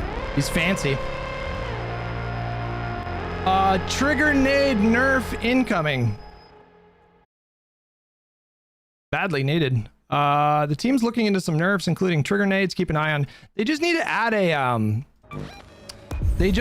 add a delay. Just add like a 2-second delay from when you can trigger it. And bing bong boom. You can leave the damage just fine.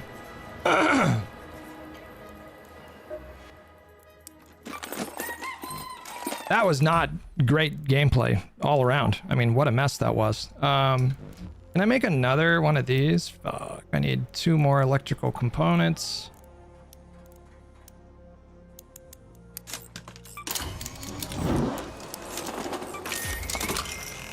That one was messy. Gear bench. This one.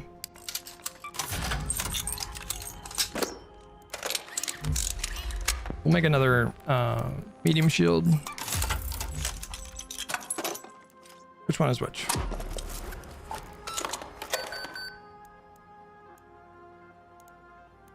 The water filters need replacing. No one knows when the parts will get here. Do that. And then I think I can just make one of these. Hold on. Which one's the one? That one's for dispersion. That's for recoil. And then can we make one of these? I need 1 mechanical component or 1 advanced mechanical component.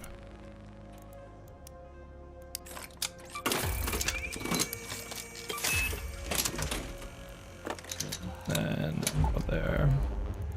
The fuck? Shit. Just need regular. Alright. Oh, I already had one. Okay. And then we do that. I mean, we could do this, but nah, we won't do that. For consumables, bring some explosive mines. Can make a Vita spray.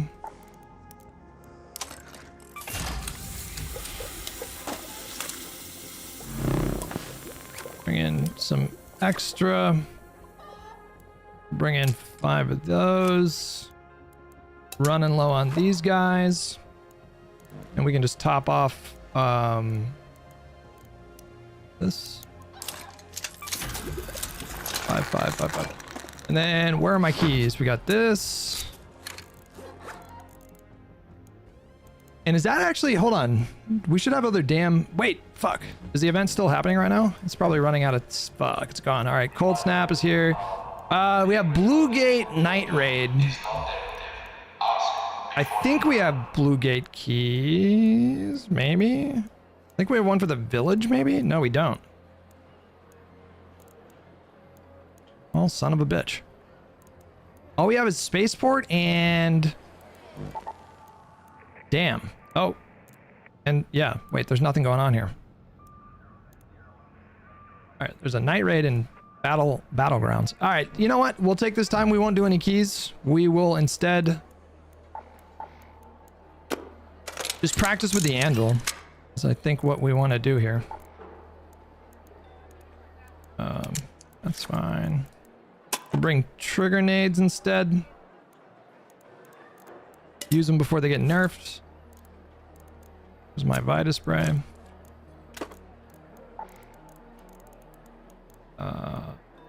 There's my anvil.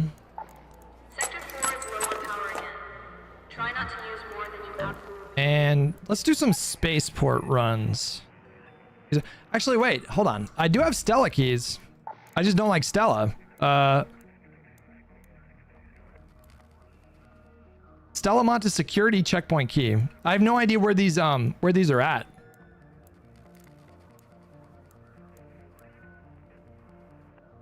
Security checkpoint key. Guess we can try to figure it out. No, you know what? Let's just do a spaceport run. Let's just get in there.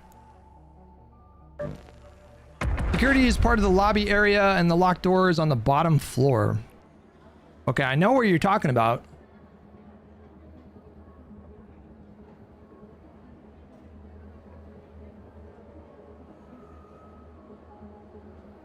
If they reduce radius, I think that would be okay.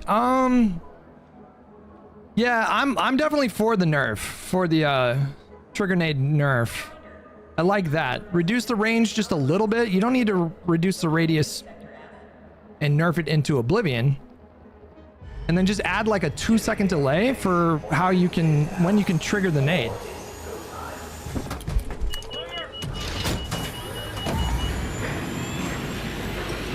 Oh, hold on. Let me disable reflex. Yeah, it was after, there's a benchmark channel on YouTube that I follow. And he discovered that using reflex adds like spikes, like frame spikes, whatever those are. So we're gonna disable reflex. And then also they fixed the transformer model problems. So this should look a lot better with the transformer model.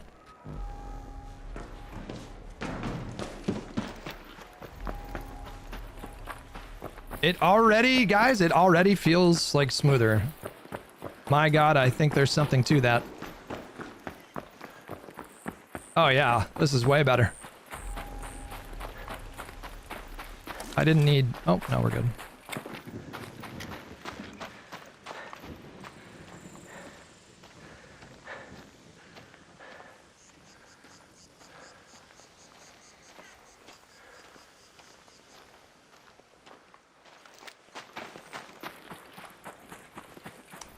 I could have brought the heavy shield instead.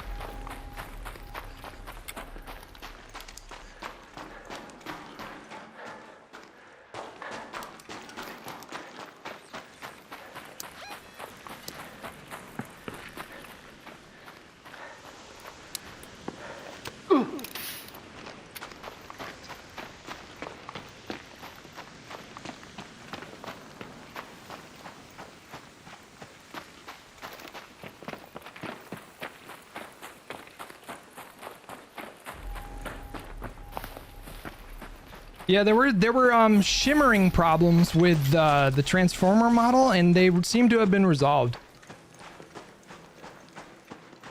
after the most recent update. I hear something over there.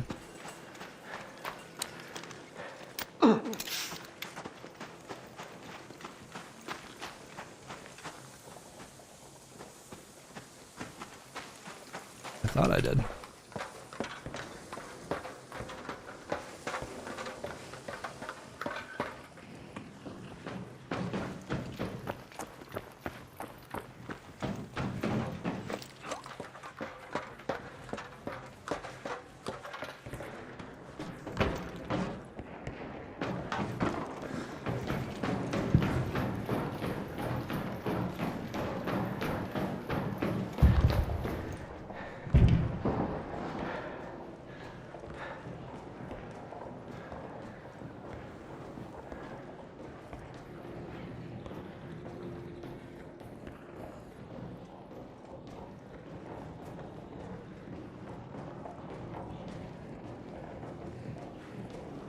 And then if you breach from the side of the door, you can turn all the way around. Oh, that didn't help. You can see all the way behind you. Where the fuck are you, bro? Did you guys do that? Was that a tangent?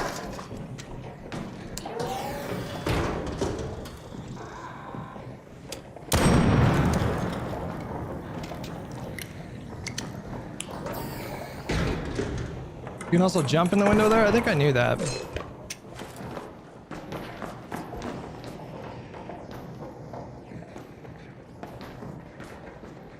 You guys are forcing my hand. Like, I have to disable Tangia because you guys are being fucking assholes.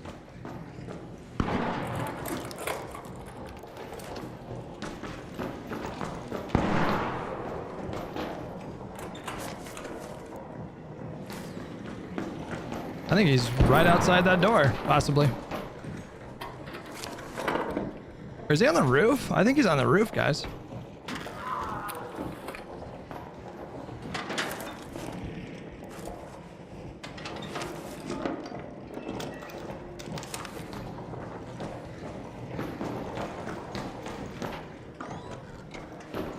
I think he's like right there, but I don't know.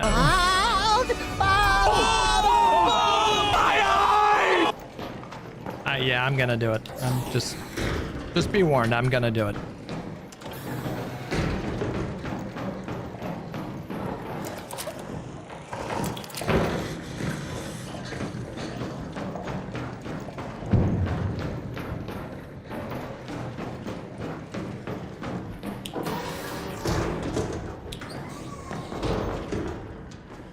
I think I need metal, actually.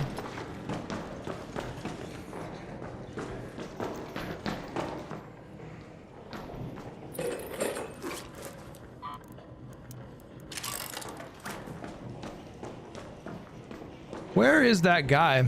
Is he on the roof?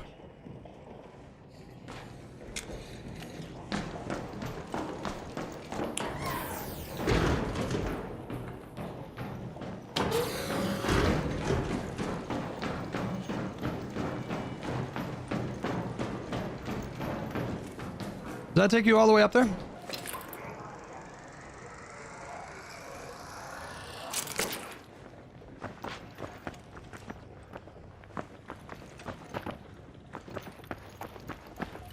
We can be a little butthole to this guy.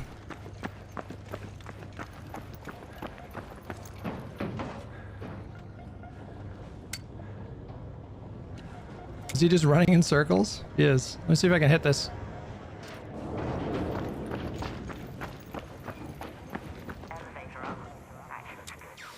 Hold still for me.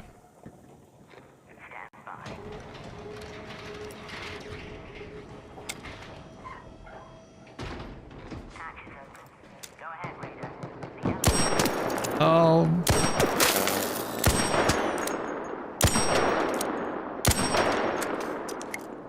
Somebody just got ratted over there.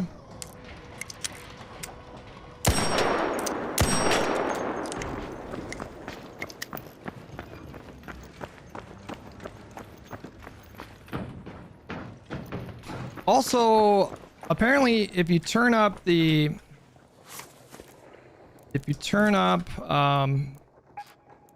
texture, there's a big gain for like no what the fuck is it? Texture. That on cinematic.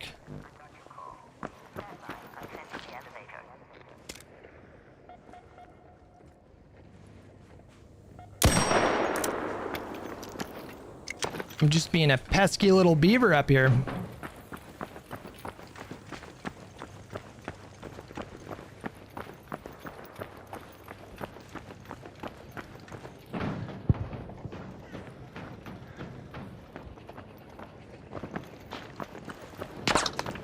Who just fired upon me?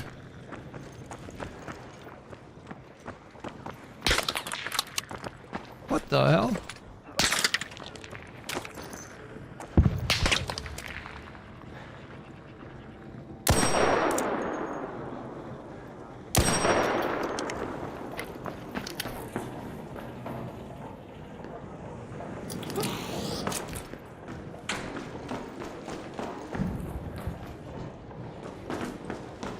We can go to rocket assembly. Let's go to the rocket assembly.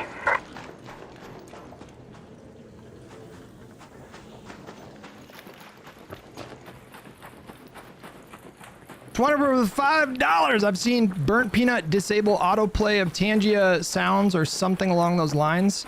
And he plays them after a couple of matches.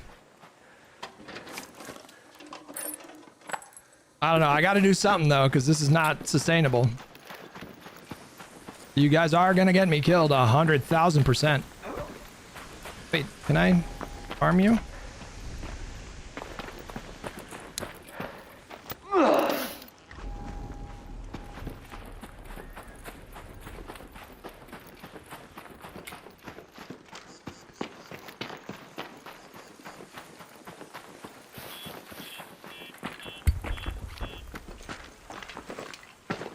The fuck?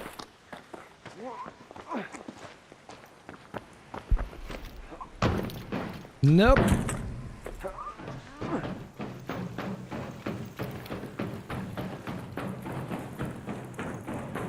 I don't know if there's a point to being up here.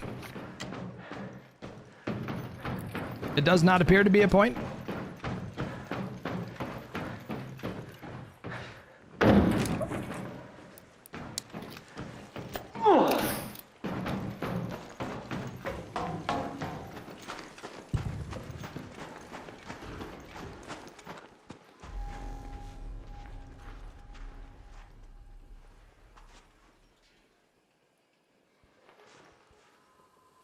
What the fuck was that? I think he's right here. I think he's right there.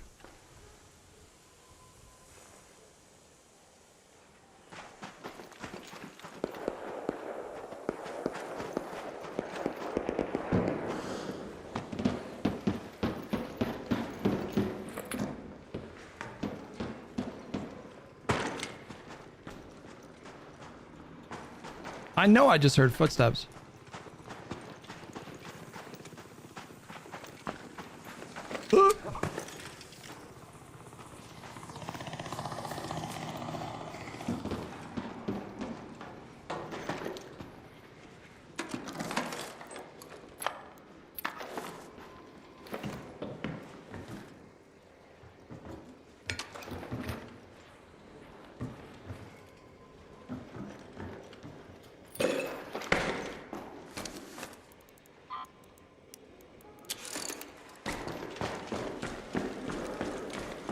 Alright, somebody was in here.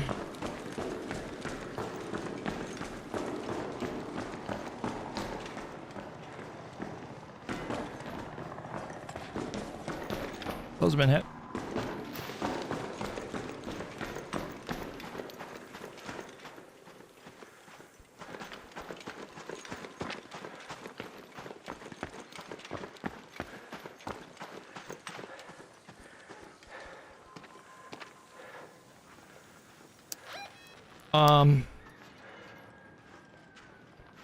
We could practice some rat-like behavior.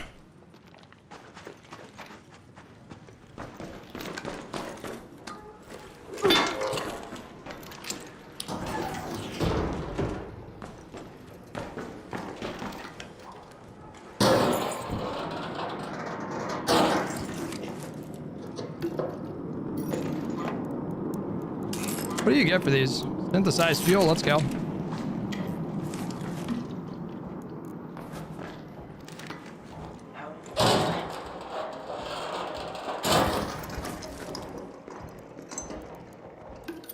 We're gonna do it.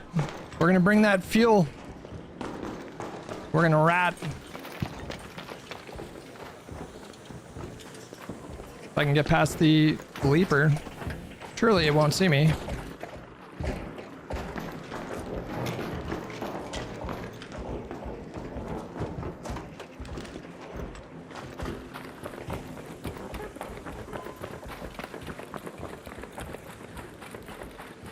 I've got one stimmy left.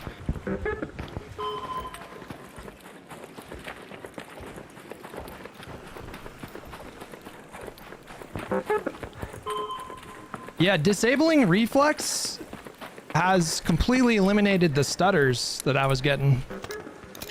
So if you guys are on DLSS, for sure do that. Thought I heard someone.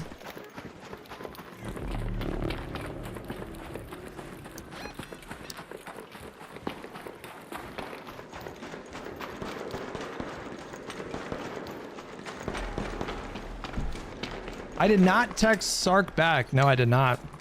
Did I feel bad? Oh, hello.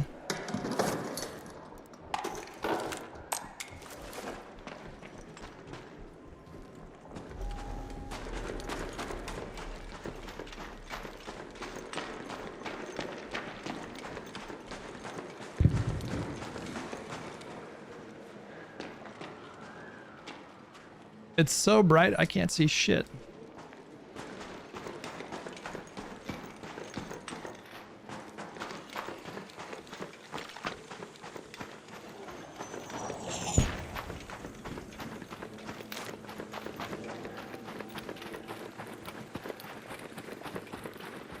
What side is the, what side is the control panel on?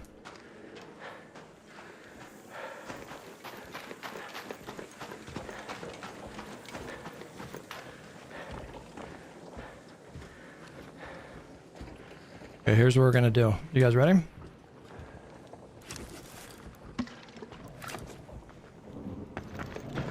Here's what we're gonna do.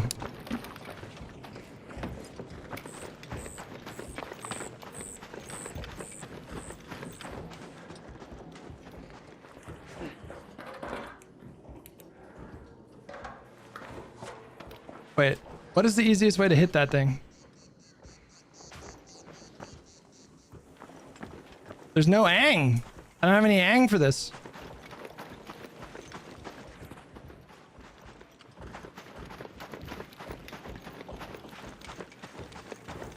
Fuck, there's no way to get a clean angle on this.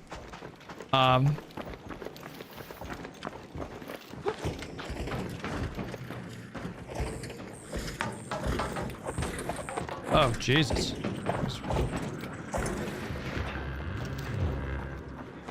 Christ almighty.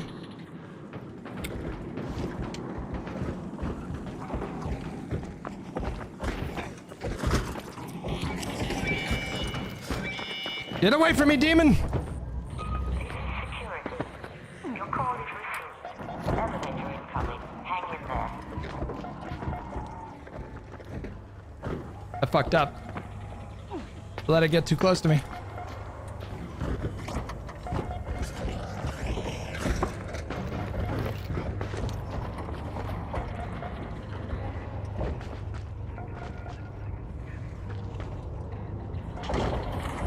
Get away from me!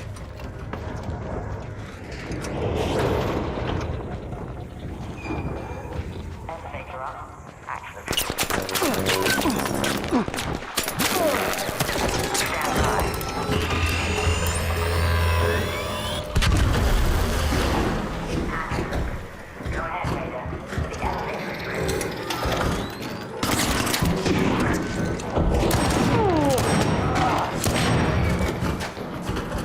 Fuck you, Bob!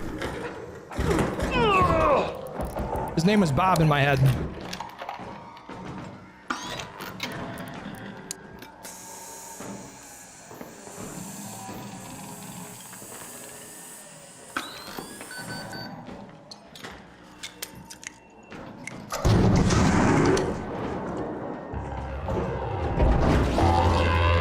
he come from?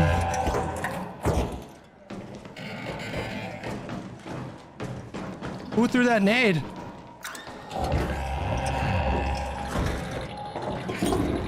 Oh, I see.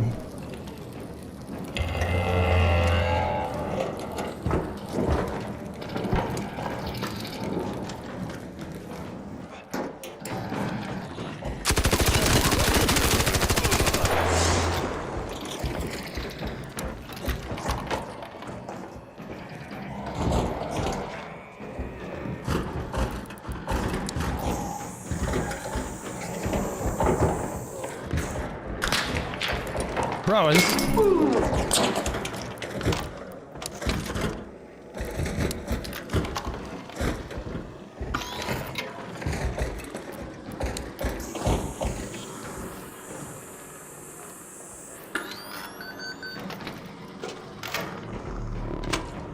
where did that guy shoot me from, you guys? I'm telling you, there's so many more shooters.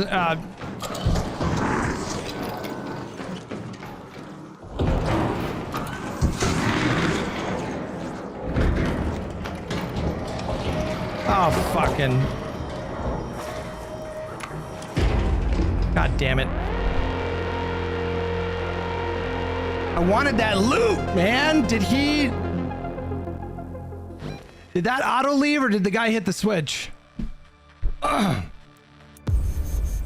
I was horny for that loot, you guys.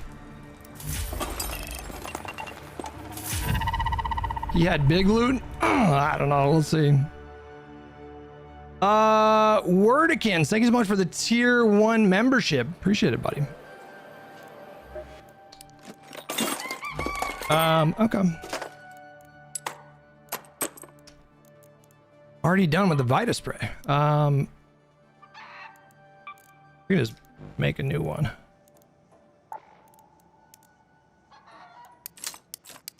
Is it worth it to repair it? No, not really, huh?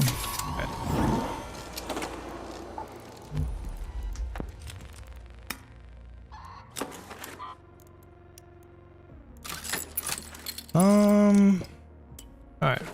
Pop off of those. Can I make some more of these? Wait, what do I need? Electrical components? The echo makes rumors louder. Remember that. 1, 2, 3, 4, 5, 6. All right, we need to hunt for some advanced arc power cell so we can make some more of these. Do it like that. Oh, I had trigger nades too. I forgot about those. New shield. New shield. Let's do. Actually, you know what? We can do one of these guys. We'll do a heavy shield run.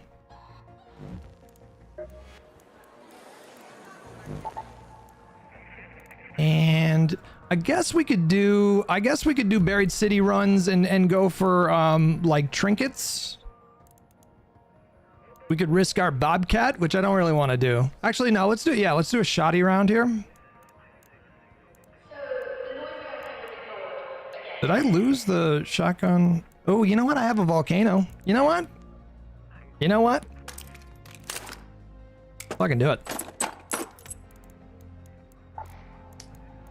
Let's do it.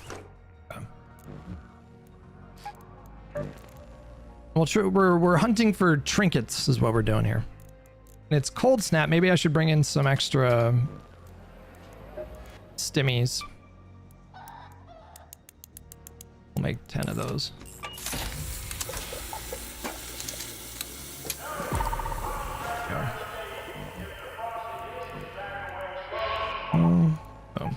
All right, there we go.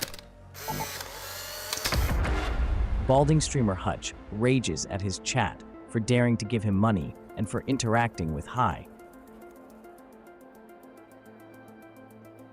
Have a conversation with you about your filibuster take. I'm just some rando, but there are so many good points that don't get brought up and it's driving me crazy. Not today. We can do it another day. Sometimes we do take viewer calls.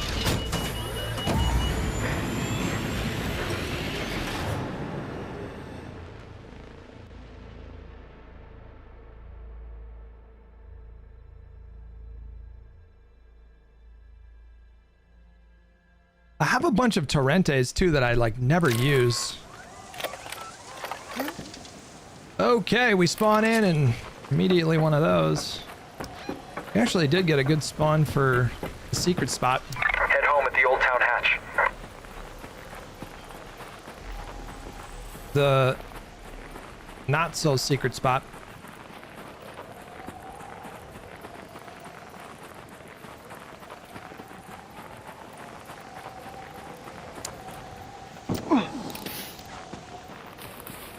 That seemed pretty close.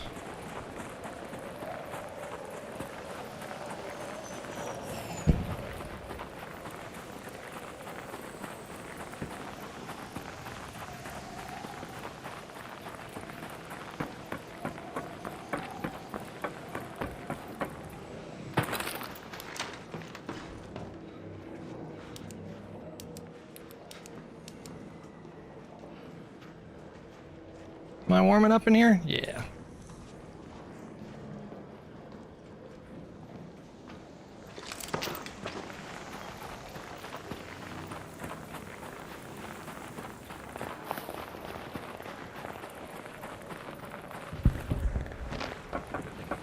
Dubious.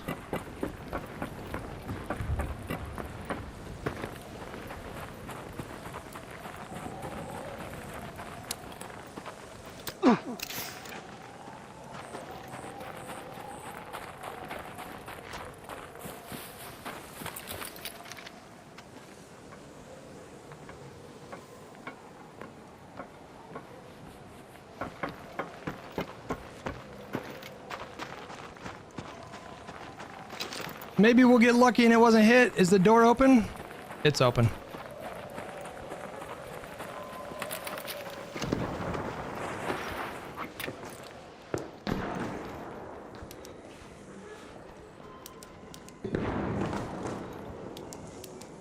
Didn't hit this, idiot.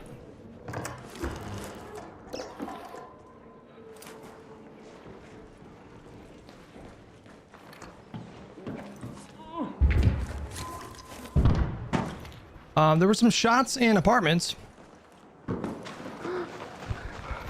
I saw you.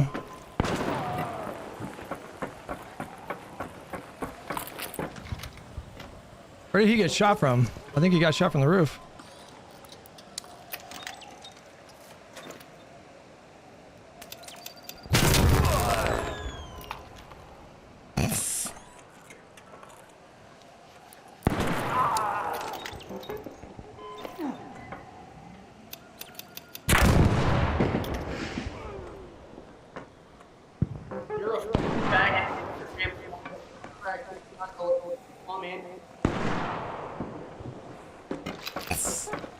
I just killed him for the love of the game.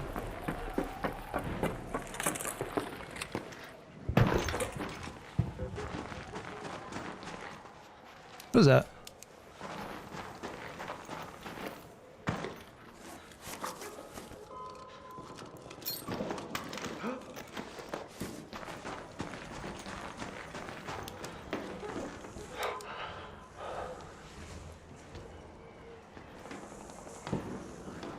We're gonna warm up a little bit and then maybe we'll get lucky and that guy's picking that guy.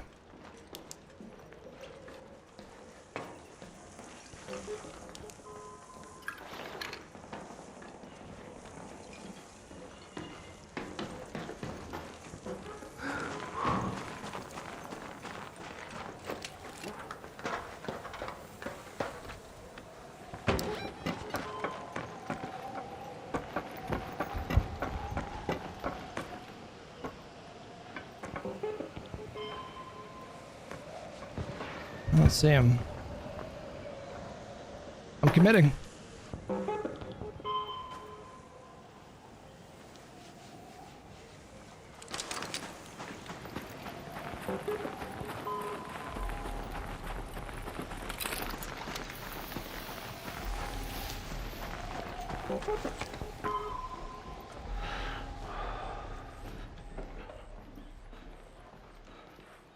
I heard him.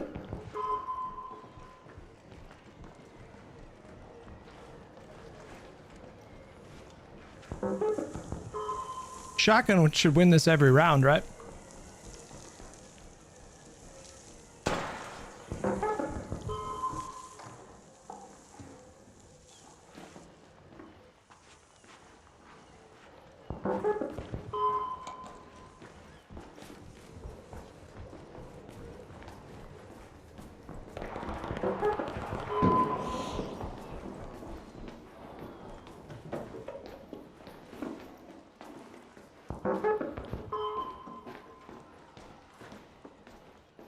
think he's looting him.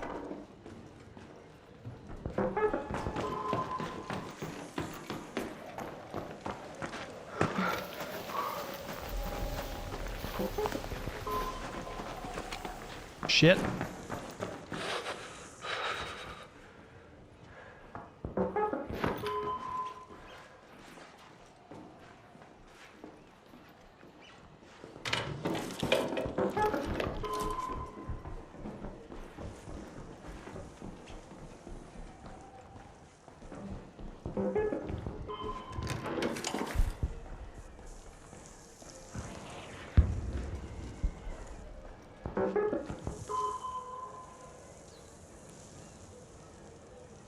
Dude, where is this guy?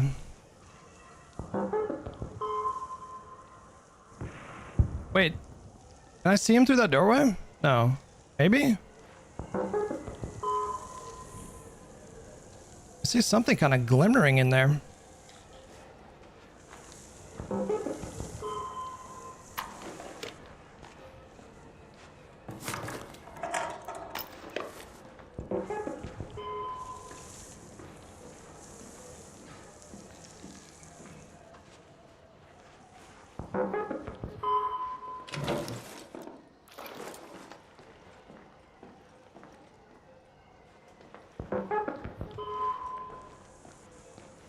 I think maybe he's posted up there waiting for me to loot him. Is maybe what's happening here.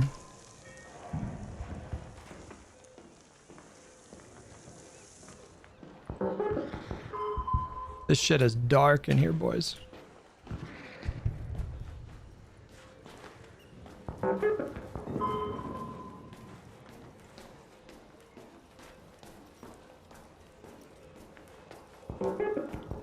I got a heavy shield and a volcano, so I should fuck this guy up theoretically.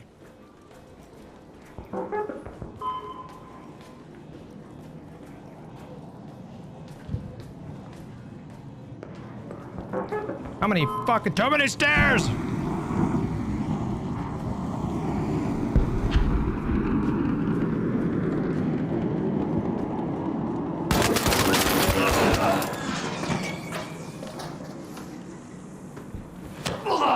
Easy does it.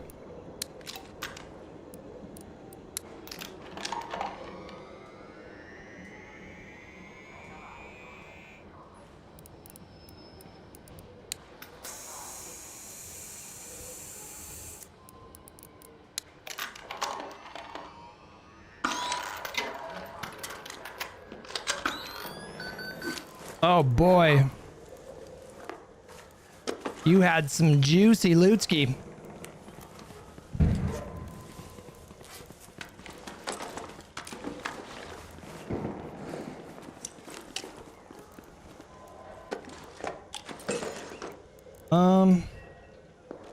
Let me drop here. Don't care about anything else. All right, I think we can loot that guy now.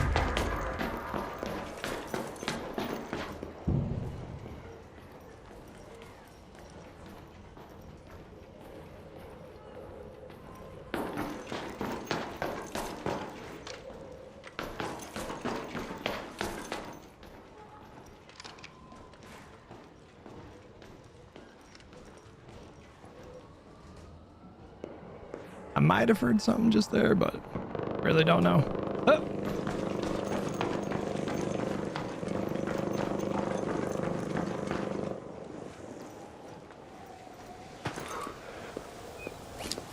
You didn't have shit.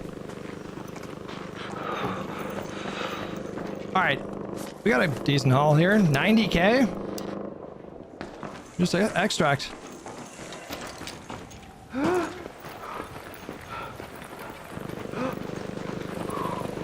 Go, go, go!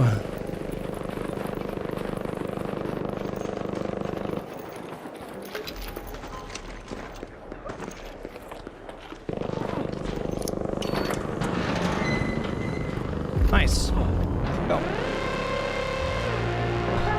The volcano's pretty nasty. Are shotgun silencers meta? Does anybody even use the silencers on the shotguns? Razik, I don't know if I got you for the primer, but thank you, buddy. I feel like the chokes are probably the move, right?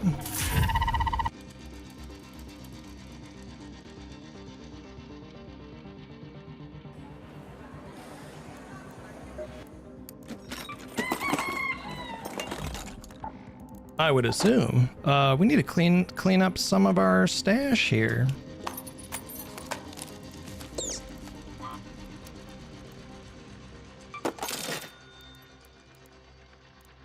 We can make some durable cloth and save space that way.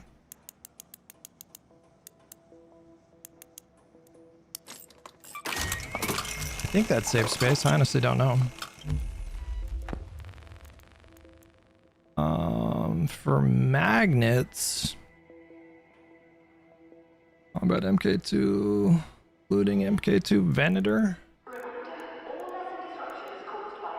Don't need these. We can sell these. Or no, we have to troll people at least once. We have to like successfully rat people at least one time, man. Just throw a bunch of these and just fucking. Oh, that looks good. Okay. Can I make another Raider key? Probably not. Because I need advanced electrical components.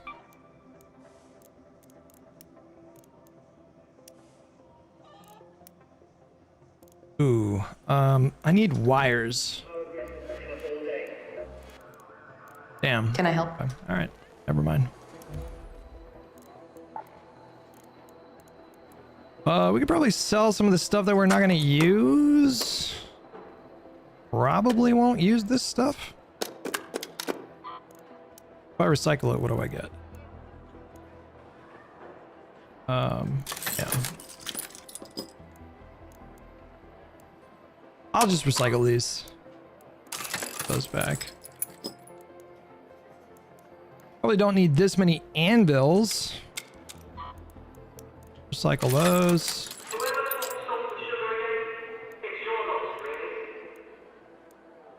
Guess we'll recycle that one as well. And then we should have a ton of weapon mods too. Yeah, we do. So let's find a home for these so we can save some space.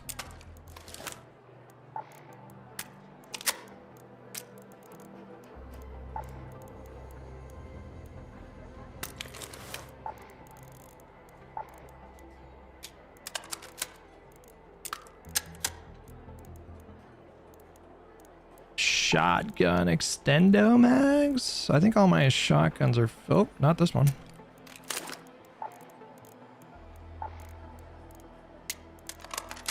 I got one of those. Light ammo magazine. And then the rest are just like silencers. So we'll just find stuff that doesn't have like that right there. Silencer.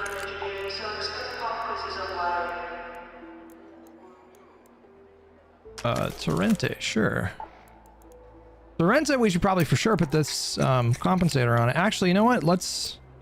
Why don't we actually run around with one of these? I haven't really used these very much. The Torrentes? Let's do that.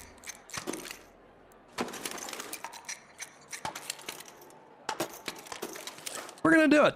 We're gonna commit.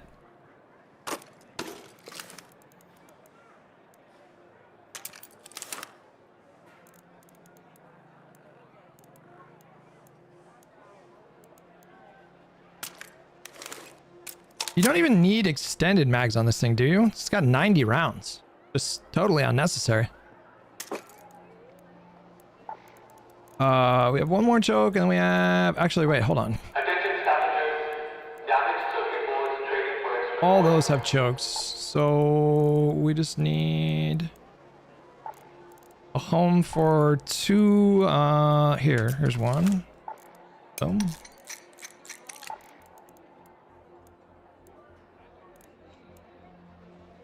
And another. We'll just, I guess, recycle that. What do you get? Yeah, wires. Nice. All right. All right.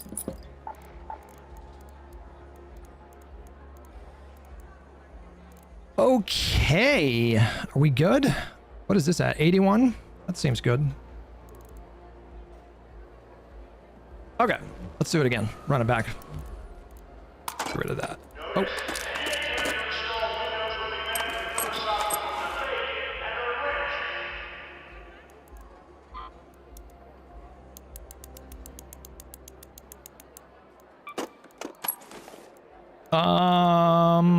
Okay. All right, let's do it. And then a night raid on damn battlegrounds in 17 minutes. We'll bring in that purple key. All right, let's go.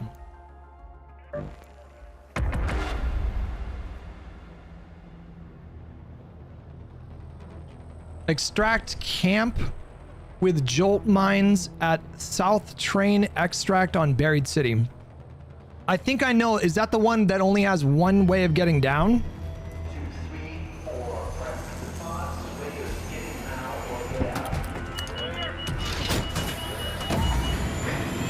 I just want to troll somebody with these barrels, man. Just one time.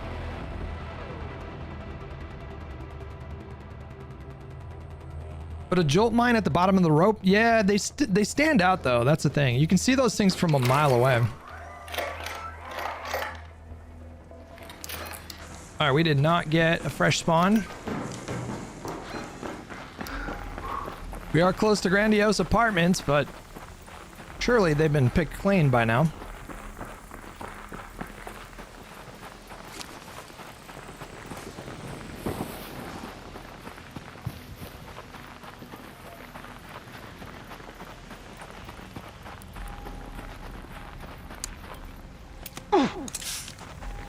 Surely, right? Nope. That is surprising.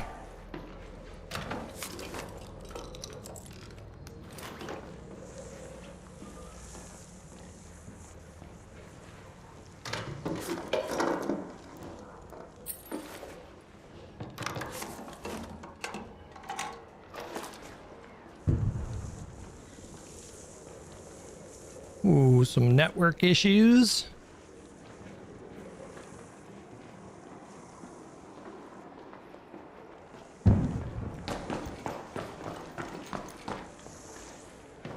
That has been hit.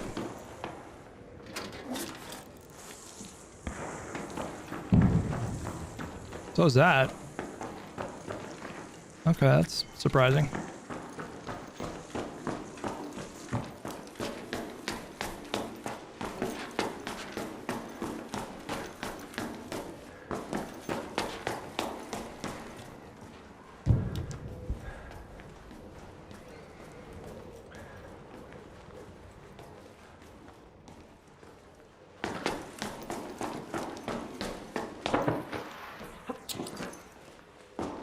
Nailed it.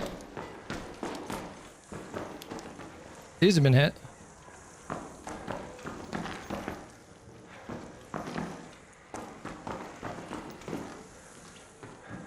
Pretty sure I just heard zipline.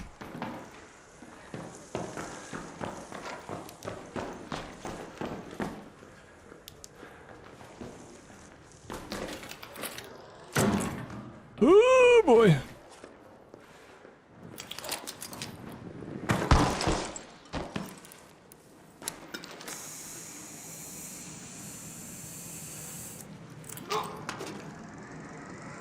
That was deliberate. That was exactly what I intended to do.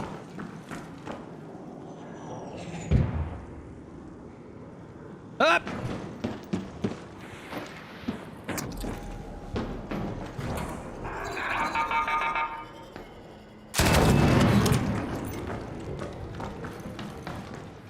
These have not been hit.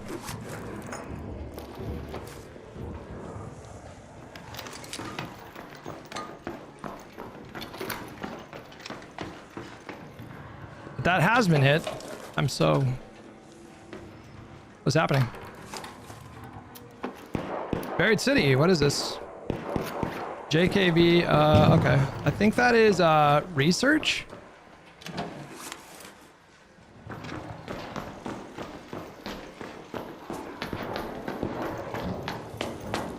Or is it space travel? Wait, is Diesel in here? Where's Mikey?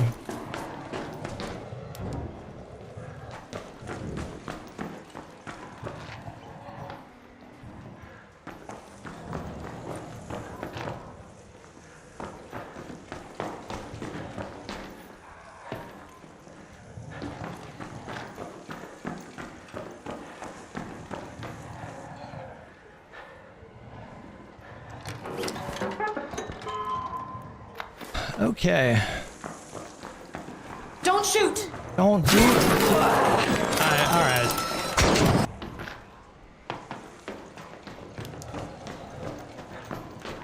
I'm doing it after this next round, just so you guys are aware.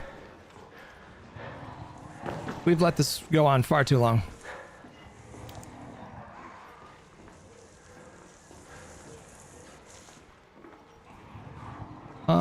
What is the best way to get to that thing? Is it right there? Yeah.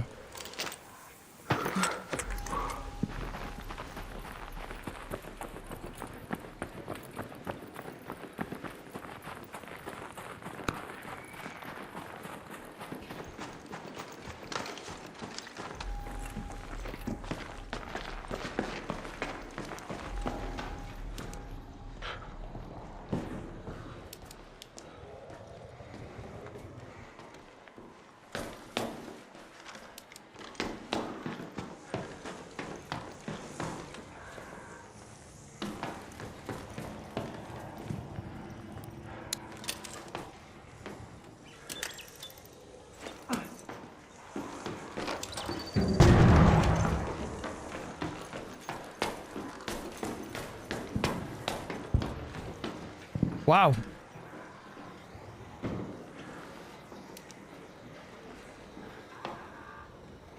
Maybe I shouldn't have wasted that grenade.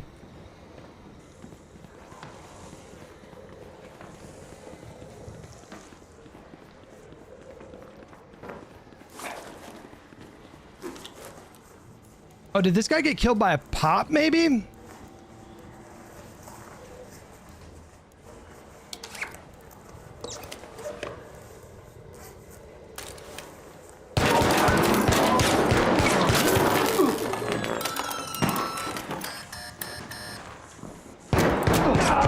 Oh my god, I ran into the same building. Oh, I hate that gun, man. I hate that gun. It's so powerful. That fucking Venator, man. My sense of direction, I panicked. I ran out of the room and then just ran right back into the same building. Like a very dubious strategy. Well, there goes my volcano. Oh no, I still have my volcano. We're good.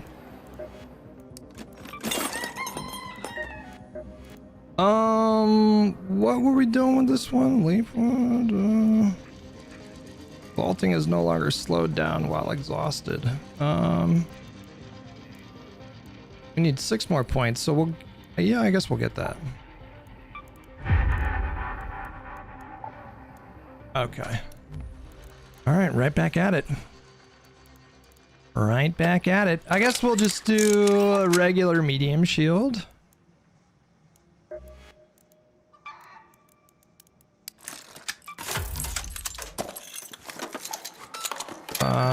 No, you know what? Let's do, oh, we don't even have any level 4 Torrentes. You know what? Fight fire with fire. We are going to fight fire with more fuego. Do I have a green magazine? I do. The medium ammo.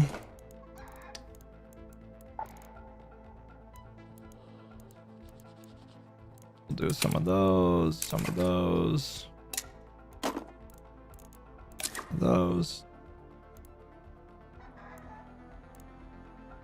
Some of those, some of those. And we'll bring in some impact nades. Why don't we do that? Oh, I need to repair this bad boy, don't I? Look at that thing. So that might be better. Okay. Everything good? We do have a buried, yeah, we do have a key. Night raid for dam starts in 8 minutes, so just get back in there.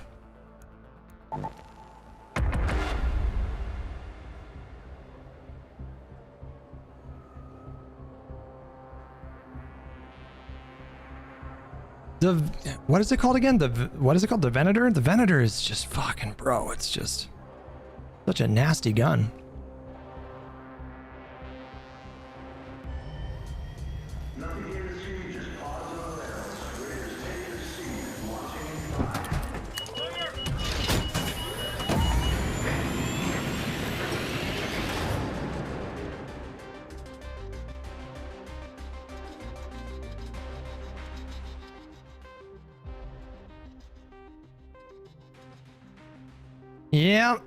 Yeah.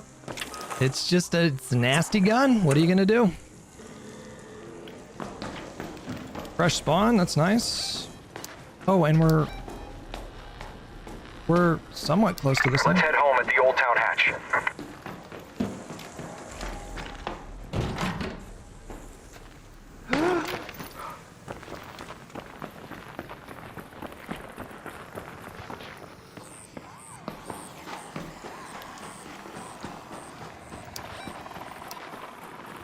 Isn't there a loot room?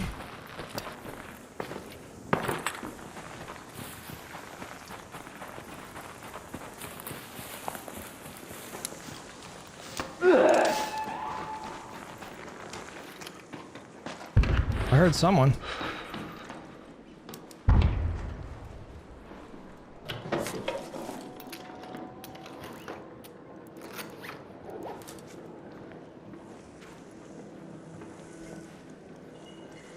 Someone's really close to me.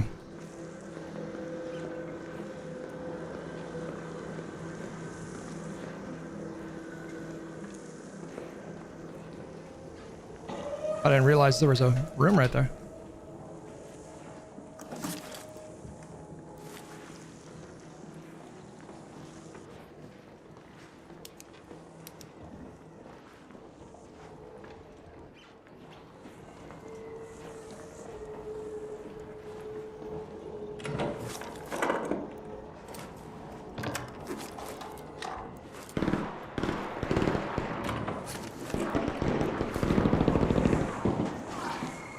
Jesus.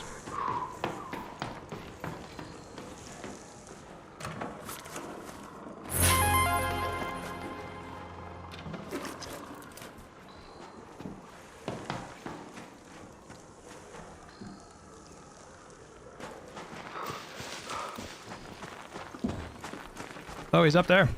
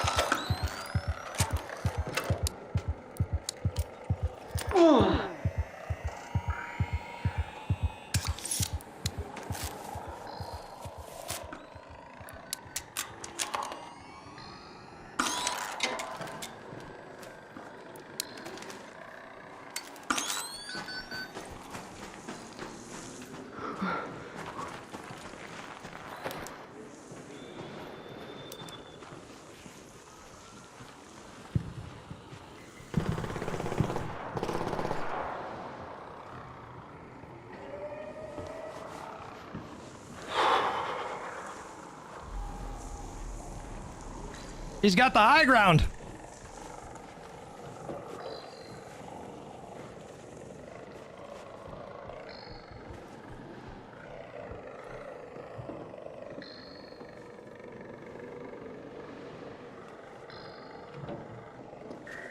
He's looting.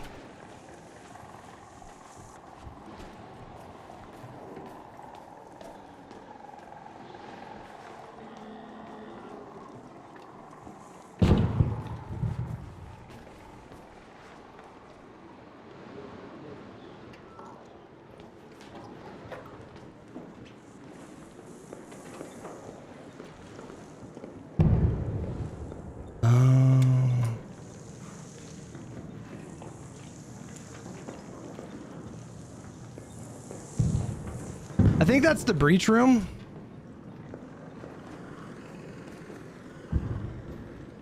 Yeah, it is.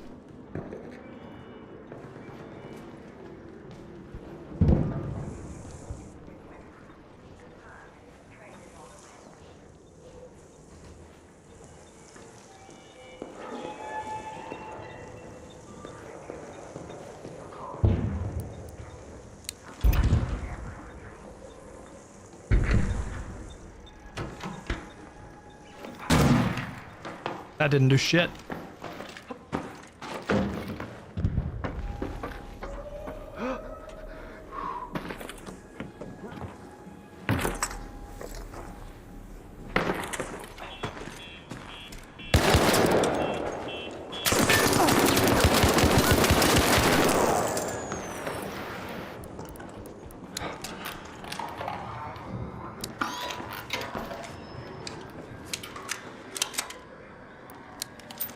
It's so compromised over here.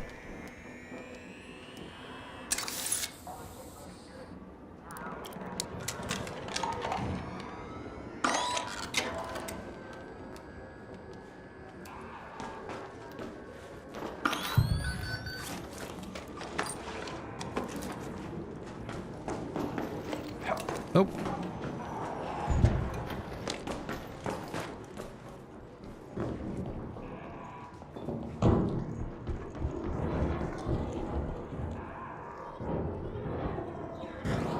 Oh, for Christ's sake.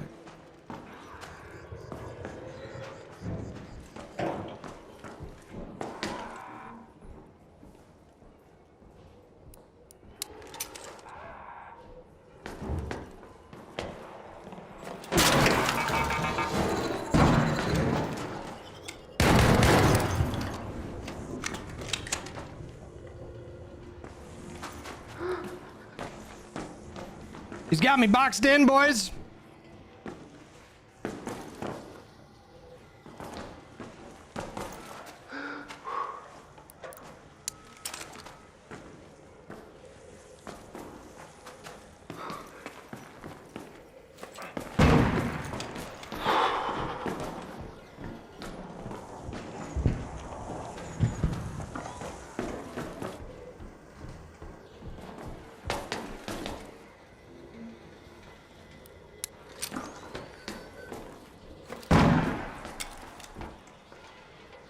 I think, is he on the roof, man?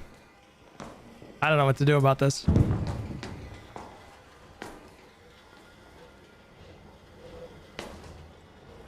I can make a run for it. I don't even have any smokes though.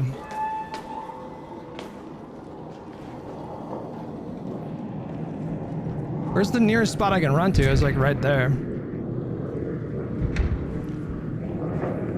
We'll use the cover over the audio.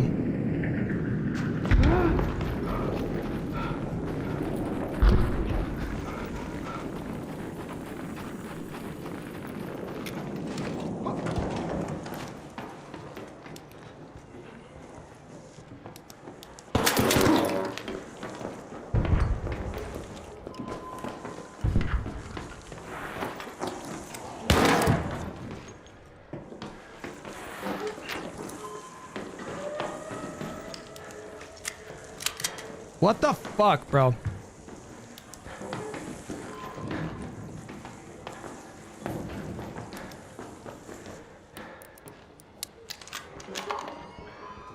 I don't even know what he's shooting me with.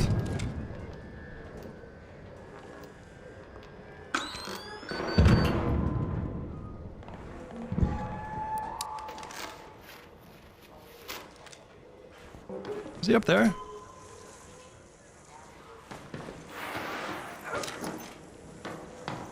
There's no way, right?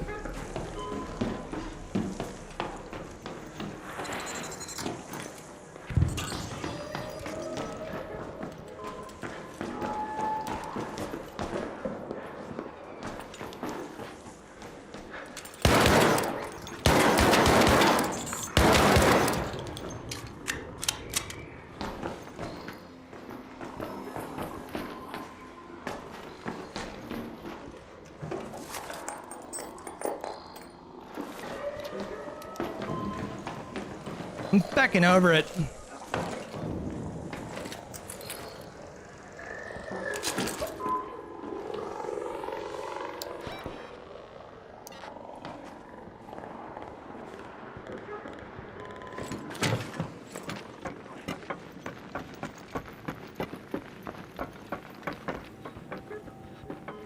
Surely that's been hit.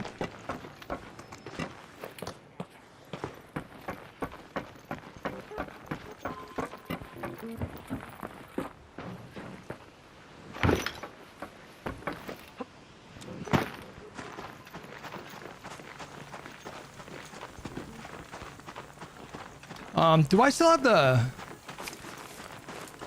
Don't. I'm out of heals. Oh no.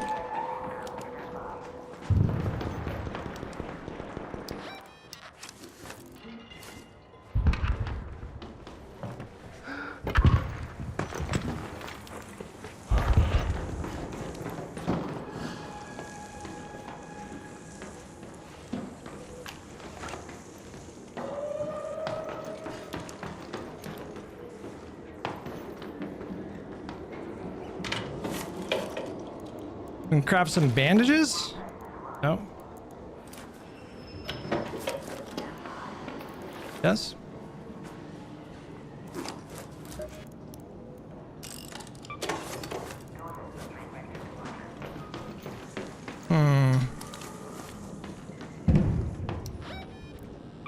Let's head home at the southern station.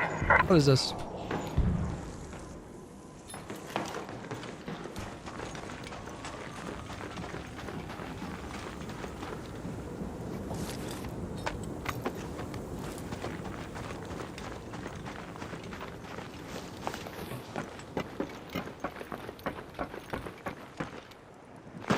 Ow.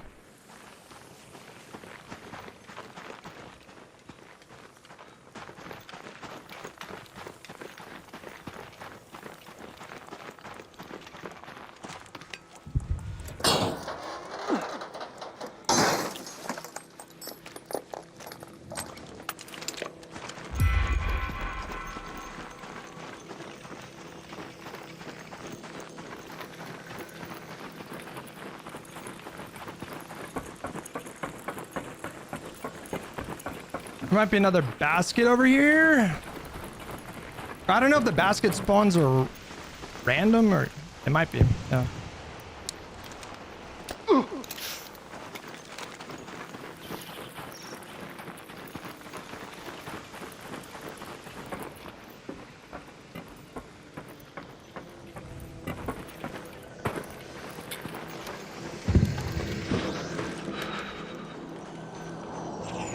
This might be where I spawned in. I don't remember.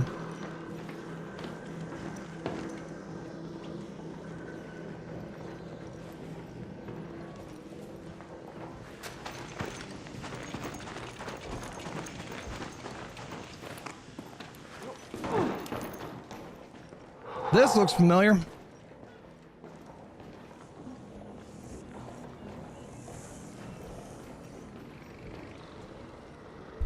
I think that's a pharmacy downstairs, right? Guess we can't get there.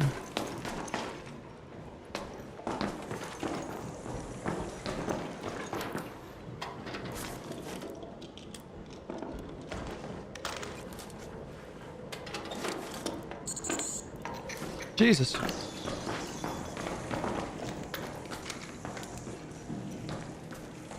Where's that fucking thing?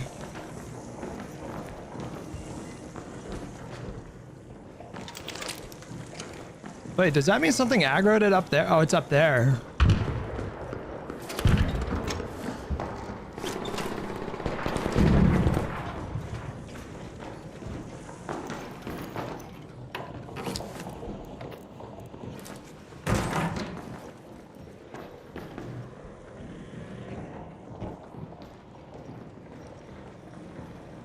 Oh, I heard him.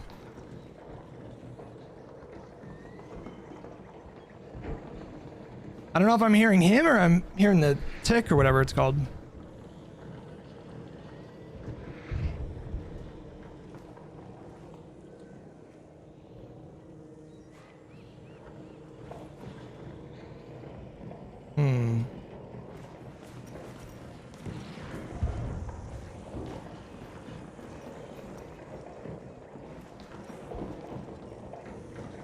No, that's a human person.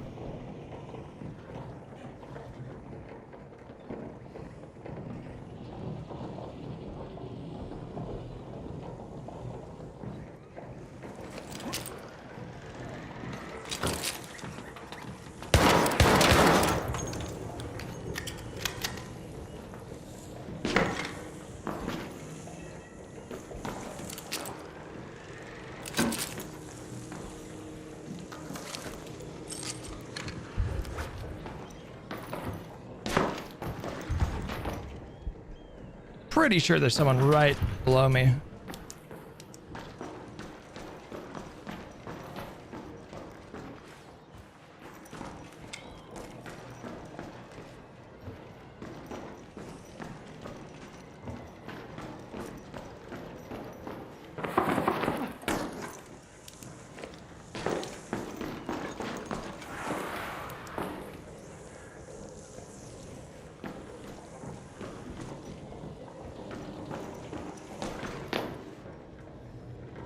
Or you know what? They might be in the pharmacy. Am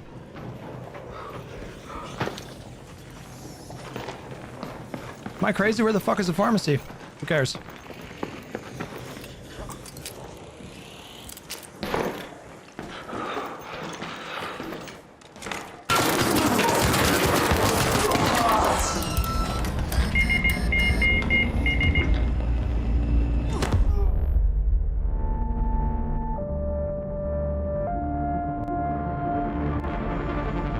I mean, listen. I guess you can't get too mad. I guess I've done similar things in my life.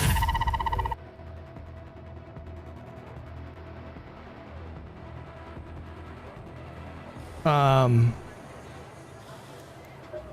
damn it. So the downside of using HDR is that the darks are very dark.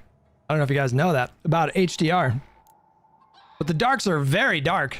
You know what? Fuck it. Let's oh, you can use a medium shield with this. Let's go.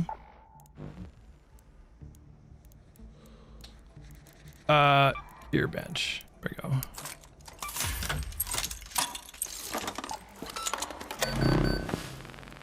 go. Let's get in there with a shotgun. Let's get in there with a feckin' shotgun. This is what I want to do right now.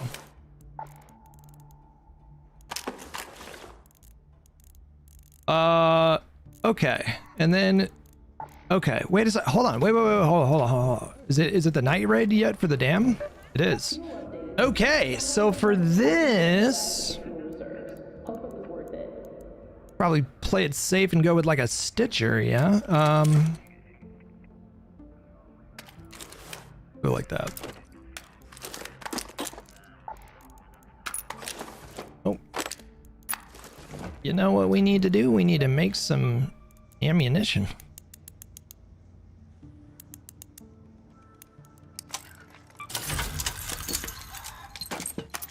Like that. And then for the keys, we can probably bring a few different kind of keys here. Yeah, we can do...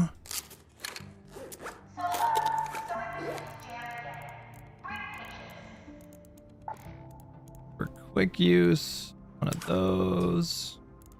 Some of those. Some of those. Wait, I'm already out of the other shield rechargers. Oh no. I need arc power cells for those. Okay.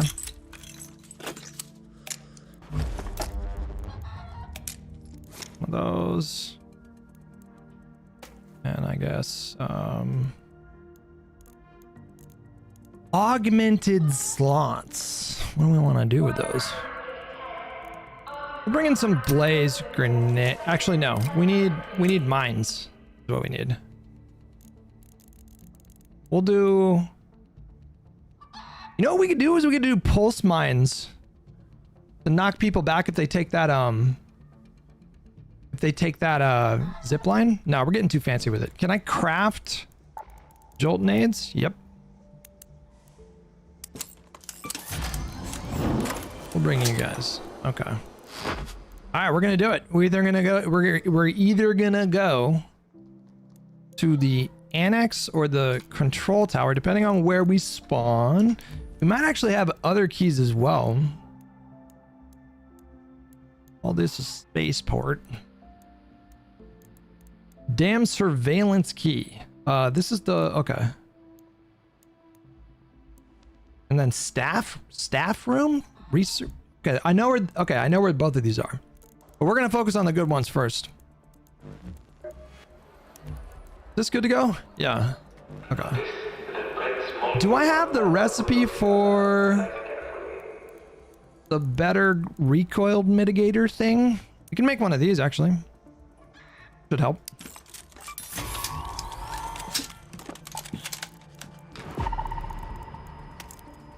Like that. Or wait, is the blue horizontal one better for this gun? The horizontal one might be better, huh?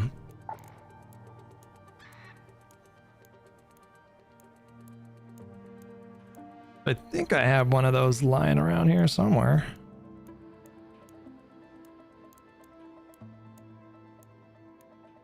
Where the fuck did I put it? I know I have one. There it is, right there. There we go. All right. Okay, let's get in there. Night raid, damn battleground, let's go.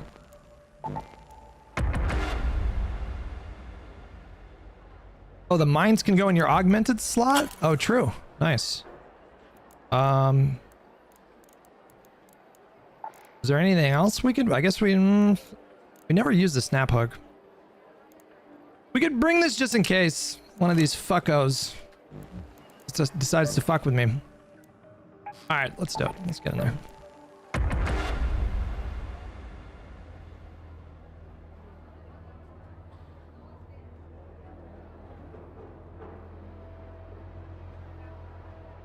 I found that keys, color, rarity only determine how hard they are to find in the world. The value of the loot can be better in lower tier cards, like damn staff room is such a good loot spot, but not a blue or purple key. Is this true? I'm pretty sure the more rare keys will give you better loot. I'm pretty sure.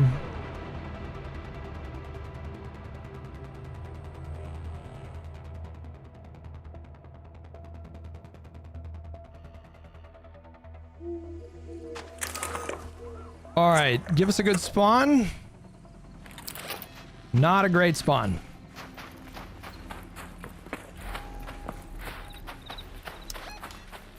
Not ideal. Have your eyes adjusted to the dark yet, Raider?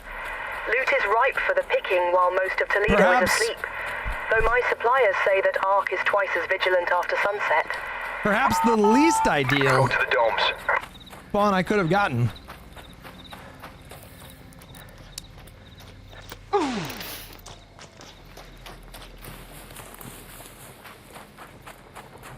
And then the marsh is just a feckin' war zone.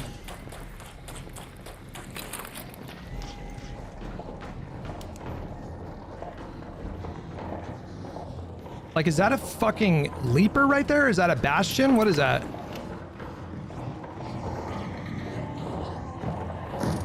Oh my fucking... Don't mind me.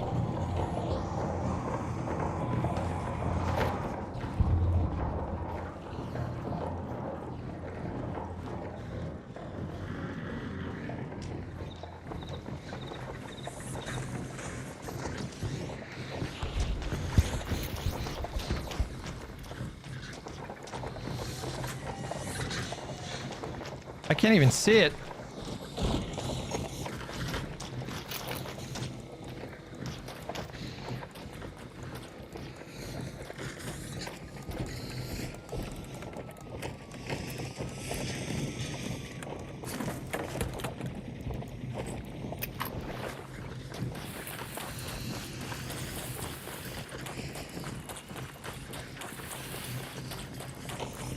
Surely it won't see me. Oh.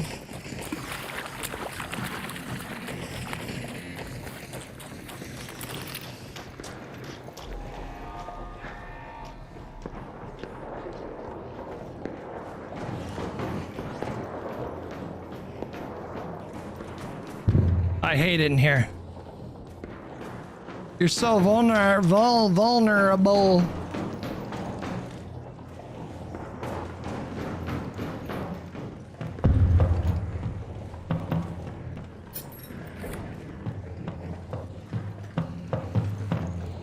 I mean, I guess the Bastion's kind of like doing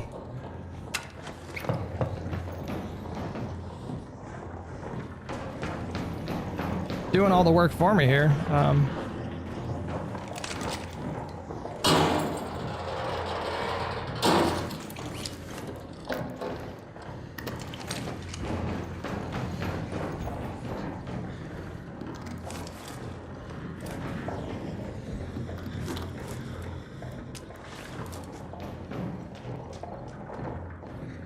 Almost sounds like I heard someone right there, but who knows?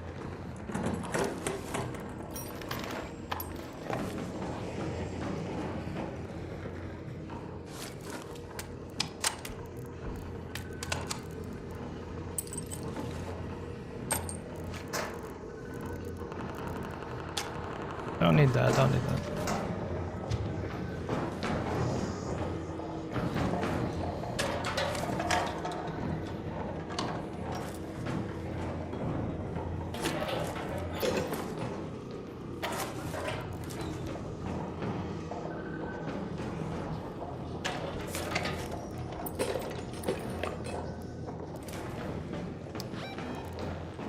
Let's go to the domes.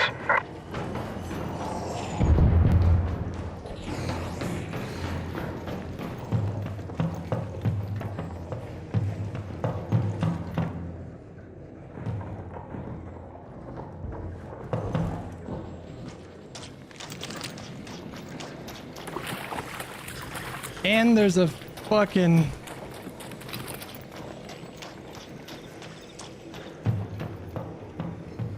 I heard you. I heard you.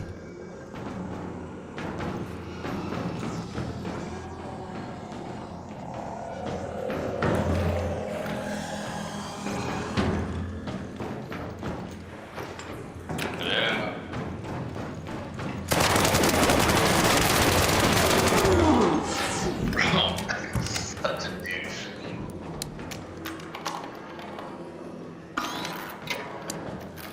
Ow, douching moves.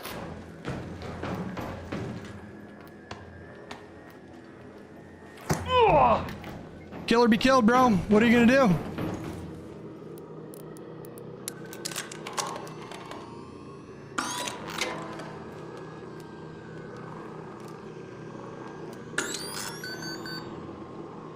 I don't know who that thing detected, but I don't think it was me. Are you shitting me?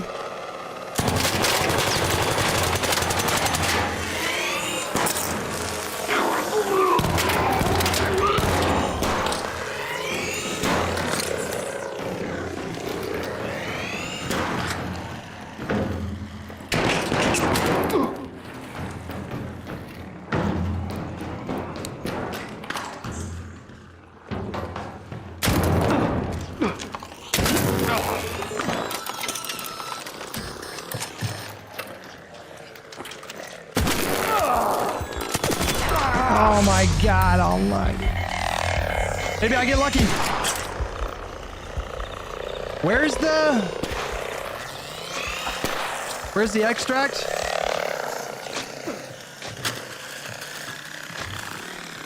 It's over there somewhere. Wait, is this the one? Am I wearing the thing that lets you crawl?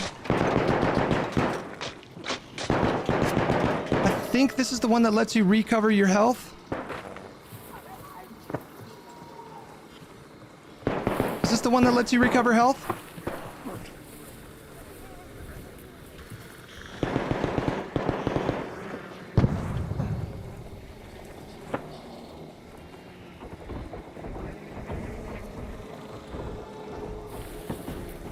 You just tap health, or you just tap W.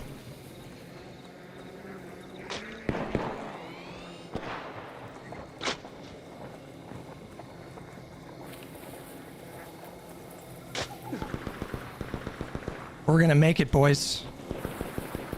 We're gonna make it.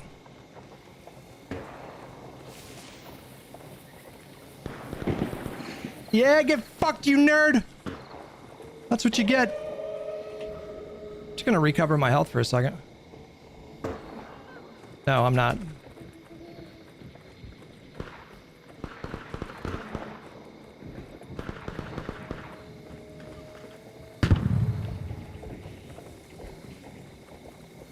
You're never gonna get me, Copper.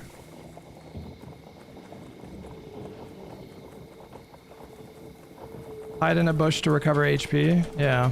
Give me a second.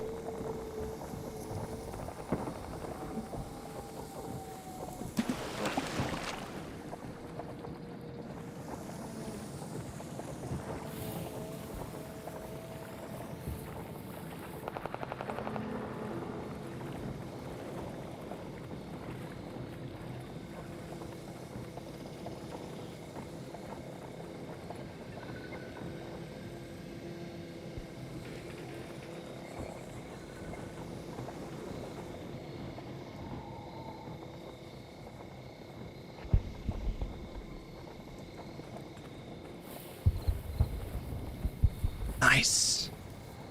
Oh my god. This augment is incredible. How do I get the blueprint for this thing? This thing is incredible.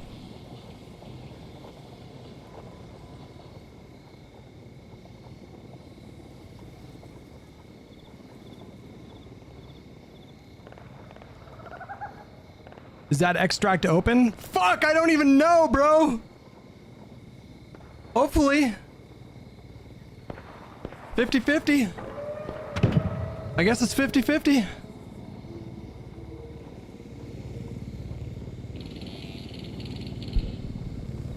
It would still be at this point, but it's a night raid, so there's less extracts. So it might be closed.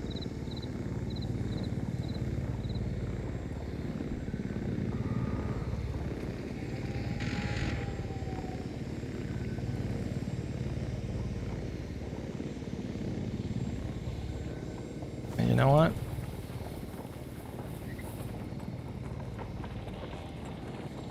I think it's this way.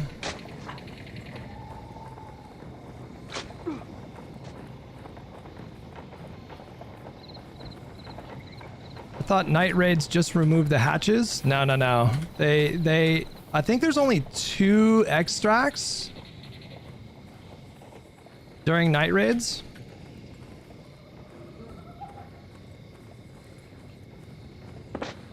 Okay.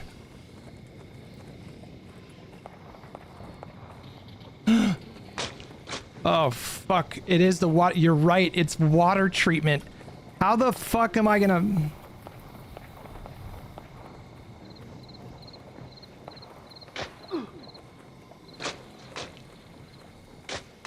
This one's nope, it's not open.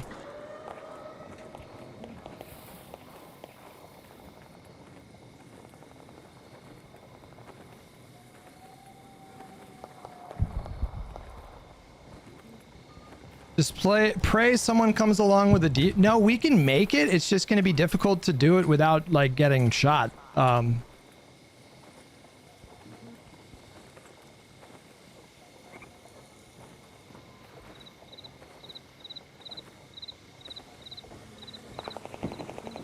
I realize someone's extracting. Bro, this isn't even worth it to me. But I almost feel like I have to commit.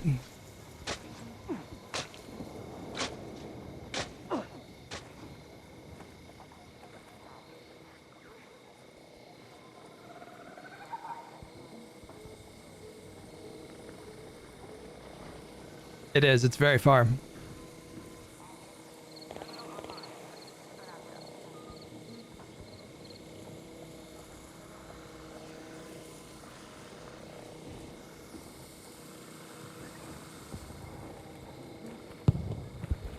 It's best for regular raids when you bring a raider hatch.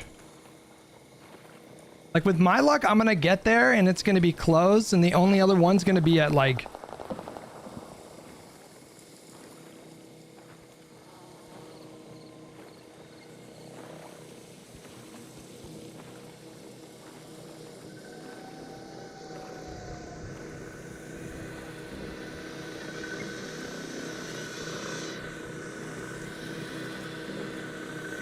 This is a bit of a journey.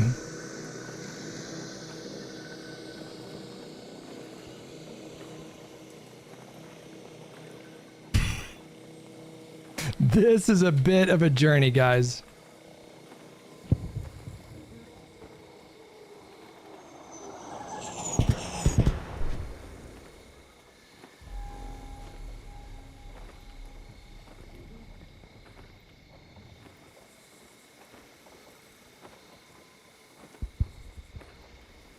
Think about how good this would be for your quads. Yeah.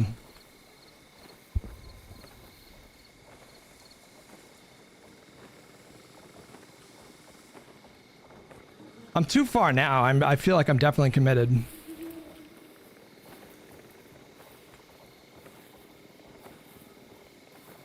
Oh my god. There's no way, guys.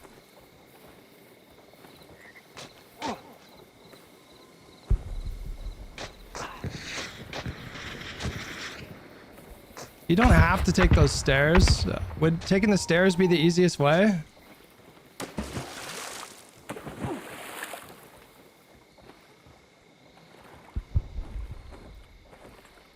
The only way? No, you go around.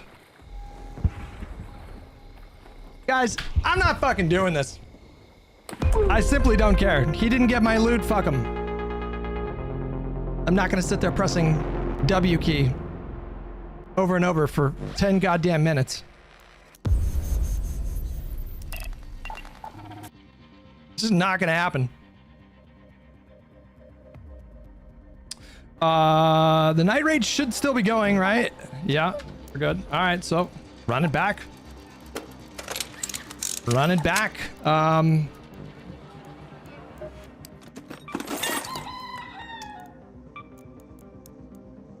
Ooh, we're running low on batteries. Okay. What gun was I even using that game? Stitcher, level 4? Yeah.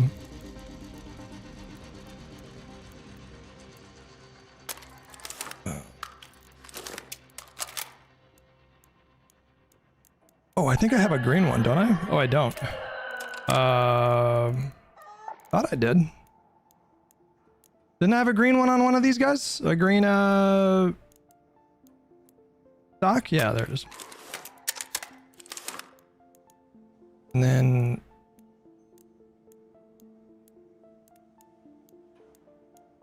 I want one for the, recoil. Actually, wait, hold on. There's a better one. No. I guess we just make one for the recoil.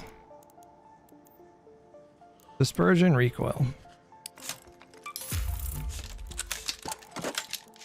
We'll do which one is which? This one here. Okay. Wait, what? That's better. There we go. All right.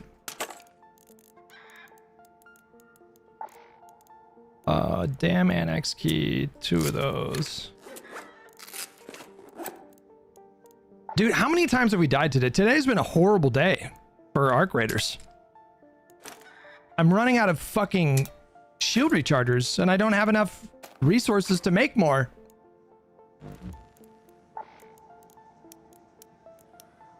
I need advanced arc power cells. I have none. Or just regular arc power cells. I have none. Can you buy them maybe from Celeste? Raider, good to see you. No. All right, let's make. No. But you can buy. Yeah, you can just spend money. Not ideal. Oh, you can just buy these. They're 1,500 each. My goodness. A working shield keeps the bullets away from you. That is very much not ideal.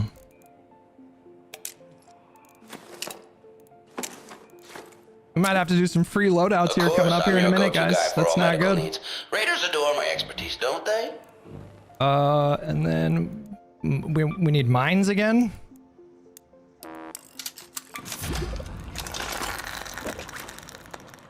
Need stimmies. We only have one stimmy.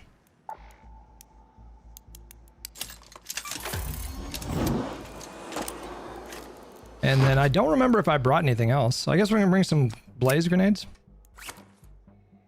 Right back at it. The thing is though, I feel like this game gives you the same spawn like over and over again. Have you guys noticed that?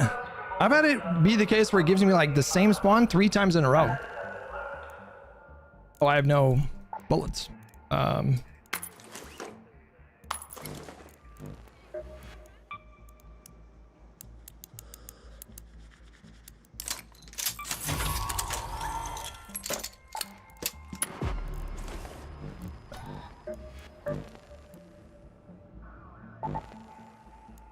All right, better spawn.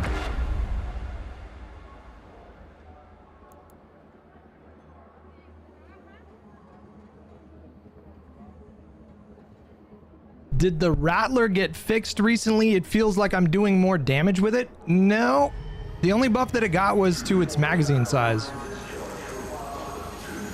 Or I don't even know if it's a magazine.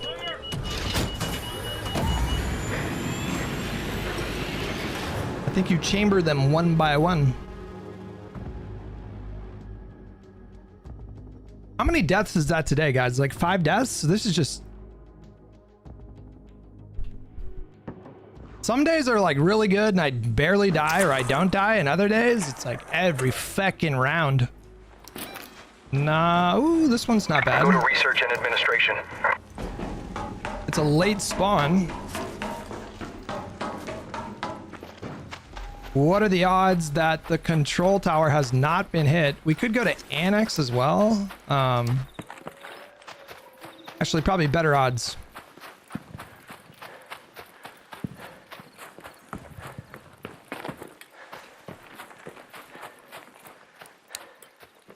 The game is definitely feast or famine. Yeah, bro.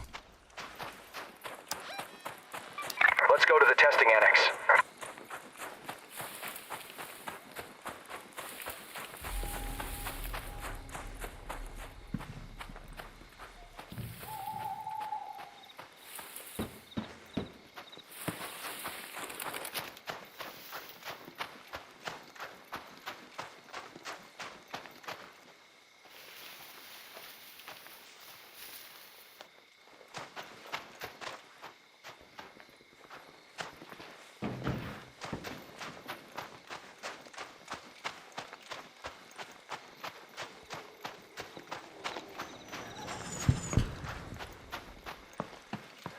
We've probably lost like...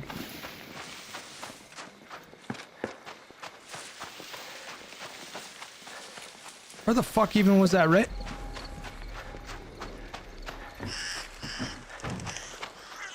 Where did that flare even come from?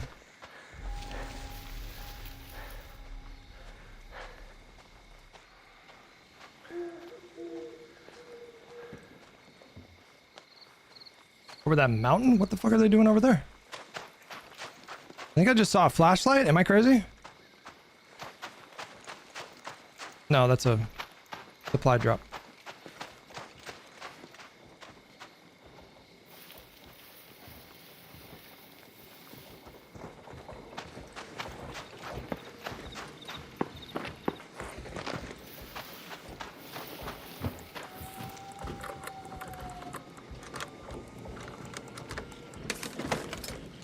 I don't know why. Oh, I was gonna say, I don't know why I search these. I never get anything good.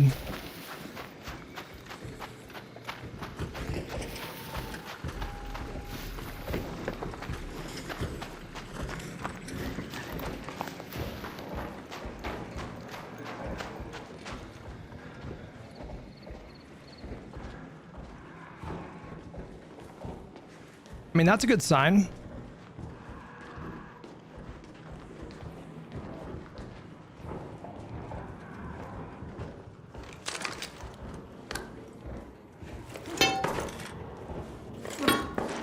That's been hit.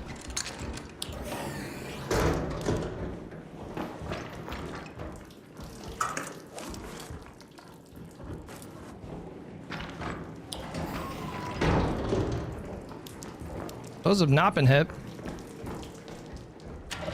Is it possible this hasn't been hit?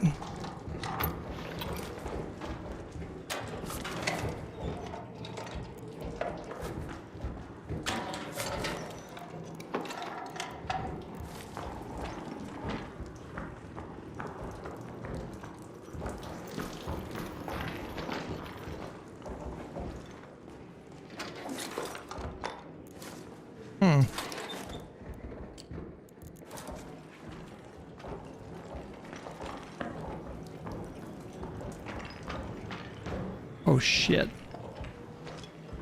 Forgot the setup in here.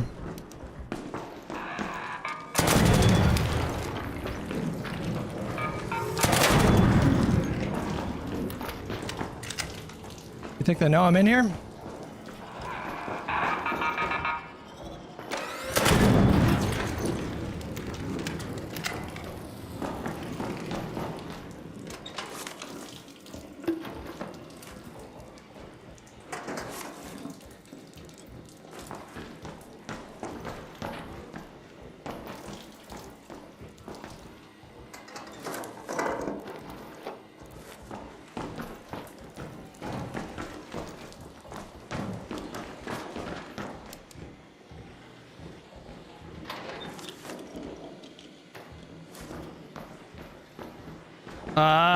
Where is the room again?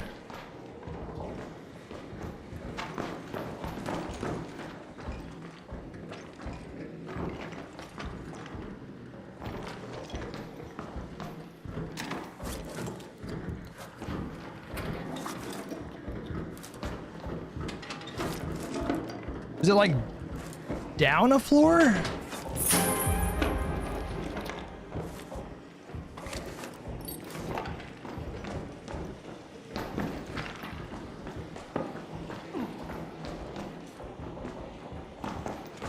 Yeah, I think it's down a floor.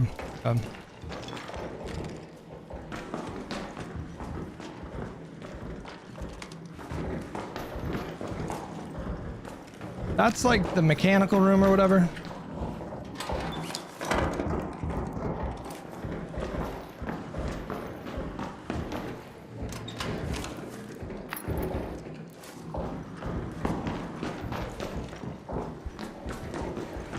All right, I think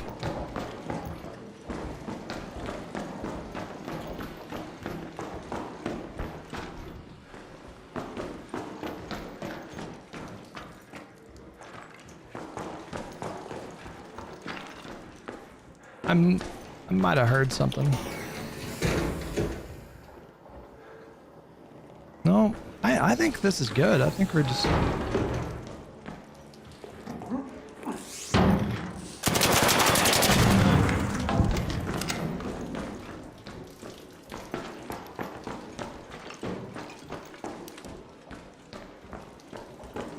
I think we're good, guys.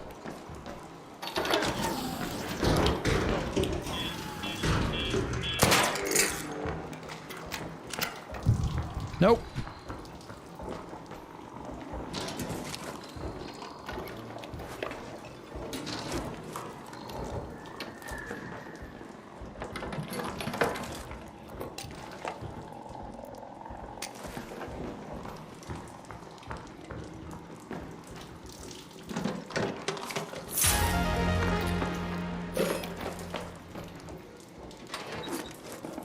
Jesus.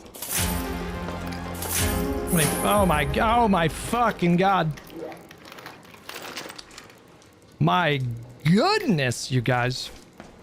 We got a level 3 compensator and it's in the safe pocket. Oh boy, what am I gonna part with here?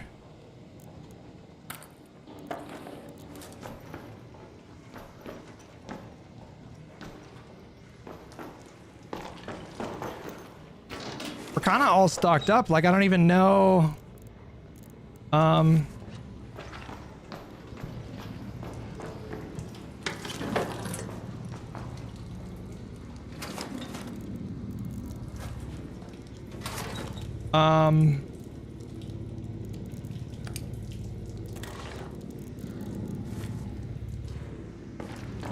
Yeah, I don't even know if I want to hit the other one.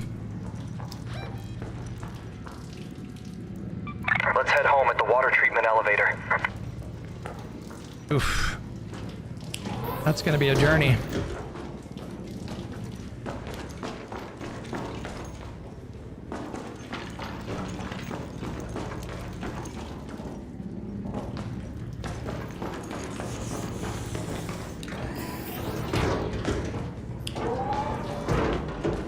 That is gonna be a journey. Bro, there's 2 leapers.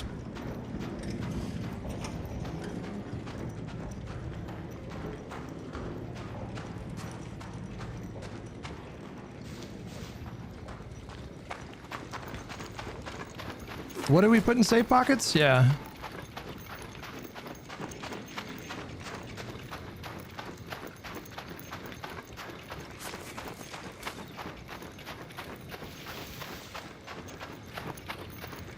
Oh no, the network.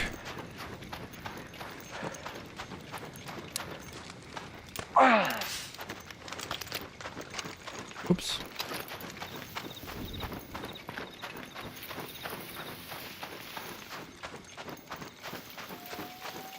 What do we get? A level 3 compensator. That's huge. Go.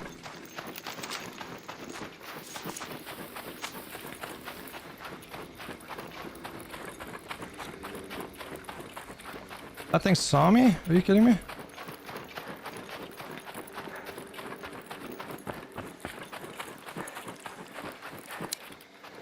Leave me alone.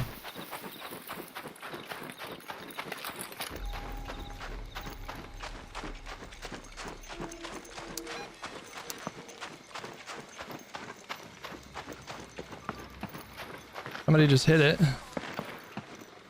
Go, you fool.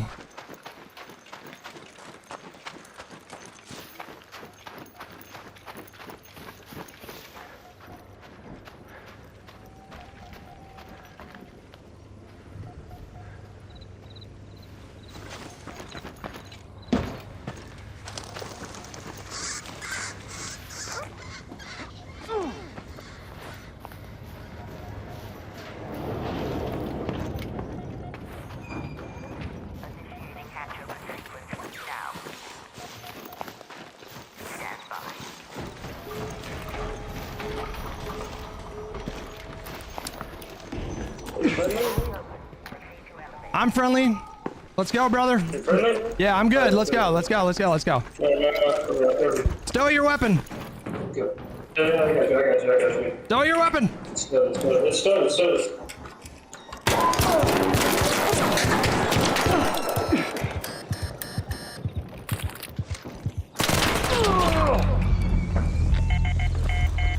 Sorry, these toxic ass loud, man. It's just such bullshit.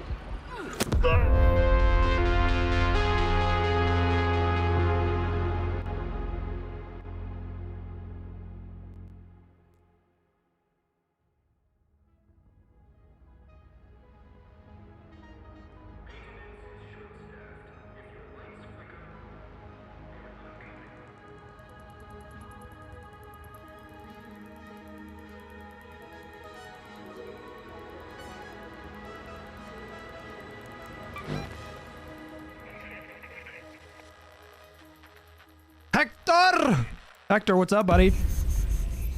You know what? You know what, guys? You know what, guys? We got the level 3 compensator. That's a successful raid. That's I'm not even I'm not even mad. I'm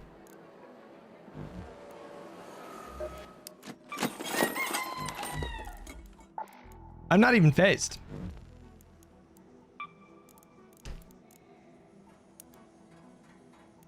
Like at all, you know.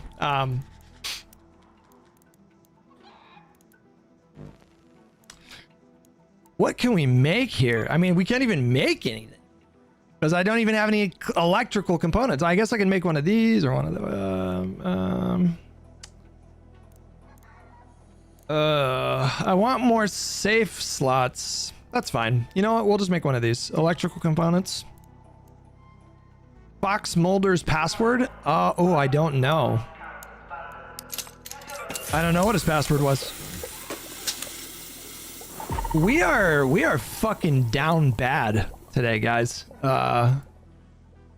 This gives you 45, that gives you 55, that gives you 60. All right, yeah, let's do that. We're yeah, we need some fucking batteries soon. It's just been nothing but death today. Oh, I didn't even need to make one of these. What am I doing? It's been nothing but death today. Just nothing. I don't know how to fix this. I mean, I just got ratted. Like, that was such a rat maneuver that he just did.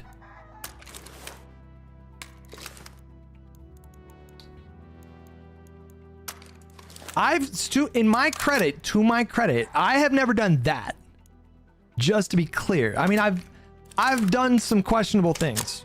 I'll say that. I have done some questionable things. I do not deny that charge. I've never done that.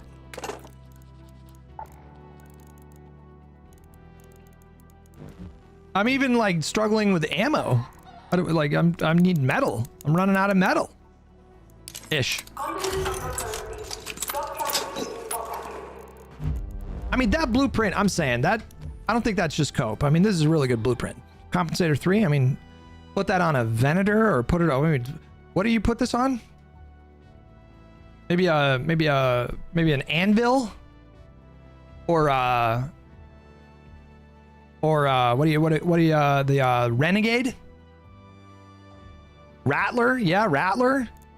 You know what? You know what? I like what you're throwing down on a Rattler. We just need wires, which we don't have. And we've already purchased all the wires we can from Celeste, I believe. Yeah. Got something for him? Torrente, yeah. Bro. Okay. I mean, what's kind of fucked right now is our heals situation. Like our shield recharging situation is not tight right now. Like it's extremely not tight right now.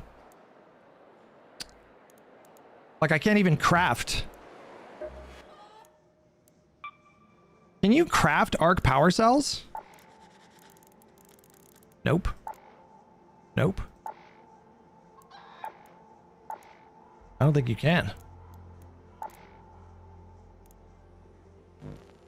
Run some free loadouts for wires and power cells. Yeah. I mean, this is, you know, we can make do with this. We can make do with this, I would say.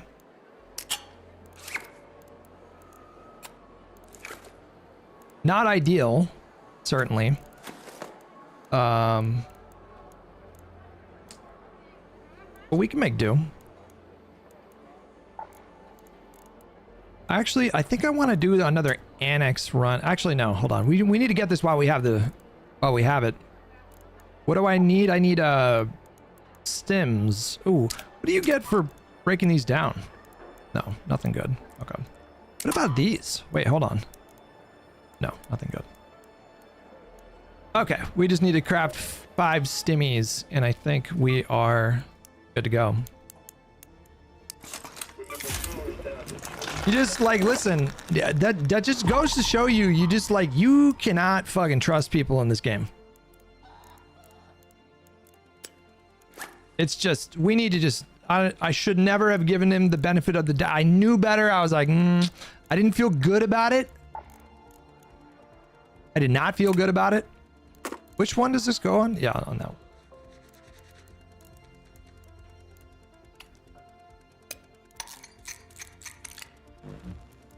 But, you know, I just felt like, you know what? If your heater's out, you're not alone. Layer up, people. 7 more minutes for a night raid. Which key do I have? Yeah, let's do it. Let's do it. Let's do it. Let's just do it. Let's just fucking do it. 7 deaths in a row. Why not?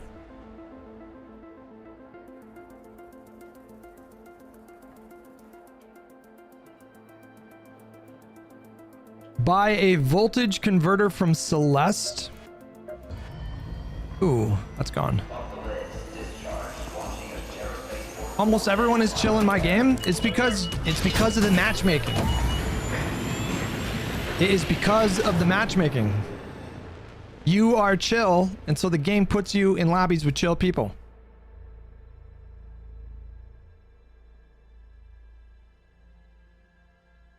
would probably do free loadouts on Stella for a couple rounds and load up. Free loadout on Stella is rat behavior, in my opinion. We did get a fresh spawn.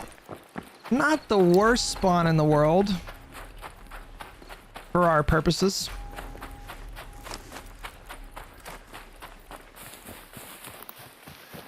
With the matchmaking, which Marin, it's not even up for debate. It is not an open question if they do aggression-based matchmaking. It is firmly established. Beyond any reasonable doubt.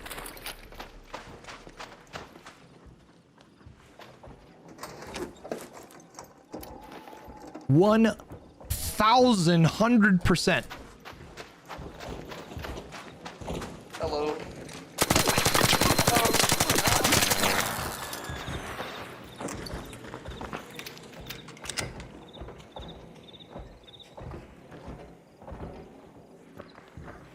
Nope.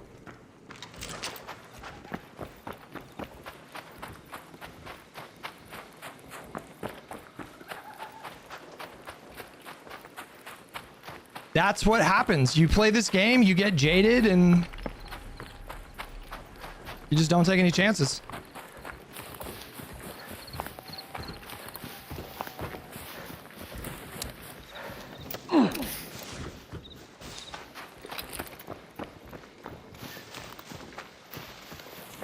Silent Assassin, thank you so much for the gifted sub, buddy.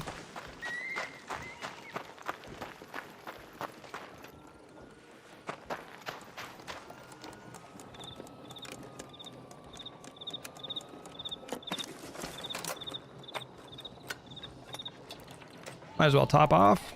Might as well take that.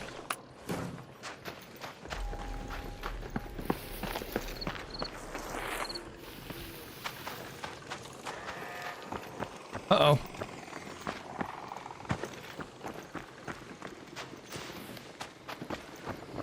What did you see? It's upstairs. Somebody's upstairs in there.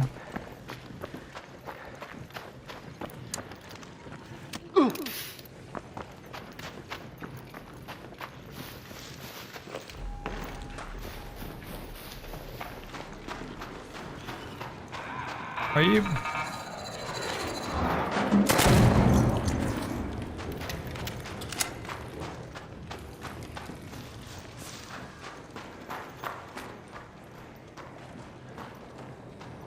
Someone's over there.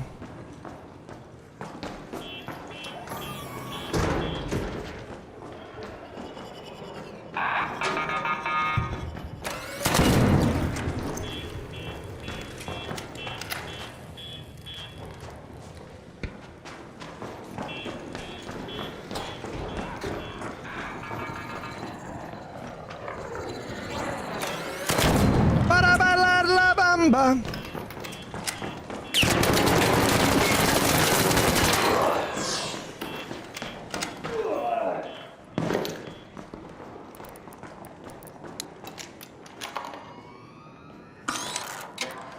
Para bailar la bamba se necesita una poca de gracias.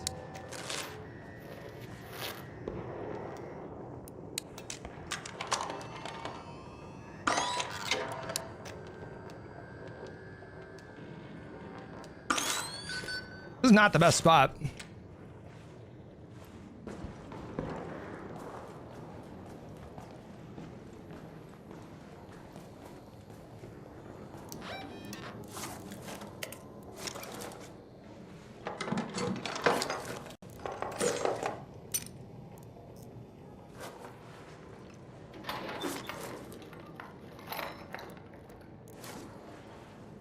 Oof, just the worst spot to try to loot a body right there. Are you fucking kidding me? Did I just hear something?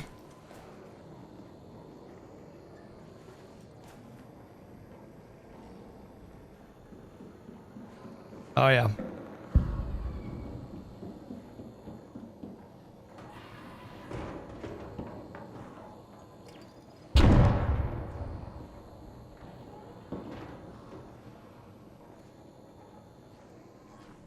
Oh, I hate it down here.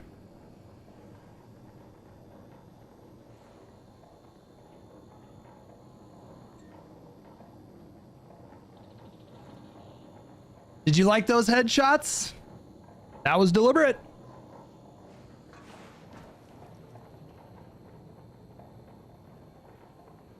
Oh my god, I hate this spot more than anything.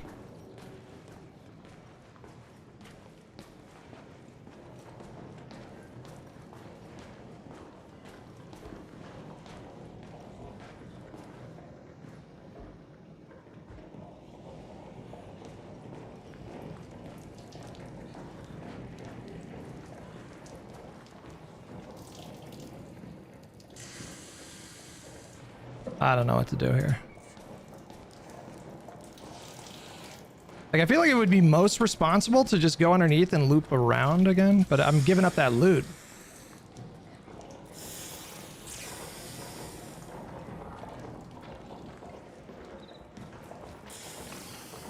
Oh, wait, hold on. Doesn't that take me to the tower? Or am I tripping? Or is it that? No, it's like over here, isn't it? There's a way to get to the tower. Tower's upstairs. No, but there's a breach room.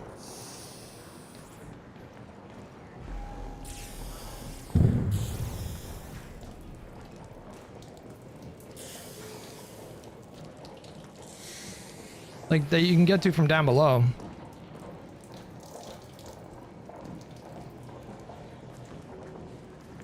I don't know if I hear footsteps or if I'm tripping. He didn't have shit, this guy.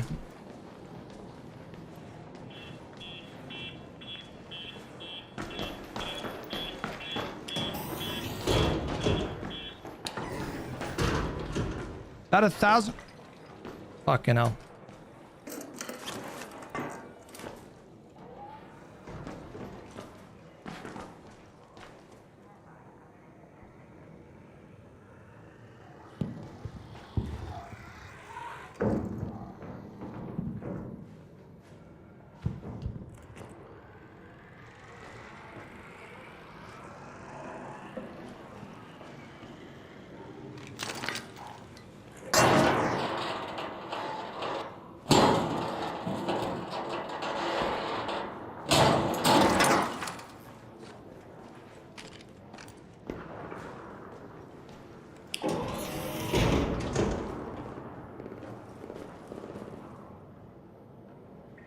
I can do the thing that the other guy did. I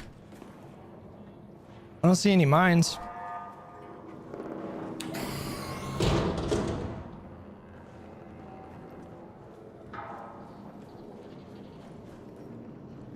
You know what we're gonna do? We're gonna wait right here. There's no other way for him to get down, right? Like, I think he has to come down.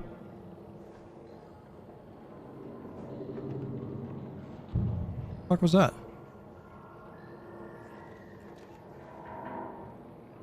He just set up a mine.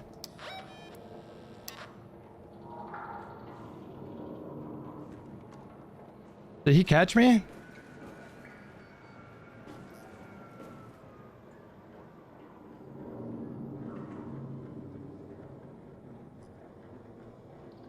I think he's setting up multiple mines.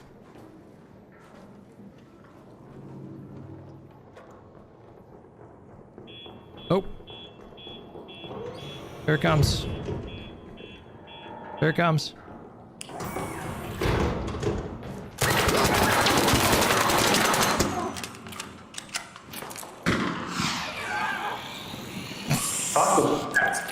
You guys are literally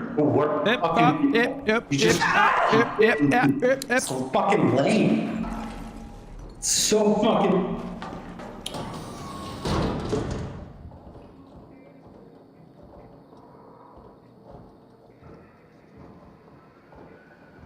He fell, dude. He missed the zip line.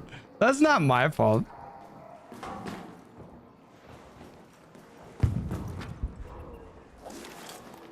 Oh, yeah.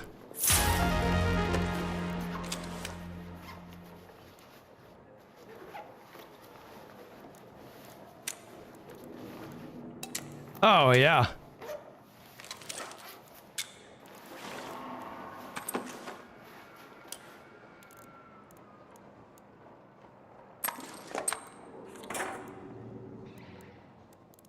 Springs? You always like springs. I think this is just about good enough here.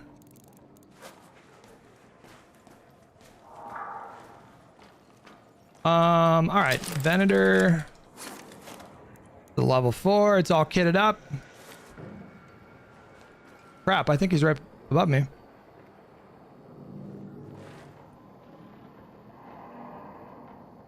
Can you see me from that angle?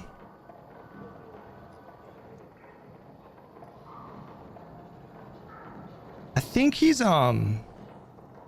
disabling his traps. I think he's gonna come down in a second.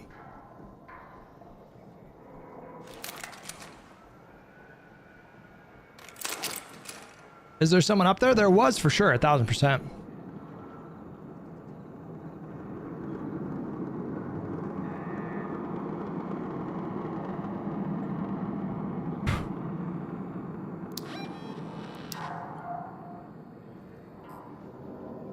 I just want to see if he comes down to try to pick this guy clean. But I don't know if you can see me from that angle.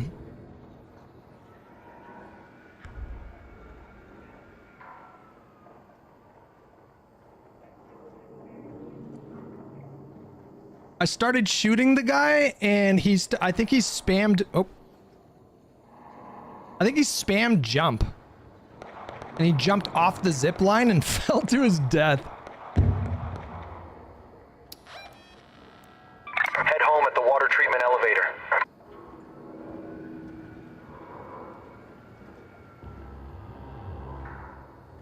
All right, let's just...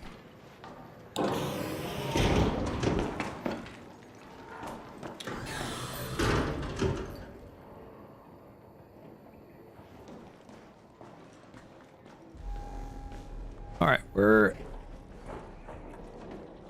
pretty close to where we need to be. Wait, this way's fucked.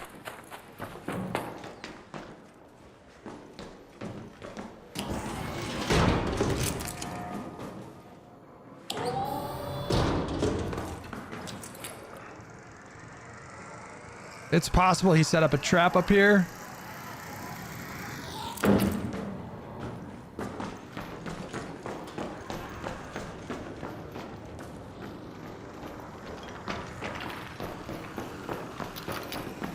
Oh, fuck.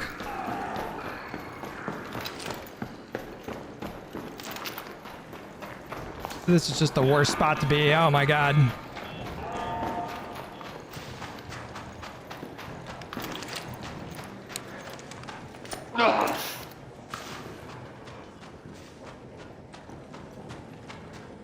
So fucking over it.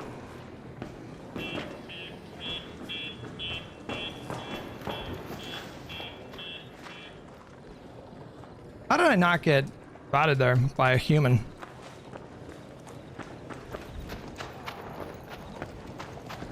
Oh, that's a fucking bombardier.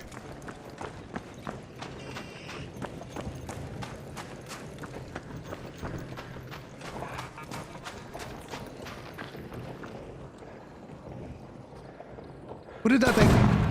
Oh, I found you.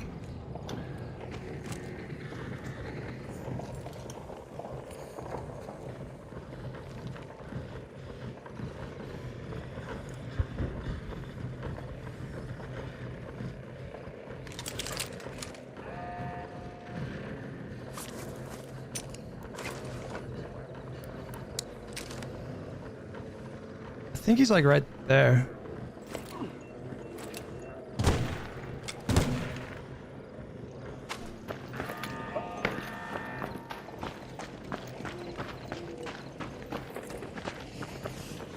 Fucking bombardier, bro.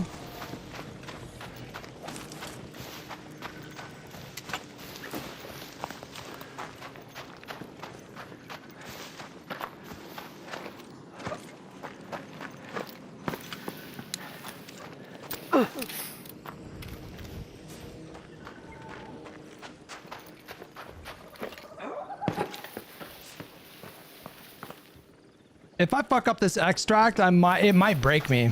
It just might.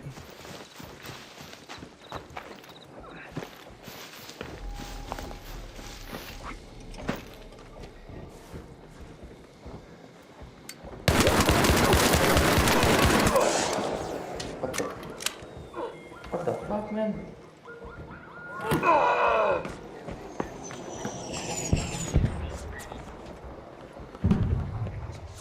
Found a rat.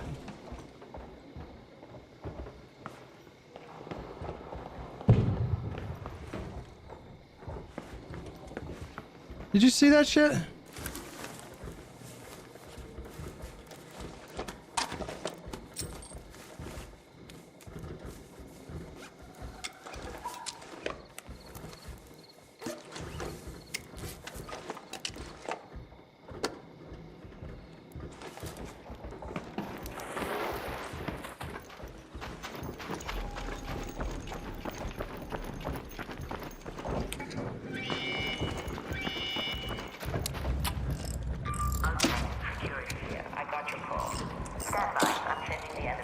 Oh god, the leaper might set that off.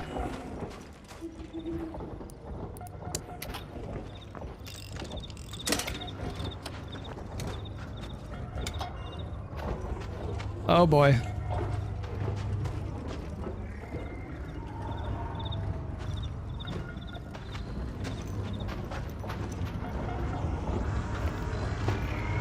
Something set that guy off.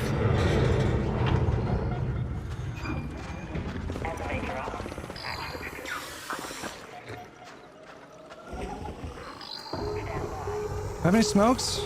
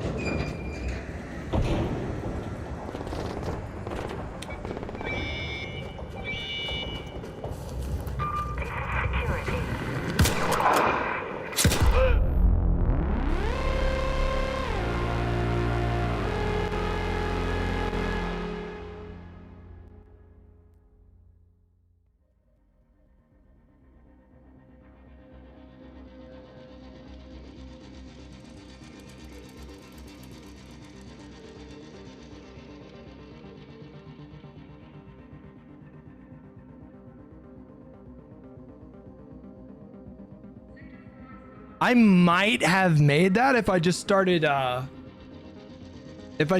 crawling right away. I might have made that. I don't know though. I don't know. It's dubious. It's dubious.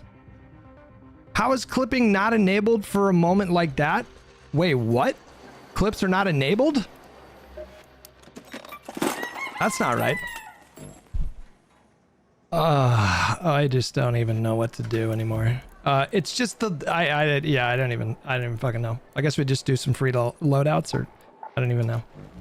I don't even know. I don't have any heals. That's the thing. Like, I have no heals. I have like no way to make heals.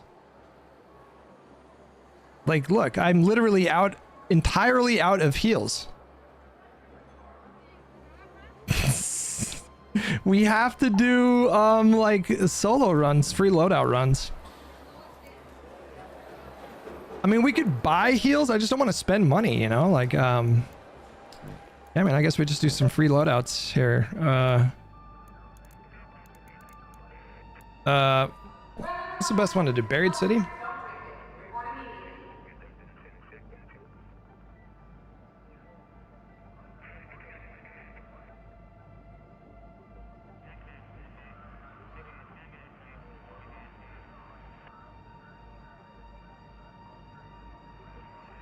We were up against 3 rats. There were 3 rats. I don't know if you guys picked up on that. There were 3 rats at that extract. Getting ratted once turns you into a sociopath. It really does.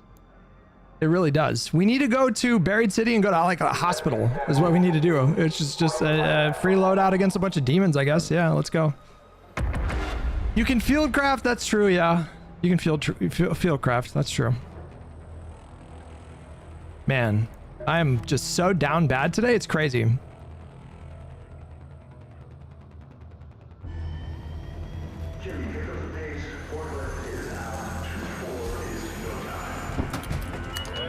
My Australian words come out pretty quick, no lie. I mean, like, part of me knew deep down that that was gonna happen. I'm not gonna lie to you. Like, part of me knew, like, that was gonna happen for sure. Solos, especially like night mode and solos, are just so fucking like perilous. It's insane.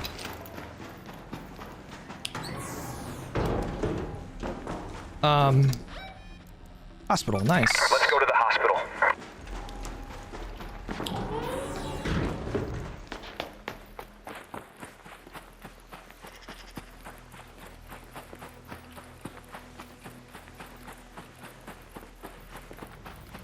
And I have a level 1 Pharaoh. This should be interesting.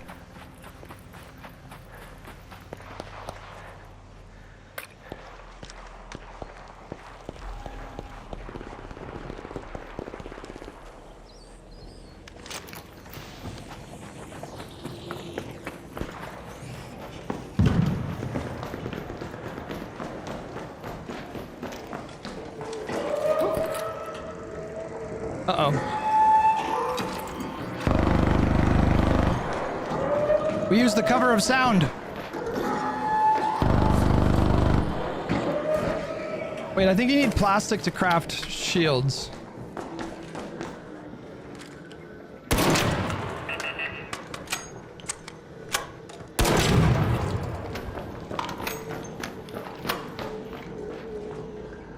I hear footsteps.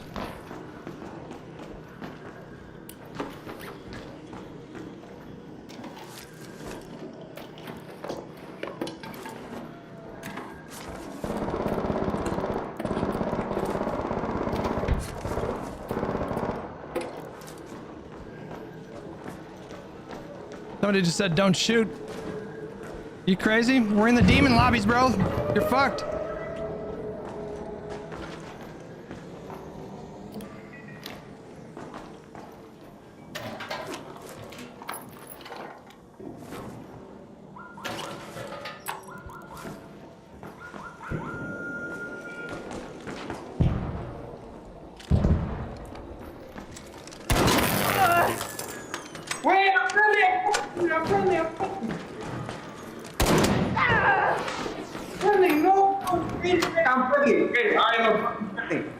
Bro, why are you doing this, bro?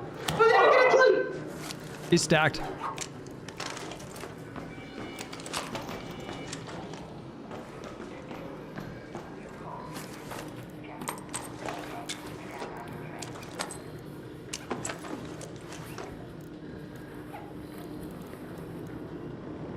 Well, shit.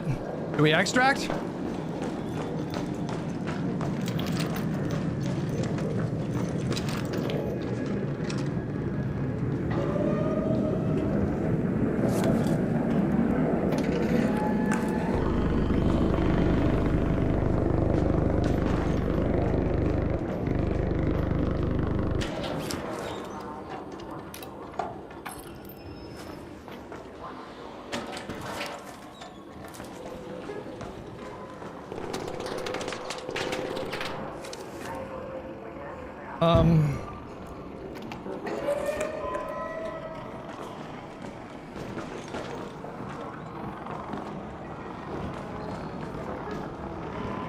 Did I not pick up any extra ammo? Wait, what? Why can't I reload?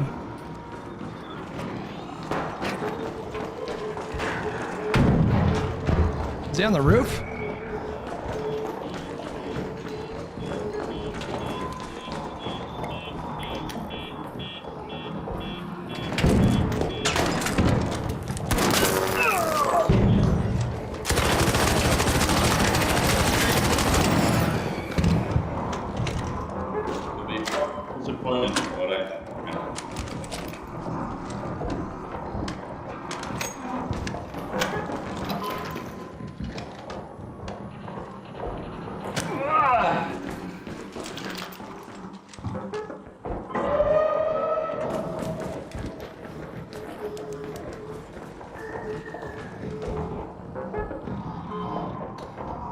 Oh, fuck.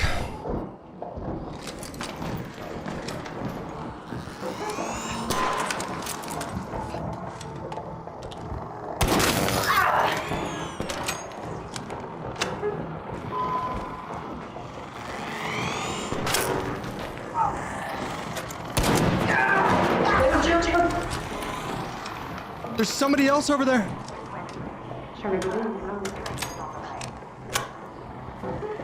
Trying to help.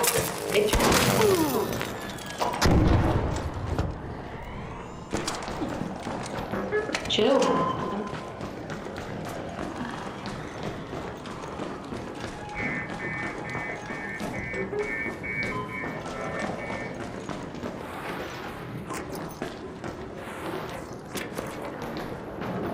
I think we just get the fuck out of here, bro.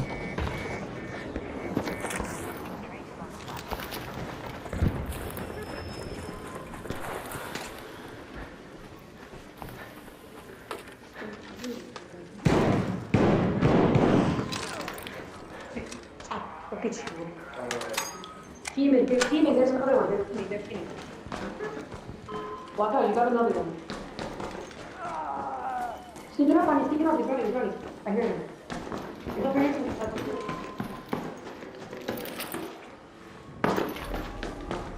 It's too spicy in there. What are we, like, what are these lobbies, bro? These lobbies are fucking insane.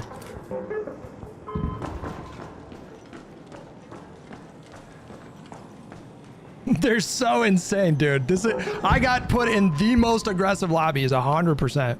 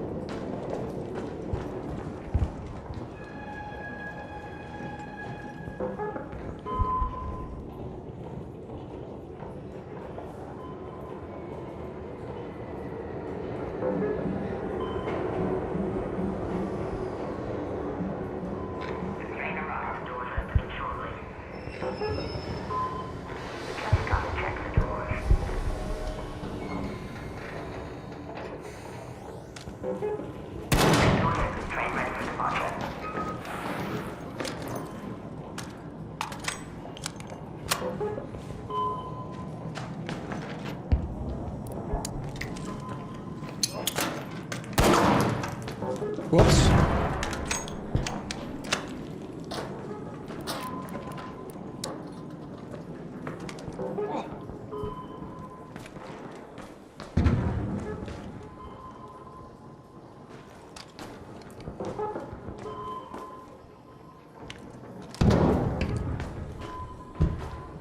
Fuck it. Oh!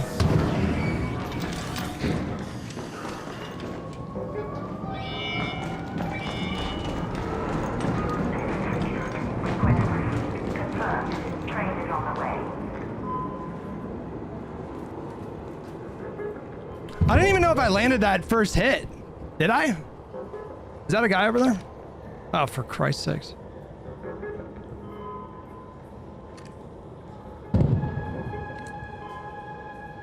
I mean, I have a Torrente, man. Don't even trip. What's up, buddy? Train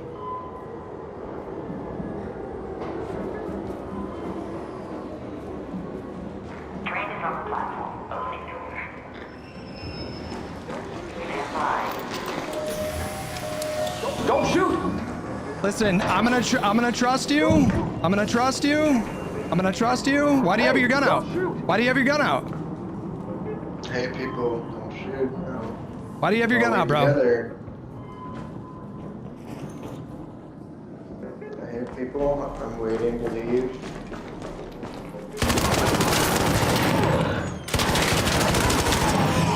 Bro, I'm gonna let you go. I'm gonna let you go. I'm gonna let you go. Nah, I'm fucking with you. Damn, did I get him? Did I get him? That had to have killed him, right? I don't think it did. It didn't make the noise. It didn't make the noise. I think he survived that, guys. Okay, this guy's using a extended barrel on a Torrente.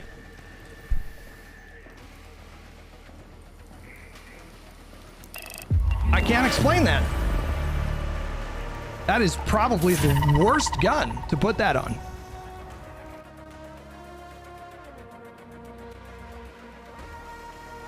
We fucking did it, guys. We won, or we successfully extracted. Guys, this is huge.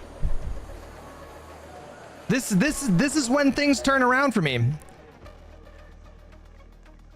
Tell me I was wrong to kill that guy. Try to tell me that. Go ahead. Try to tell me that I was wrong for killing that guy.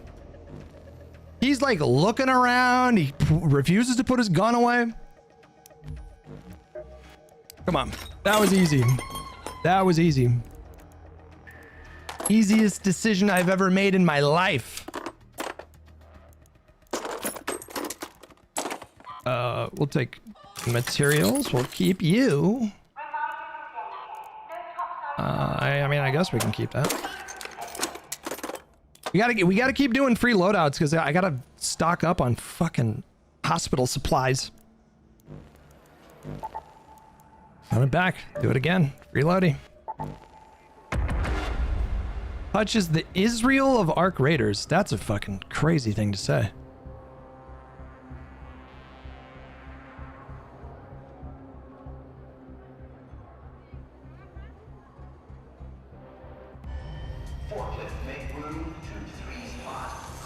I mean, I guess when you think about it, like, it kind of makes sense.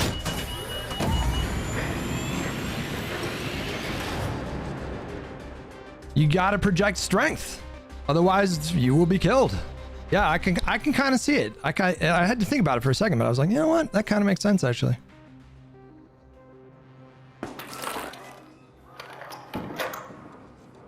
All right, get up there. Guys, if you jump up, if you jump into a zip line, it will it'll shoot you up faster. I don't know if you know that, but now you do. What in the flying fuck?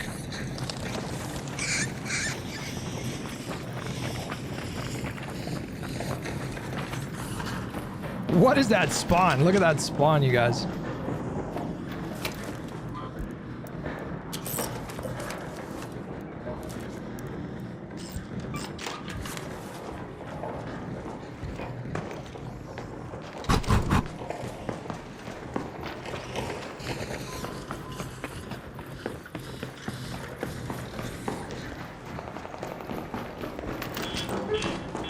We ride.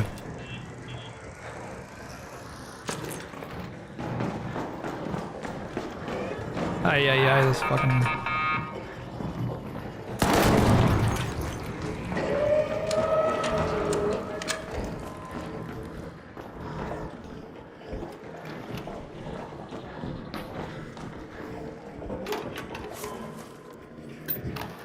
don't know why I picked up the plastic. Oh.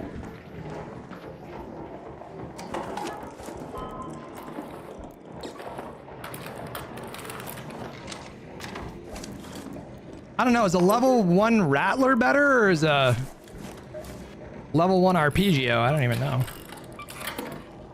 Probably the Rattler, I would say.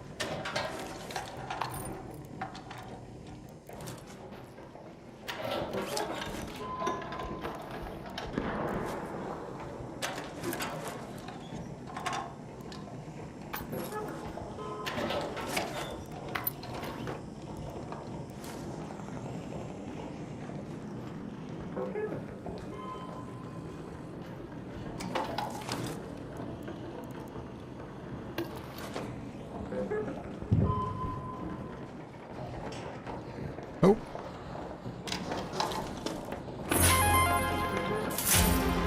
Sweet Jesus.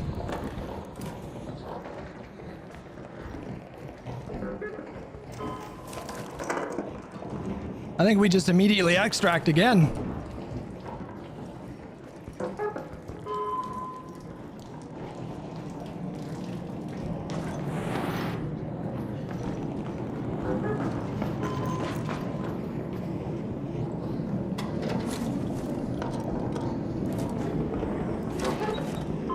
Wait, I already have 3 of these?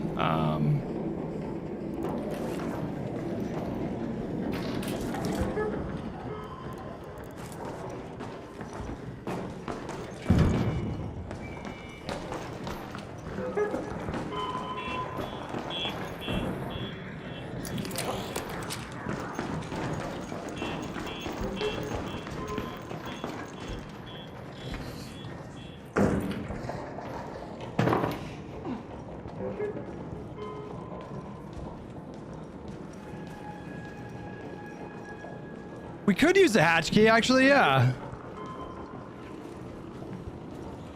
Yeah, you know what?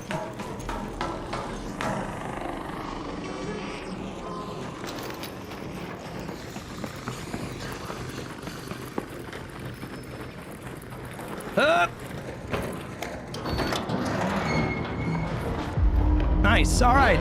Listen, guys. We are so back up. We are so fucking back. It's not even funny. That's not 1. That's 2 successful extracts. Back to back. Was that a free loadout drop? Yeah, it was a decent haul too.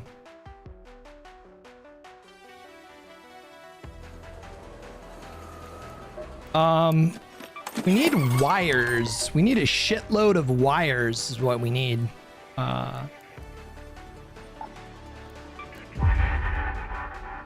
Run it back. Yeah. Get right back in there.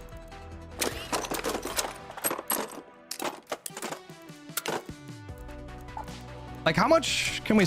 Like, this is all stuff just from the last 2 rounds. 50k in trinkets. Nice. Run it the fuck back.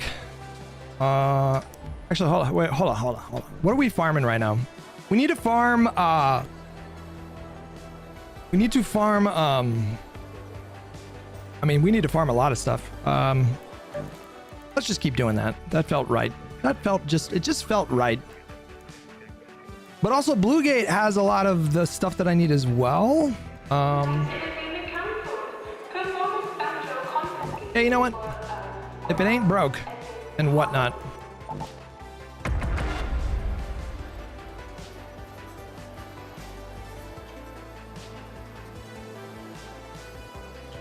Toasters are good for wires. How many wires do they give you? Like 2 or 3 or what?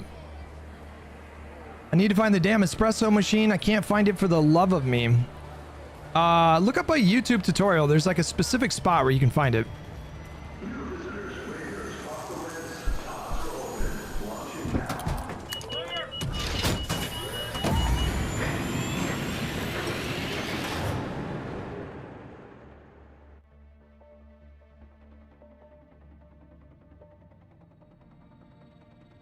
Is this game of the year? It's my game of the year, yeah. I mean, there were some good games, though. There's some good games. There were some good fucking games this year. We can hit the secret spot right away. Head home at the Old Town Hatch. Fuck do I get out of here?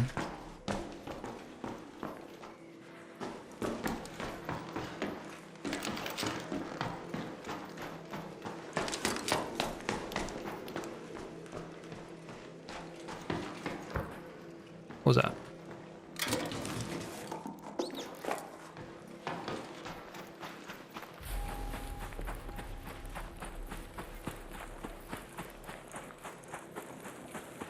Not a very secret spot anymore. People know about this spot now. Oh, is that a guy? That is never worth it to get that thing.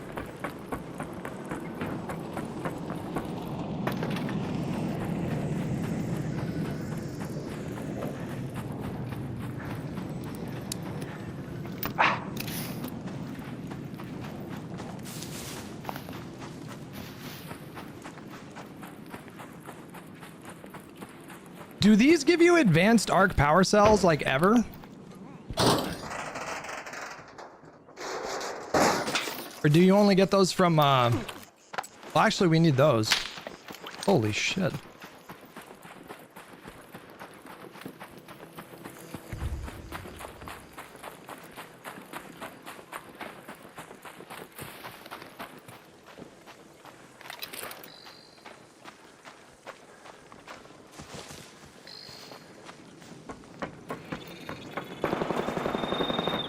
He's in the secret spot.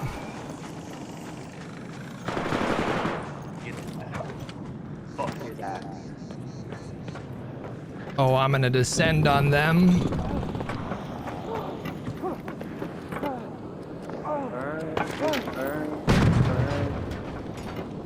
Alright, bro, that's fucked up. Your kid throwing a blaze grenade at me, bro. That's fucked. You ever do like this? I will get fuck his ass.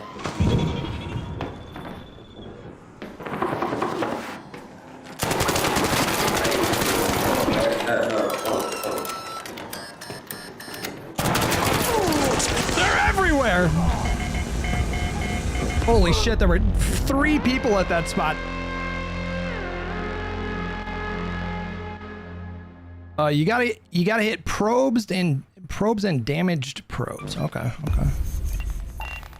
Also, like the big ones, the husks, sometimes they have advanced arc powers. I need to just farm a bunch of those.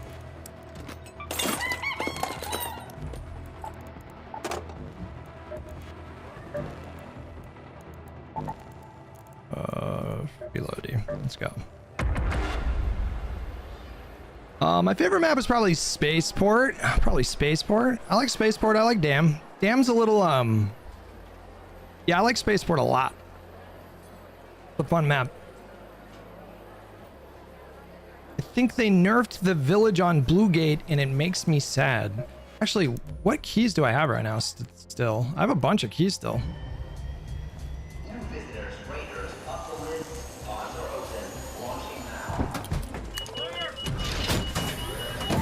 If you take out a leaper, they give you a bunch. Oh, okay. Those are pretty easy to take out.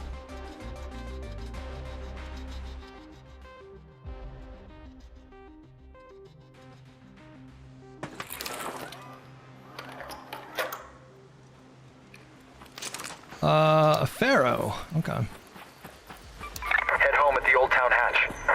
We're gonna go to the spot again. This time it's gonna be different. We even have a barricade we can use.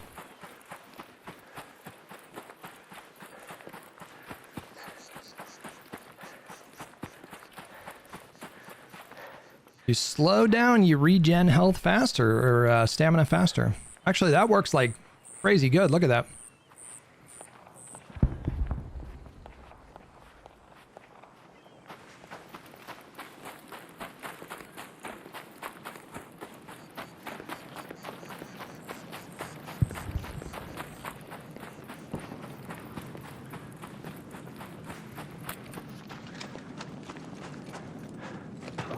Level 1 Pharaoh in a dream, guys.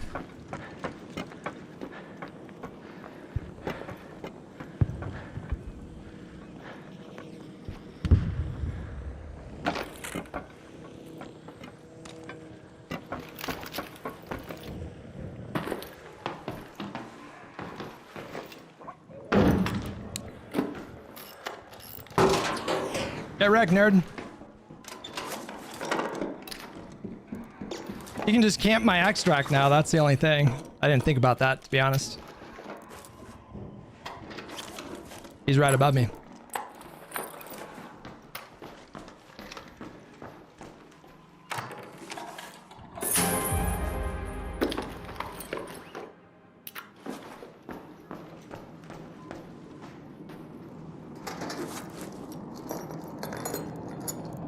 I wish I found a weapon crate in here. That would have been nice.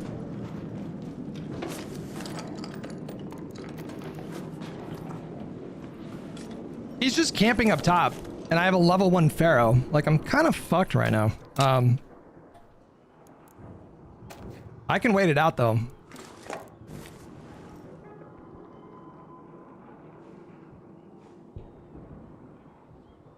I'll sit here all fucking day. I don't give a shit.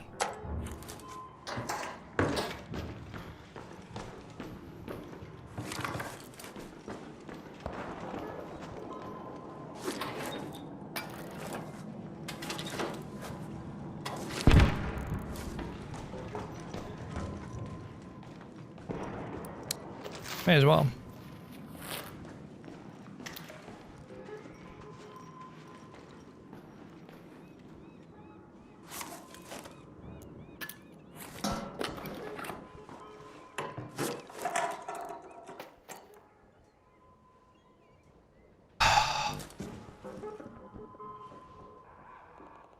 He's definitely still there.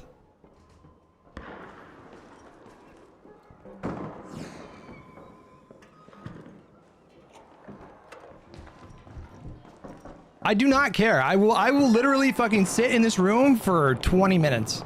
He wants to chill.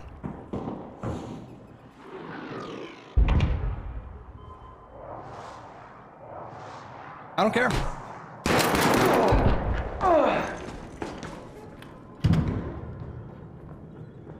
I don't even understand.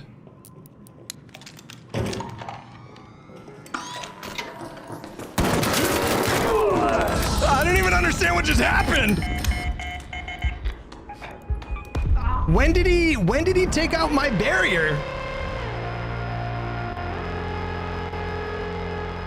When did that happen and why did I not hear it happen? I am so confused right now.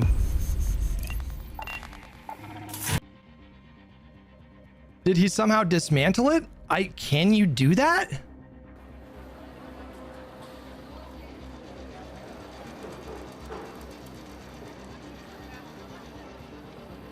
You still had like 3%? I don't even know what that means. I still had 3%. What does that mean? A silence gun? I have no idea how he did that. Surely I would have heard. And I didn't hear shit. Can't red skill tree dismantle shit? You can dismantle mines. And maybe you can, maybe? What are the odds? What are the odds that he had that skill?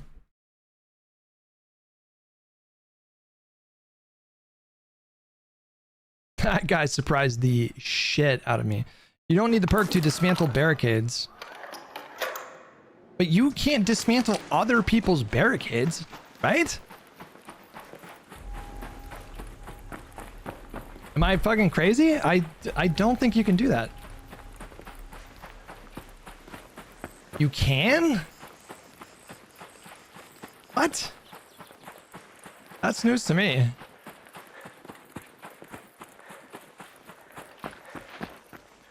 I was so confident that he was safe. He took it. Yeah, I did. I took my hands off the fucking keyboard. I got cocky. I got cocky.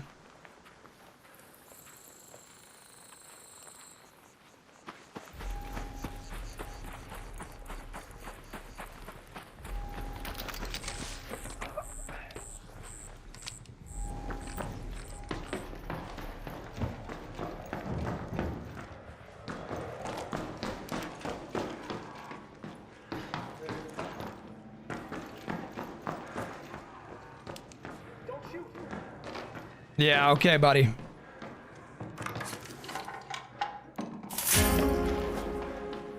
In what delusional fantasy?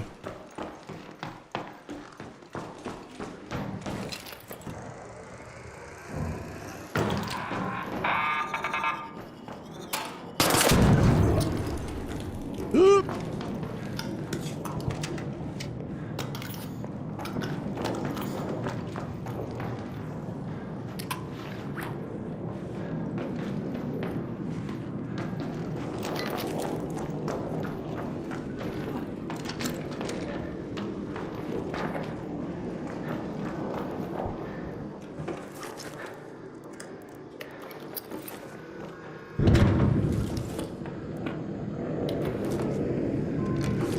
I just want to like I just want to kill him more because he said don't shoot.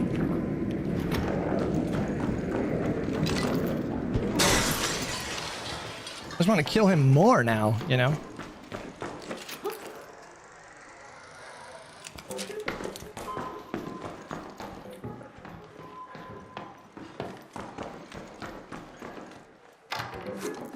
Because if he's in my lobby, if he's in the demon lobbies,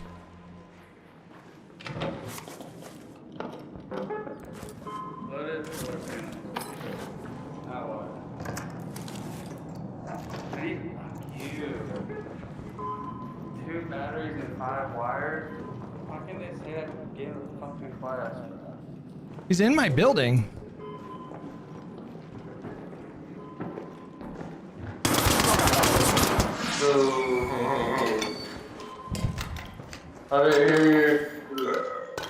I'm friendly, man. 2 batteries and 5 wires. I'm friendly, he says. Oh, this guy was fucking stacked. What the hell?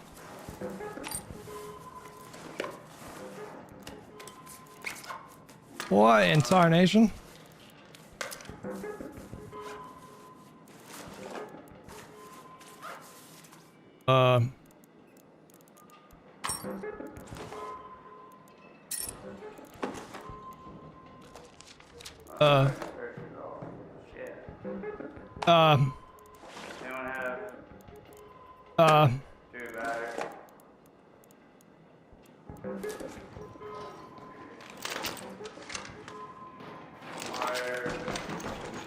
This guy needs to go.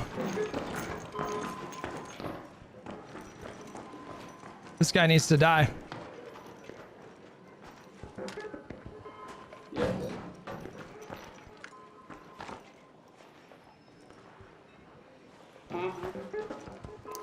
Just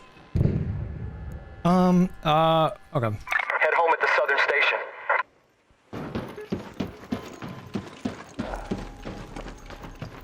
Alright, 2 batteries and 2 more wires. You can tell me if you want. This guy's just not a care in the world, this guy. Big quest. Didn't tell me I needed batteries and wires when I came into it.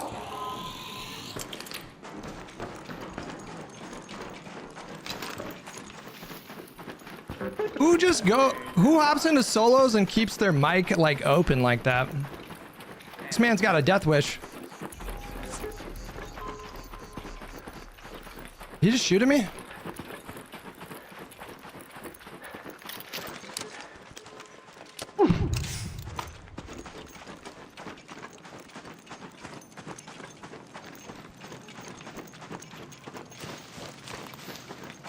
What are the odds that there's not a rat in this extract?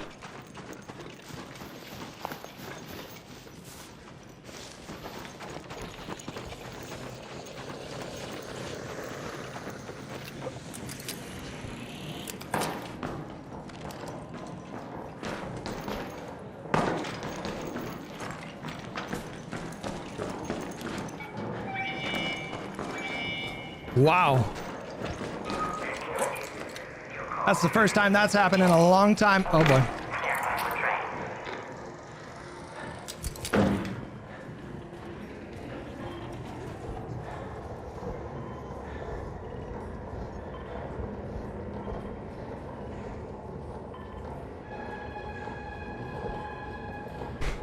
Harry with 135 months. Fognition with 3 months. Thank you so much, buddy. Oh, someone's coming. Someone's coming.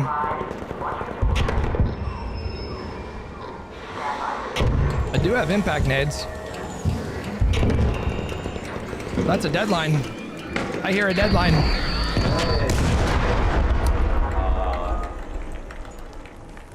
I'm just gonna get my haul. I'm just gonna secure the loot. That's the first time in such a long time that I went to that extract and there was not a rat. That's like 1 out of the last like 5 times. We still need to get wires. Where's the best place to find toasters? Like Dam Residential? Like the apartments in Dam, maybe? I don't even remember.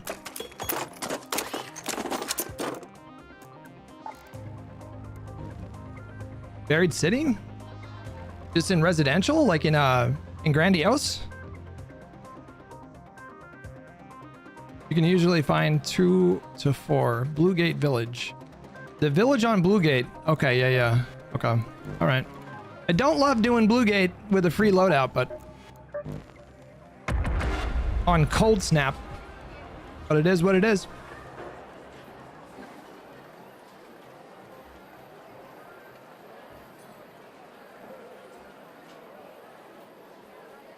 Heat sinks, power cords, toasters. Gotcha.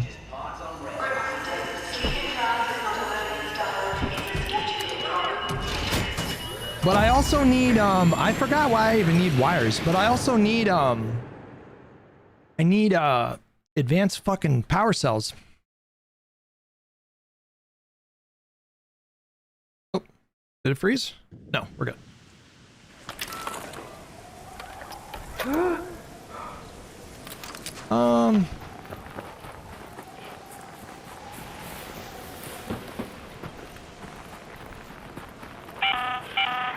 Hope you're clothed for the season, Raider. It's a good day for picking candleberries, but do beware of frostbite. This is a pretty hot LZ, to be honest with you. This is a pretty hot LZ.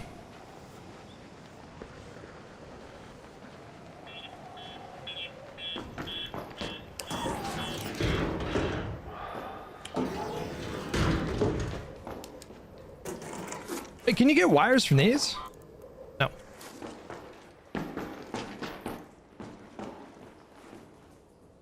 I heard somebody. Somebody is close by.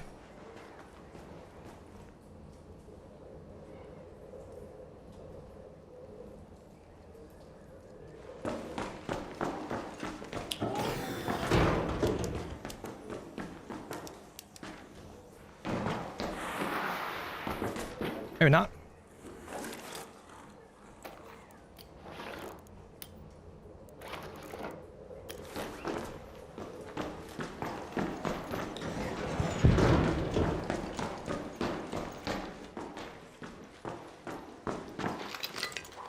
I feel like you get wires from the yellow ones, don't you? You can. Maybe not.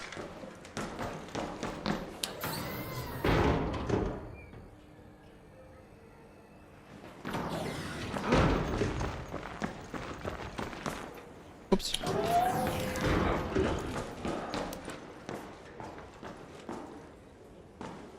I'm hearing things, man.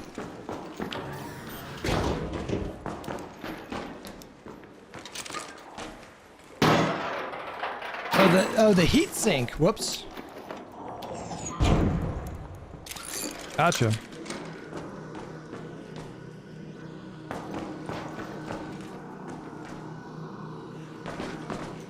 Okay, that guy's above me.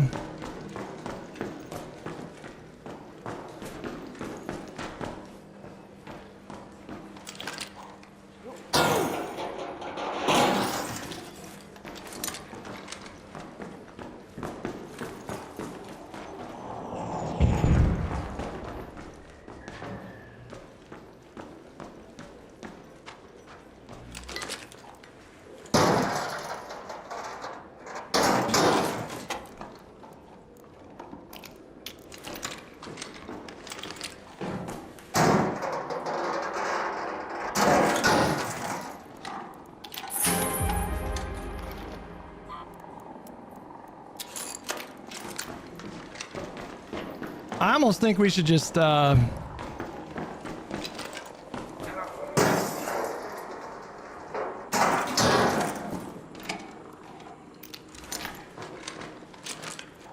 know?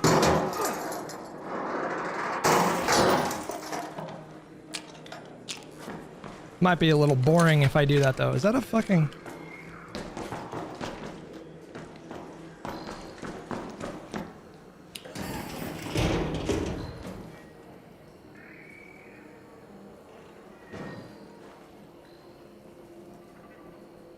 Somebody's close by.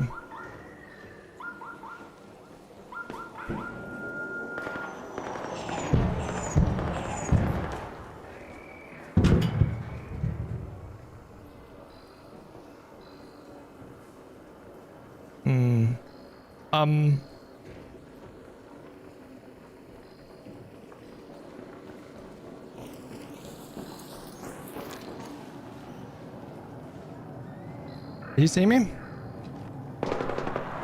I'm out of here, bro. Fuck this.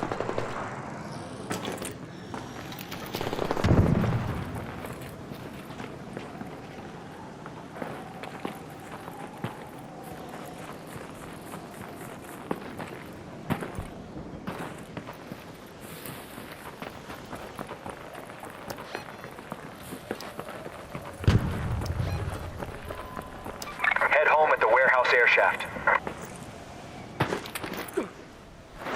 I think we just go.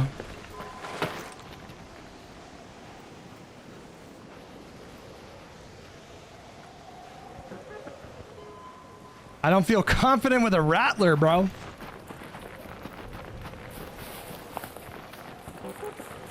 It is a punishing weapon.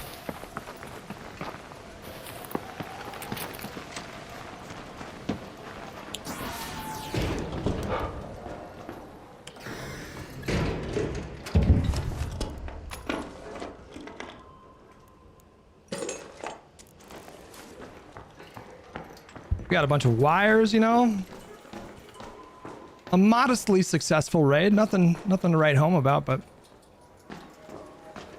how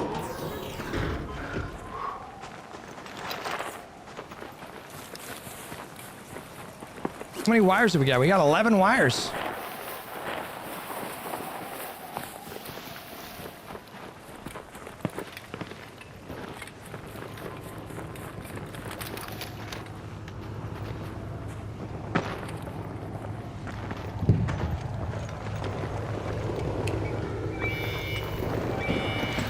Gotcha.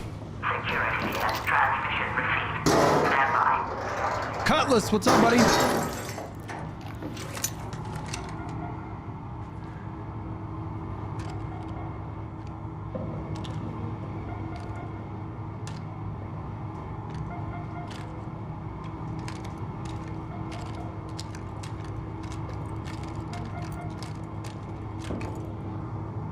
Then I think we should do damn battlegrounds and farm the husks. Or are there more husks on Spaceport? There might be more on Spaceport, huh?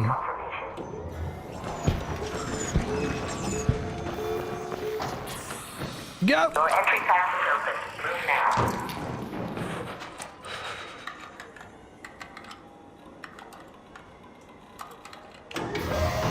Blue Gate has a ton of husks. Oh yeah, that's true. That's true. That's true. Oh wait, does it? Are you sure it does?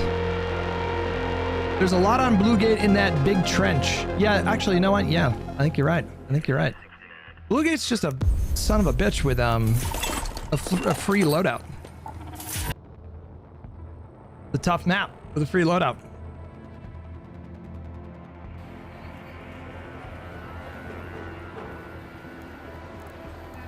Okay. Okay.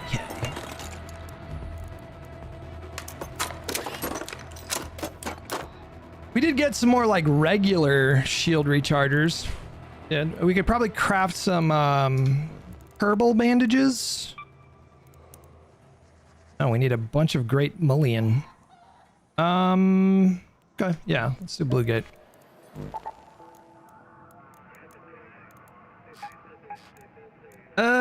I guess, should we just do the regular one for this? Because that's gonna be tough. Is there a lot of shelter? You're talking about over here, right? Is there a shelter that you can get into over here? Yeah, you know what? Fuck it.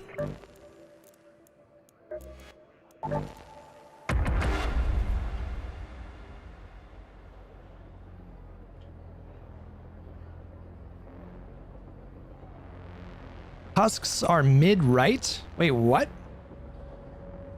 Oh, yeah. I know what you're talking about. Yeah, okay.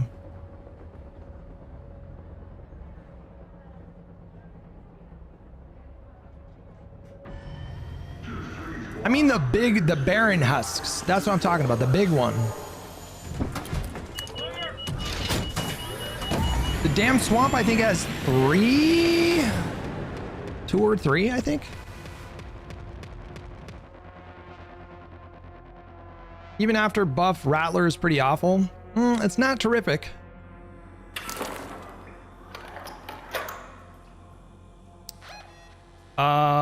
Over here, right? This is where the husk is, right there. Let's move to that location.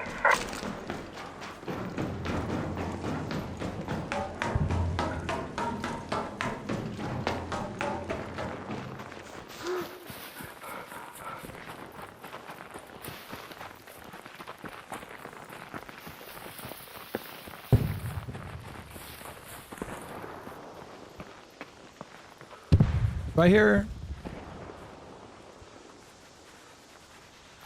Thought I heard. Wait.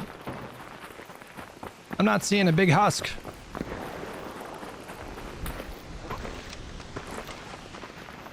Where the fuck are they?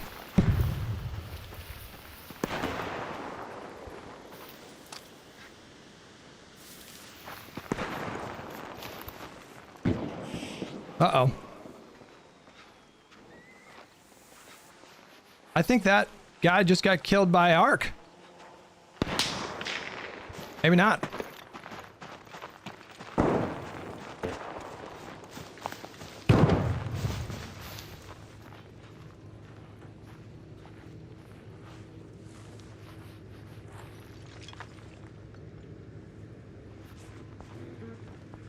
What's your favorite Tarantino film? For me, it's Once Upon a Time in Hollywood.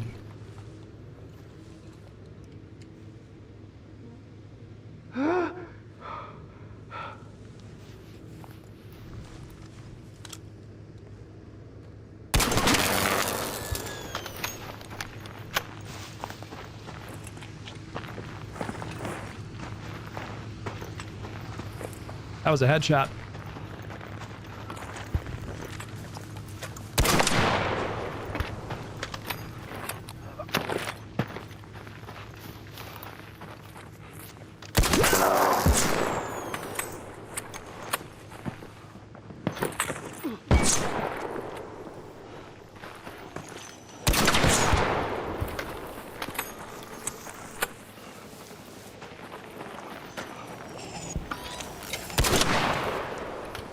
I'm losing health.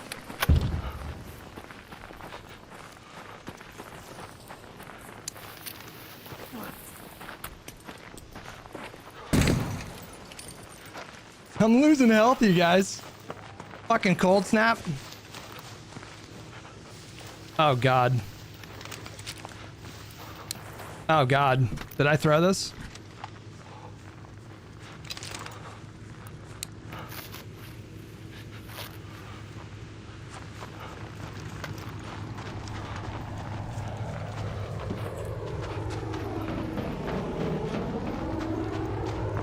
Well, there should be pickings, like a body ripe for the pickings over there.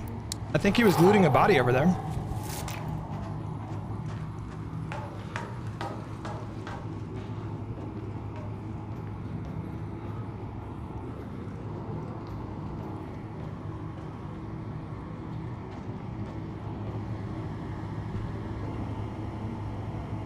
Certainly a lot of Ark.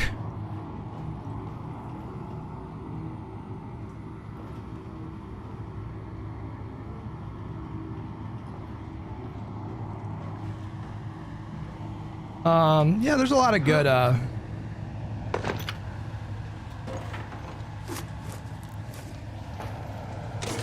need the... Oh, he looted everything. Where's the body he was looting? Here. Oh, was this not even a body? Was he not looting a body?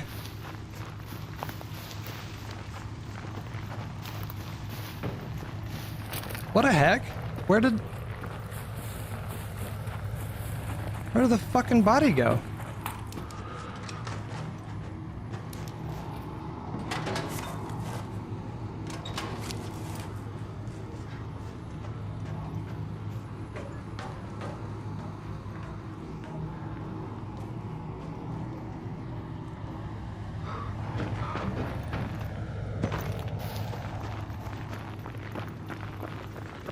I know there's a dead body somewhere close by. Oh, I guess maybe it was down there.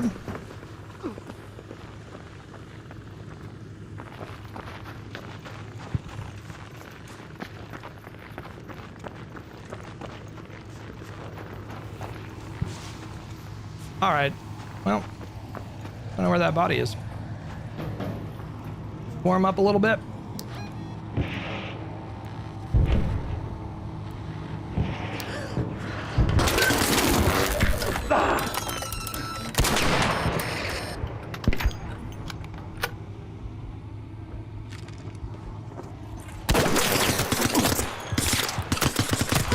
Ooh, he was no shields. He was no shields, guys. Have you ever had the urge to go back to Horror Alley? Not really. I'm gonna be honest with you, not really. Let's just do regular dam. Actually, wait, can we finish this deck? I think we're good to finish the deck. And then I can start spending my credits on other shit.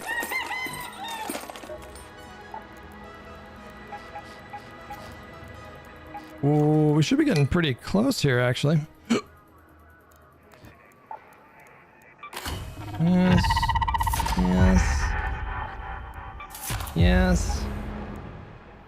Okay, we got a little bit to go. I think we just do dam. Let's go to the swamp.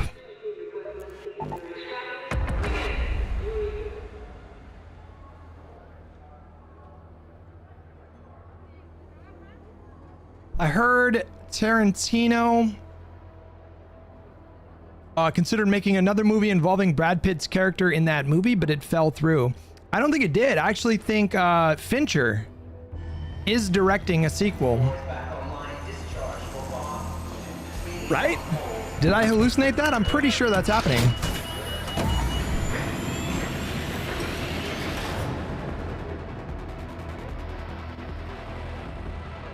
I remember reading a headline about that like months ago.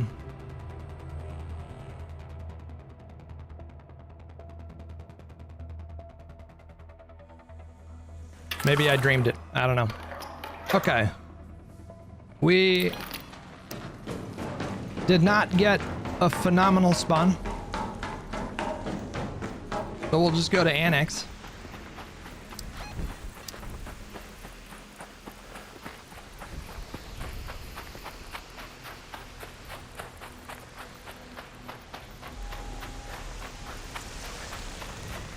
Yeah, David Fincher. Just for some reason, he's gonna direct the sequel.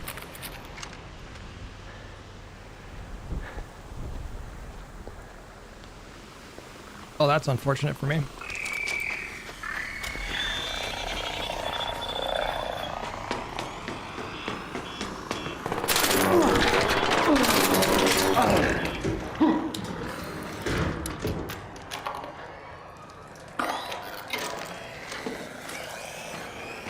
Fucking hell.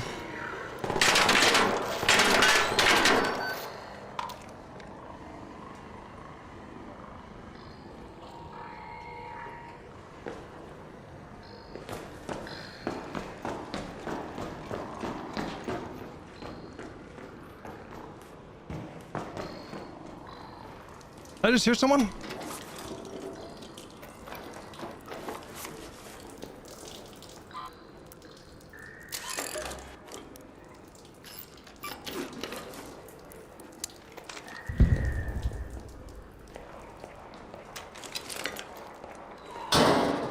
No, I love David Fincher. It's just, has Quentin Tarantino ever done a sequel besides Kill Bill?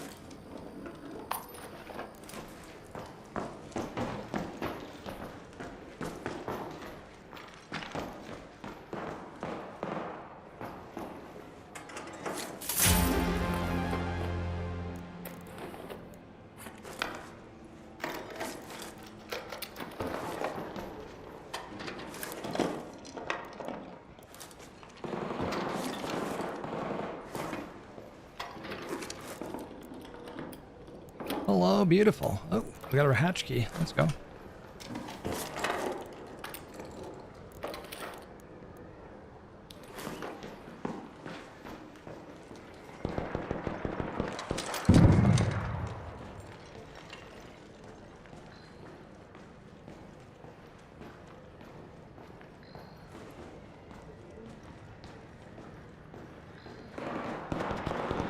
Where the fuck is this guy?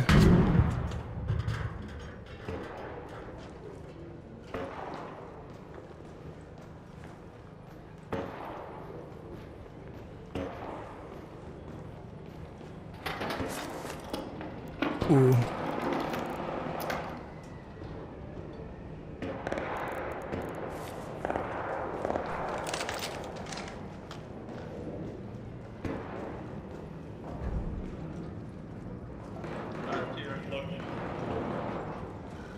I'd like to get started. What's happening?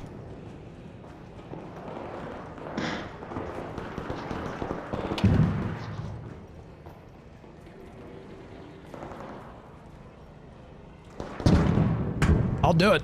I'll rat him.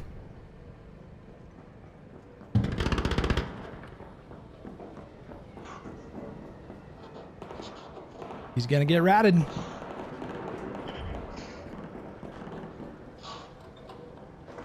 Dude, he's breathing so heavily into his mic.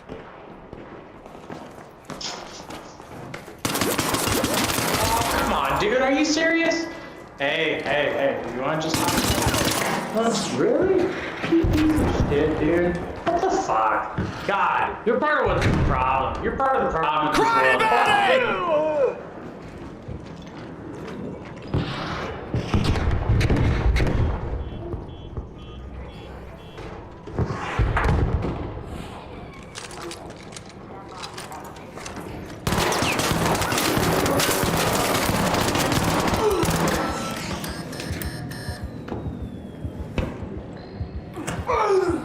I'm gonna get...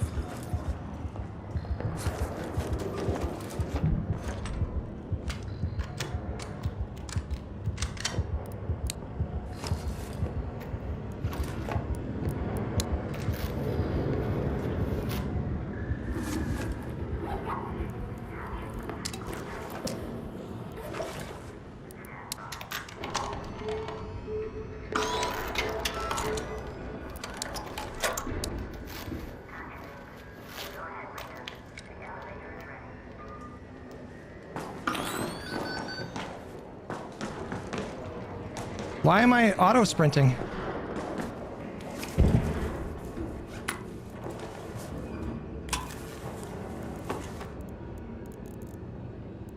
Guys, I'm auto sprinting.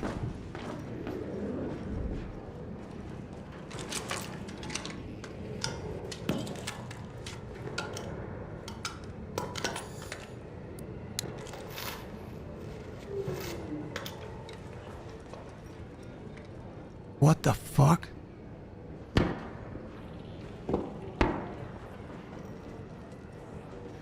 There's somebody here.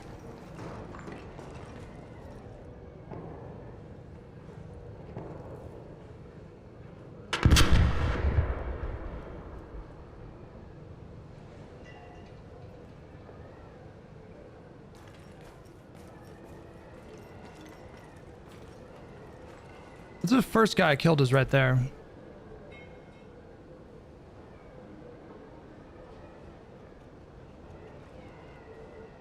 And I have a hatch key too, bro.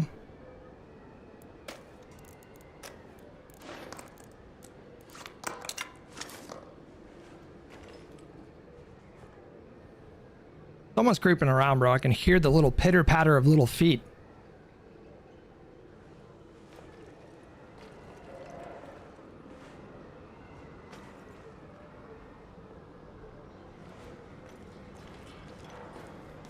This guy was pissed, so what were you pissed off about, bro?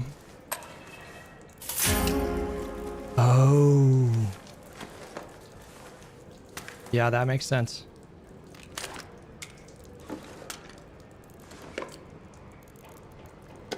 I get it now.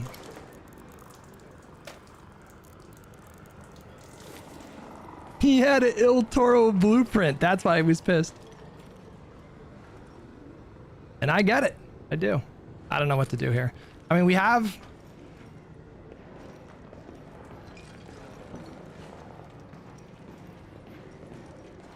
We have a raider key.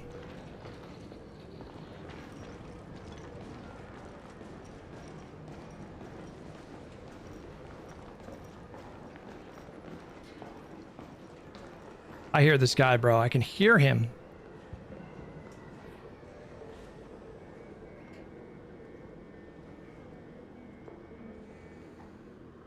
I think he's in main control. I don't even have the Il Toro. Okay.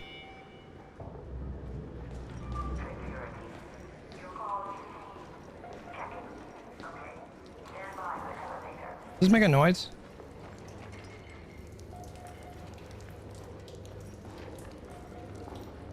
How far is this drop?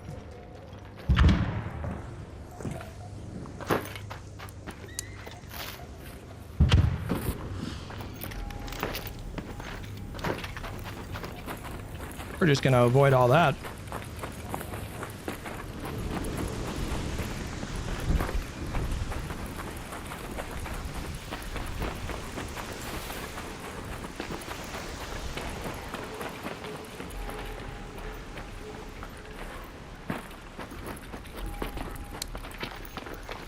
Oh my god, are you fucking kidding me, this guy?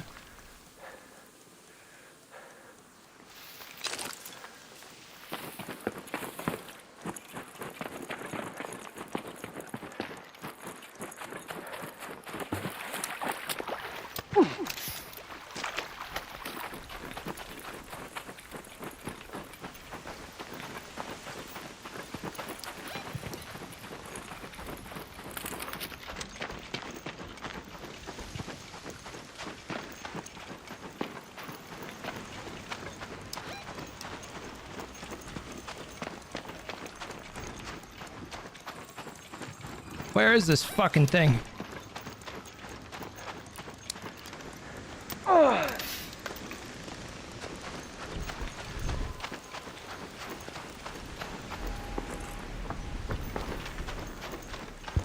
Honestly, fucking phenomenal round.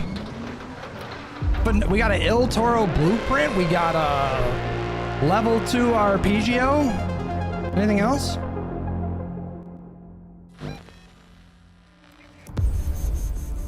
Don't need that.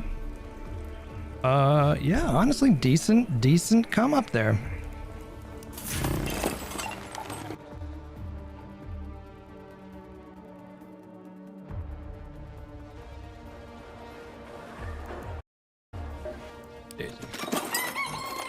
All right, let's turn in, Welcome back. thing for the There you go, augment. fresh from my miracle cabinet.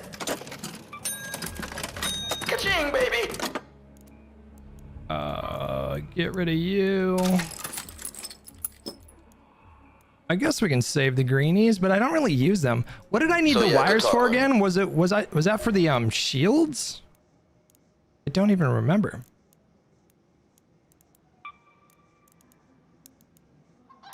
No. Was it for gear? No. Remember what it was for. What did I need those wires for? Oh, the compensator. Right, we got a level 3 compensator blueprint now. I want to use this gun. I want to use it. What would be the best thing for the compensator? Probably the Torrente, right? Right? Or maybe the Renegade? I don't even know. Put it on a Rattler and tell me it's not insane. I mean, do I even have a Rattler? I have some Rattlers. Hold on, let's take it to the firing range. Let's take it to the range.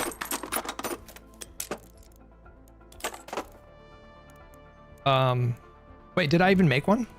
Here. It takes 8 wires. 8 feckin' wires. Kind of intense. I think you definitely need the horizontal recoil one for this guy. Honestly, what about this too? Nah. Do I have a blue grip? Is what I'm looking for. Horizontal grip. I have some greenies.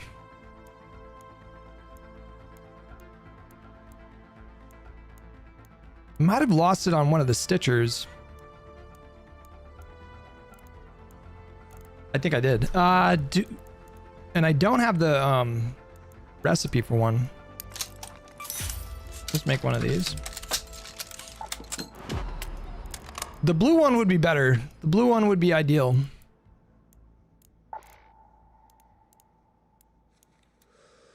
And then I already forgot if I have a green stock.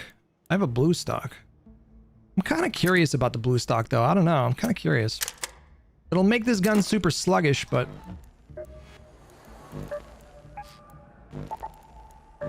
We know.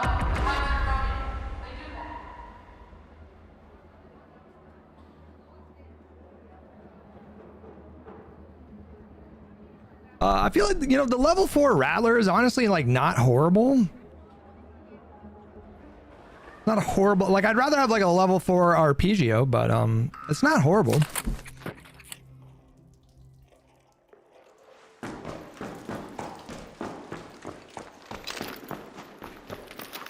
Takes a little bit longer to equip. Not crazy. Do these like replenish every time you go to them? They do.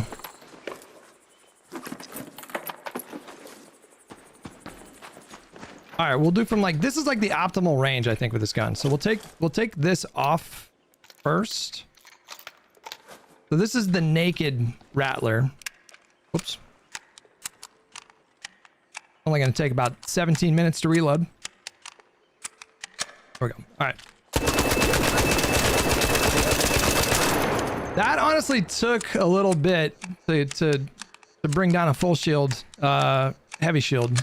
If I'm going for like headshots too.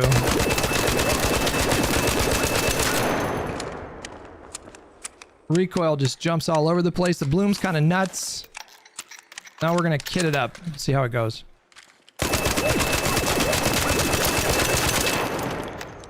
I mean...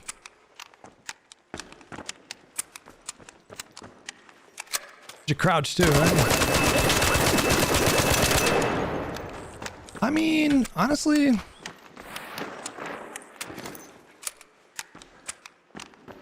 have to kind of like burst it.